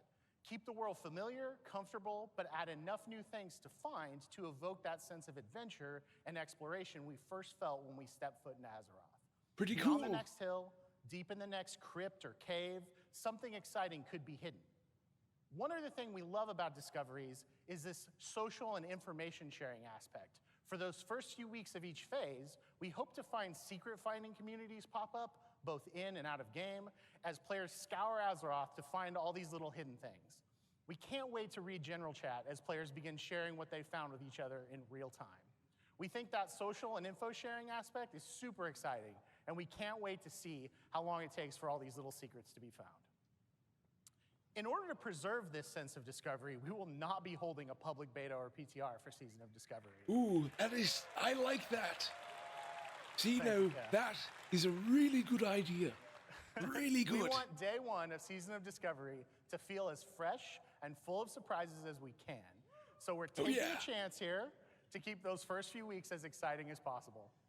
The last thing we'll say about Discoveries now is that we wanted to craft them in a way that really felt at home in original WoW. Many times when playtesting amongst ourselves, we'd find a new NPC or an object, and someone would hesitate and say, like, is this from 2004? Is this new? And we're like, yeah, it's new. That's new to the season. And to us, that's a great success. The idea here is that these things feel as like a natural part of Azeroth as it was at this point in WoW's history. Next, let's talk a little bit about level-banded content phases and what that means.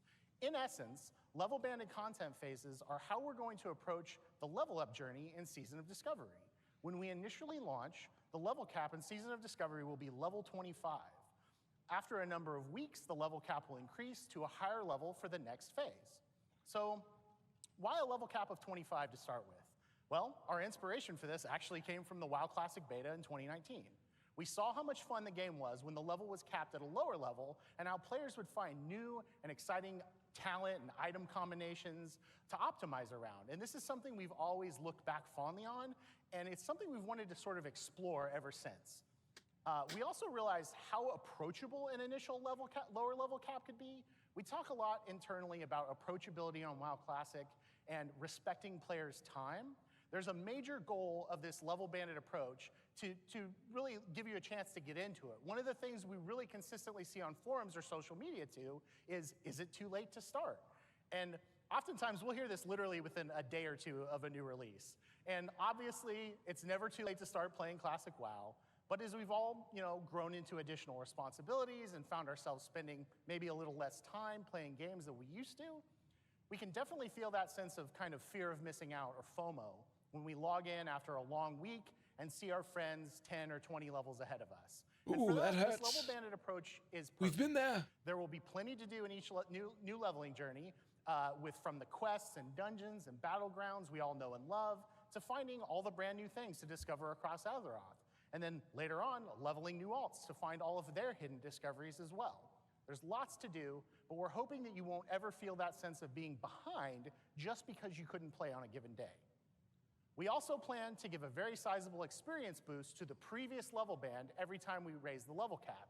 This is kind of similar to Joyous Journeys and Wrath Classic, if you're familiar with that. Ooh, so cool. even if you miss a phase or once a level in alt, you'll be able to catch up to your friends in no time. Oh, that's neat. I like that. So the next thing we want to talk about is in-game at level cap. So when we kind of decided on this level-banded content approach, we had to kind of sit down and ask ourselves, what is in-game when the level cap is 25? And first, I think it makes sense to talk a little bit about our inspiration. And this is something we really keep coming back to a lot on Classic. Since this is a version of original WoW, we wanted to start out grounded in familiar locations and put the focus for the new stuff on fresh gameplay and mechanics in those iconic dungeons and locales.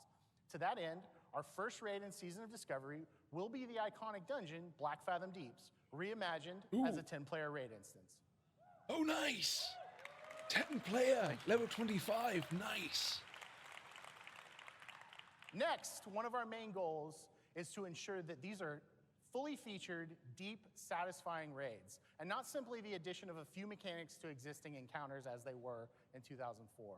All of these encounters are a full ground-up redesign and should feel like proper raid encounters. And of course, with new raids comes lots of new loot. Ah, there we go. New loot. Here we go, boys. In addition to raids, we also really want to play up that PvP aspect. And as a result, we're planning to add several outdoor PvP events to the game as the level caps increase. Cool. Thank you.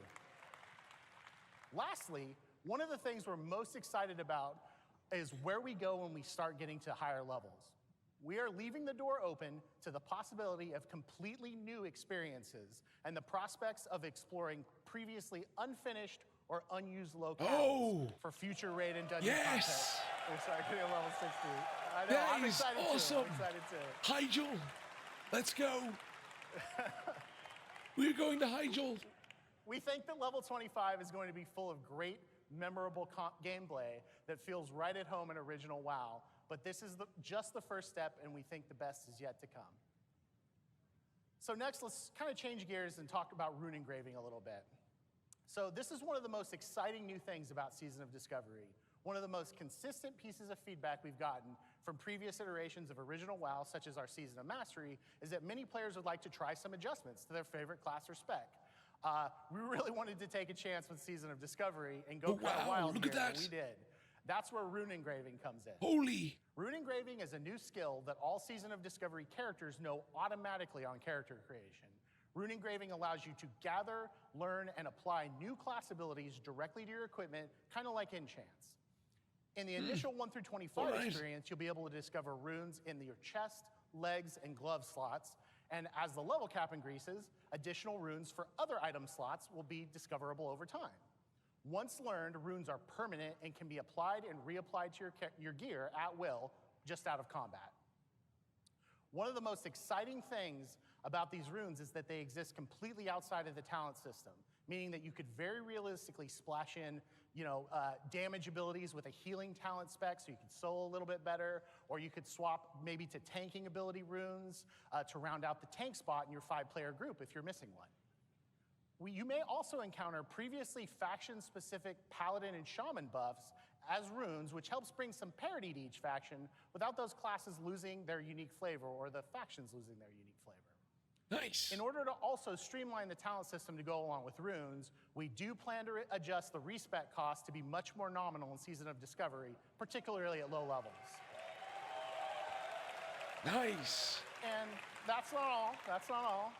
Who knows? Maybe, just maybe, someday, you won't be constrained to just one talent spec in Season of Discovery. Ooh. So, overall, Dual we've spec. been playing this a ton internally. We've been having so much fun with it. Yep. It's everything we love about Classic, plus so much more. At I'd like to hand this over to one of our lead software engineers, Nora Valletta, to talk about some specific abilities you may encounter on the different classes, as well as to talk a bit about our PvP plans for Season of Discovery. Take it away, Nora. Cool. We're in. We're in, baby. Thanks, Josh. Hey, Blizzcon. My name's Nora Valletta, and along with Anna, I'm a lead software engineer on WoW Classic. Thanks.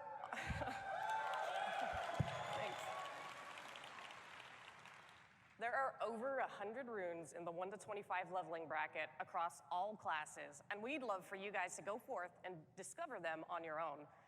However, to give you an idea of what to expect, I have a few to share with you today. First things first, I want to share some of the things we had in mind when designing runes in Season of Discovery. One is to shake up the meta. Our seasonal content is a great opportunity to deliver WoW Classic, but with a twist. With our non-seasonal content, we try to deliver a classic experience close to the original, but with seasons, we have the freedom to experiment with what-if scenarios, such as, what if rogues could tank? What if paladins did have a taunt? Ooh, paladin taunt. We wanted to introduce abilities such that each class has something special, something that other classes can point to and go, dang, that's so cool. I wish I could do that. Many of the runes you find are greatest hits remixes of popular abilities from various WoW expansions, so many of them will be familiar to you. That said, some of these familiar abilities may actually behave a little differently than you remember. Some spells and abilities you'll discover have never been introduced before in any WoW expansion. For these, we were careful to make sure they were an appropriate fit for class fantasy. Most importantly, we want Classic to continue to feel like Classic. Many of the iconic spells and abilities you've seen in various WoW expansions feel fitting for that expansion or fitting for modern WoW, but would feel out of place in Classic, so we tried to avoid introducing anything with a too modern feel and made adjustments wherever it made sense. Anyways, enough of that. Let's take a sneak peek at some of those abilities. Druids. In Season of Discovery, you have an interrupt called Skull Bash, which can be used in cat or bear form. Enormous. Fury of Storm Rage removes the mana cost of Wrath. Dealing damage with Wrath has a chance to make your next healing touch instant. What? Wild Growth applies a heal over time crazy. effect to your target and up to 5 nearby party members. Wild Growth? What? Hello, Hunters. Beast Mastery will increase your pet's damage, health, and focus regen. Growl is now a proper taunt. Whoa! Explosive Shot is a ranged damage over time ability, and Lone Wolf gives you a damage boost if you have no active pet. Nice. Pair this with dual wielding, and you've got yourself a mean melee hunter. Nice. Mages. Oh yeah. Ice Lance is an instant frost spell that deals triple damage to frozen targets. Living Flame causes flames to erupt and chase a nearby enemy, leaving a burning trail in its wake. And Regeneration is a heal, which marks your target with a temporal beacon. Another rune ability called Rewind Time will heal the damage taken over the previous 5 seconds. You can heal other people with this, by the way, not just yourself, so I hope you've made room on your roster for mage healers. Paladins. In WoW Classic, they don't have a taunt, but here it is in Season of Discovery. I mean, wow. I mean, that alone makes them amazing. Knowing this ability will also increase the threat bonus of Righteous Fury and cause you to gain mana when healed by other players. Wow. Crusader Strike is a weapon attack. Crusader Strike! Holy It's a weapon attack which costs no additional mana and instead regenerates your mana slightly with each hit. And Seal of Martyrdom can be activated to cause melee attacks to strike other nearby targets. You'll lose health when inflicting damage with this. Seal of Blood. However, nearby party members will gain mana based on the damage you take. Priests. You can channel Penance to heal nearby friendly targets or deal damage to enemy targets. Prayer of Mending heals your target the next time they take damage or receive healing. Afterwards, it'll bounce to another friendly player nearby.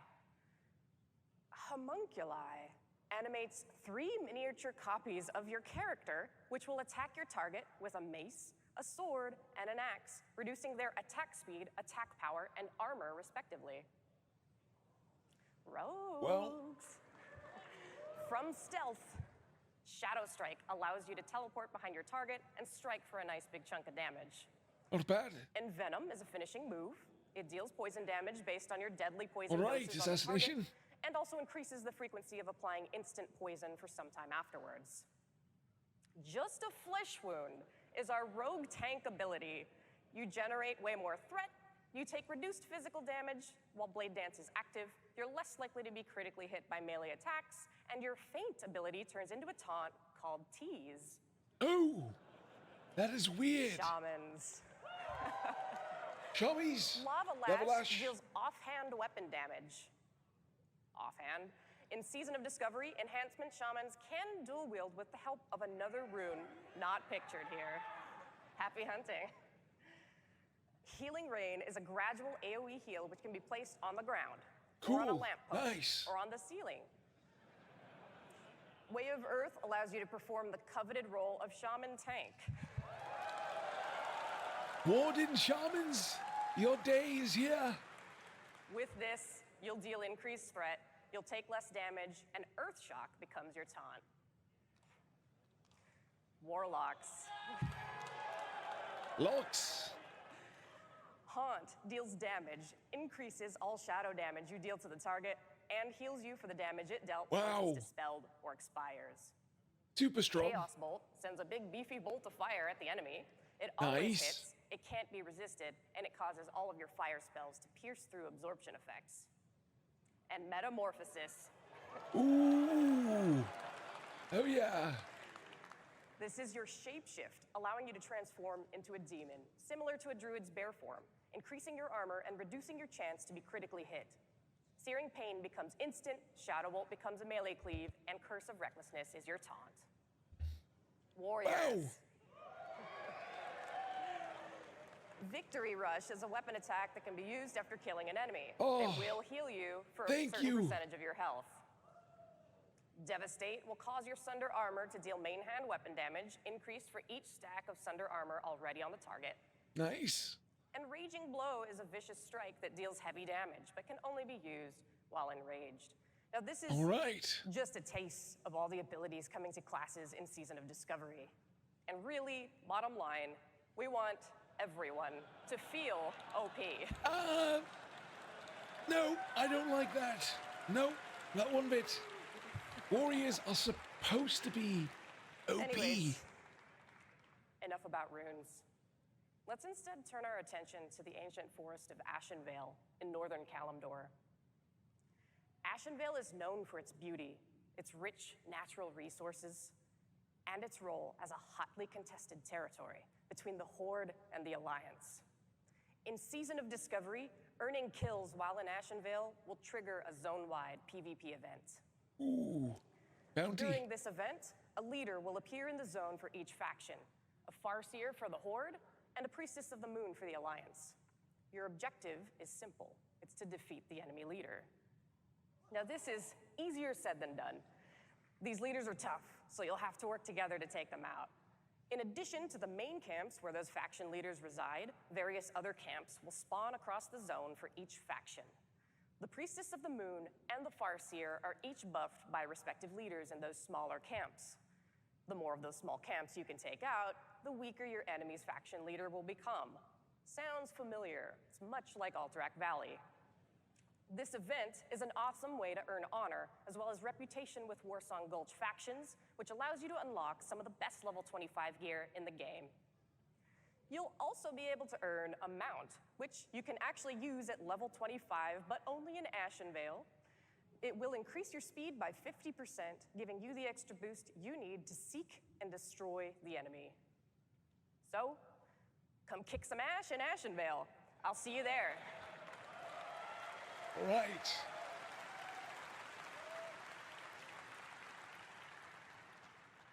Anyways, I've done enough talking. It's time for me to pass things off to Tim, who's going to talk to you about raids and the PvE endgame. Take it away, Tim.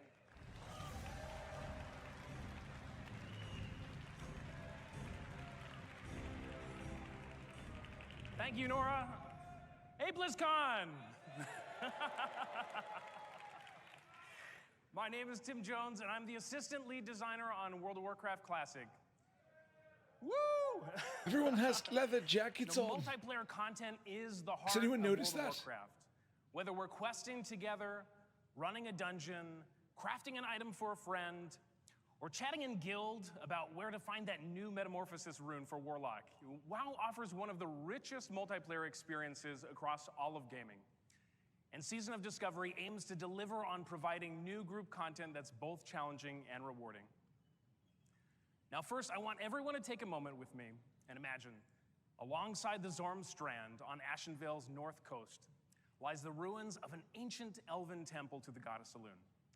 Evil stirs within, drawing the likes of the Naga and the Twilight's Hammer in search of power and anything that could hasten the coming of the old gods. You know, maybe you've been here before, maybe not. No matter your familiarity with this place, it's hard not to be drawn in by the mystique, the rich art, the level design, as well as the robust creature and spell ecology of Blackfathom Deeps. You know, on the Classic team, we couldn't help but ask ourselves, could this amazing location be more than just a 5-player dungeon? So we're excited. Get your level 25 Prebis, equip your runes, find 9 of your best friends, and get ready. The Classic team is proud to announce Level Up Raids. New instance challenges for raid groups to experience the max level for each of Season of Discovery's content bands. Woo! Nice. Yeah, this is the part where you all cheer. Right on cue. You know, at level 25, Blackfathom Deeps is the first level up raid that you'll experience in Season of Discovery. You know, groups should be easy to form. Grab a couple tanks and healers, make a party of 10, you're good to go. God knows, everyone and their mom can tank and heal in Season of Discovery now, so that shouldn't be a problem. And content phases in Season of Discovery won't be as long as traditional Classic expansion patches either. And we want you to have as many opportunities to explore and plunder the riches 3-day within. lockout. And as such, Blackfathom will offer a 3-day lockout, much like the raid Zul'Gurub. Interesting. Like ZG. You know, the story's the same. The location and creatures may be familiar to some, but the challenges and rewards are brand new. 7 new bosses are here to both entertain and test your skills. And how could we not make raid content without new loot? Existing quests and rewards have also been updated for the raid as well. And you'll even be able to find secrets within the raid. Can you solve the mystery of the Twilight Artisan? Can you find the recipes for Blackfathom sharpening stones and wizard oil? And will you be the first group to access the new world buff, Boon of Blackfathom? Ooh, secrets. Very secretive. Okay. Baron Aquinas. I love your guys' enthusiasm. This is amazing. Let's peek behind the curtain at what challenges await players in Blackfathom, you know, or as we affectionately call it, BFD, not to be confused with BRD or BFA or BWL or BWD. You guys get the idea. Baron Aquinas, he guards the entrance. No longer a simple quest NPC. You must challenge his elemental lieutenants that inhabit the Fathom Stones and defeat him. And in doing so, you may face off against Aquinas himself atop the infamous jumping puzzle. You know, and jump you must to get in range of the Baron, but beware both the boss and your teammates, because there are many a peril that may knock you off. In all honesty, this boss is lightly tuned, and there are some hidden power-ups below the water to help you return to the platform.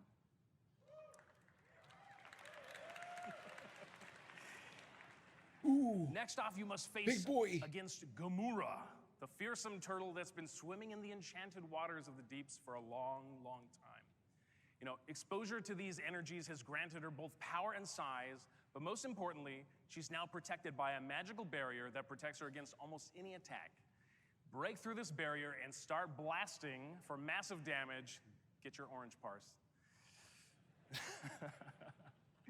You know, all this commotion will bring you to the attention of Lady Saraves, a powerful and reckless Naga sea witch who commands a legion of Blackfathom elite in Myrmidons.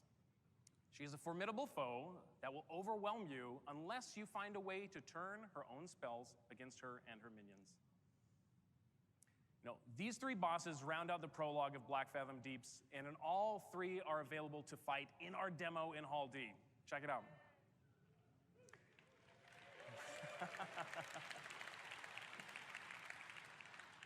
And that's not it. Witness the corruption of Gelihast and take on the March of the Void Murlocs. Ooh. Break past Lorgus Jet's magical barriers and corrupted totems. Conquer your dreams as you challenge Twilight Lord Kelris. And good luck against the giant Void Hydra. Seriously, you're going to need it. Ekumai! And not to forget, there will be glittering prizes awaiting you, including some of these fancy items. Now, telling you all this is great, but I think we'd rather just show you. So it is my pleasure to provide a quick sneak peek video of the raid, edited by the team itself, as though it was pulled straight from a community website in 2005. Please take a look.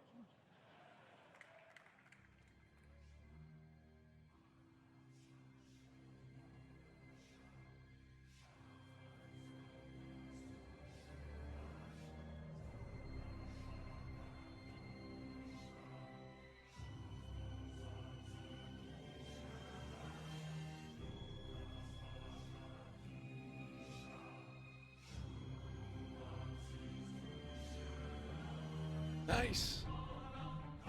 We are going to be diving into this one, ladies and gentlemen. Oh, we will be.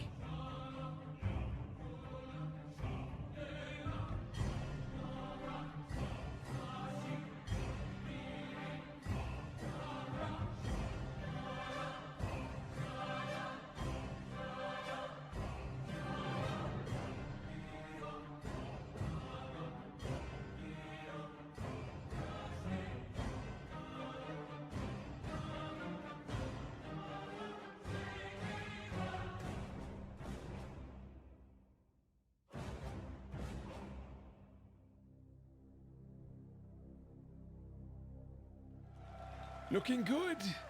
Looking good. Well, that's it for today, guys. We're looking forward to...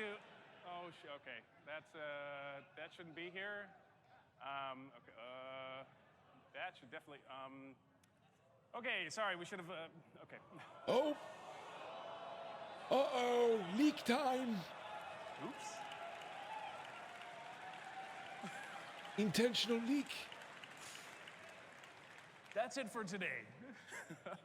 On behalf of the Classic team, and as Anna mentioned at the top, nothing that we do in WoW Classic would be possible without all of your support and your voice. Thank you so much for making the dream of WoW Classic and all the experiences we're working on a reality.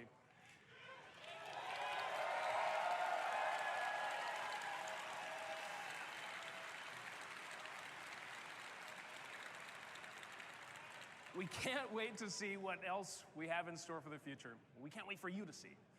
So please stay tuned for Hearthstone, what's next, coming up right after this. And we hope you have enjoyed this look ahead at what's next for WoW Classic. I want to reiterate, this is just a taste of all that you're going to uncover in Season of Discovery. And for those of you here at Blizzcon, we hope you get to take on the first 3 bosses of our Black Fathom Deeps raid on the show floor.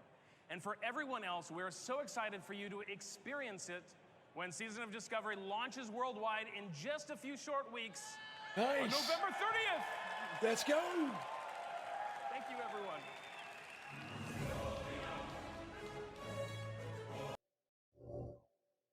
Well, folks, that's a wrap for day 1 of BlizzCon. And what an adventure it has been. The epic tales of the WoW hardcore solo self-found to the promise of a new era in Saga of WoW. It's clear that we're on the brink of something grand, but perhaps the most thrilling of all is the Season of Discovery awaits November 30th. The future is bright, and we're poised for a world of excitement and wonder. I can hardly contain my excitement.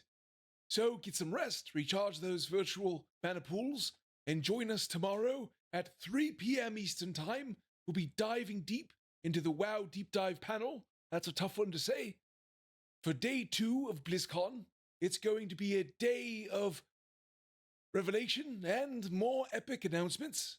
Until then, have a fantastic night, and I'll see you bright and early for the next chapter in this grand adventure. Goodbye!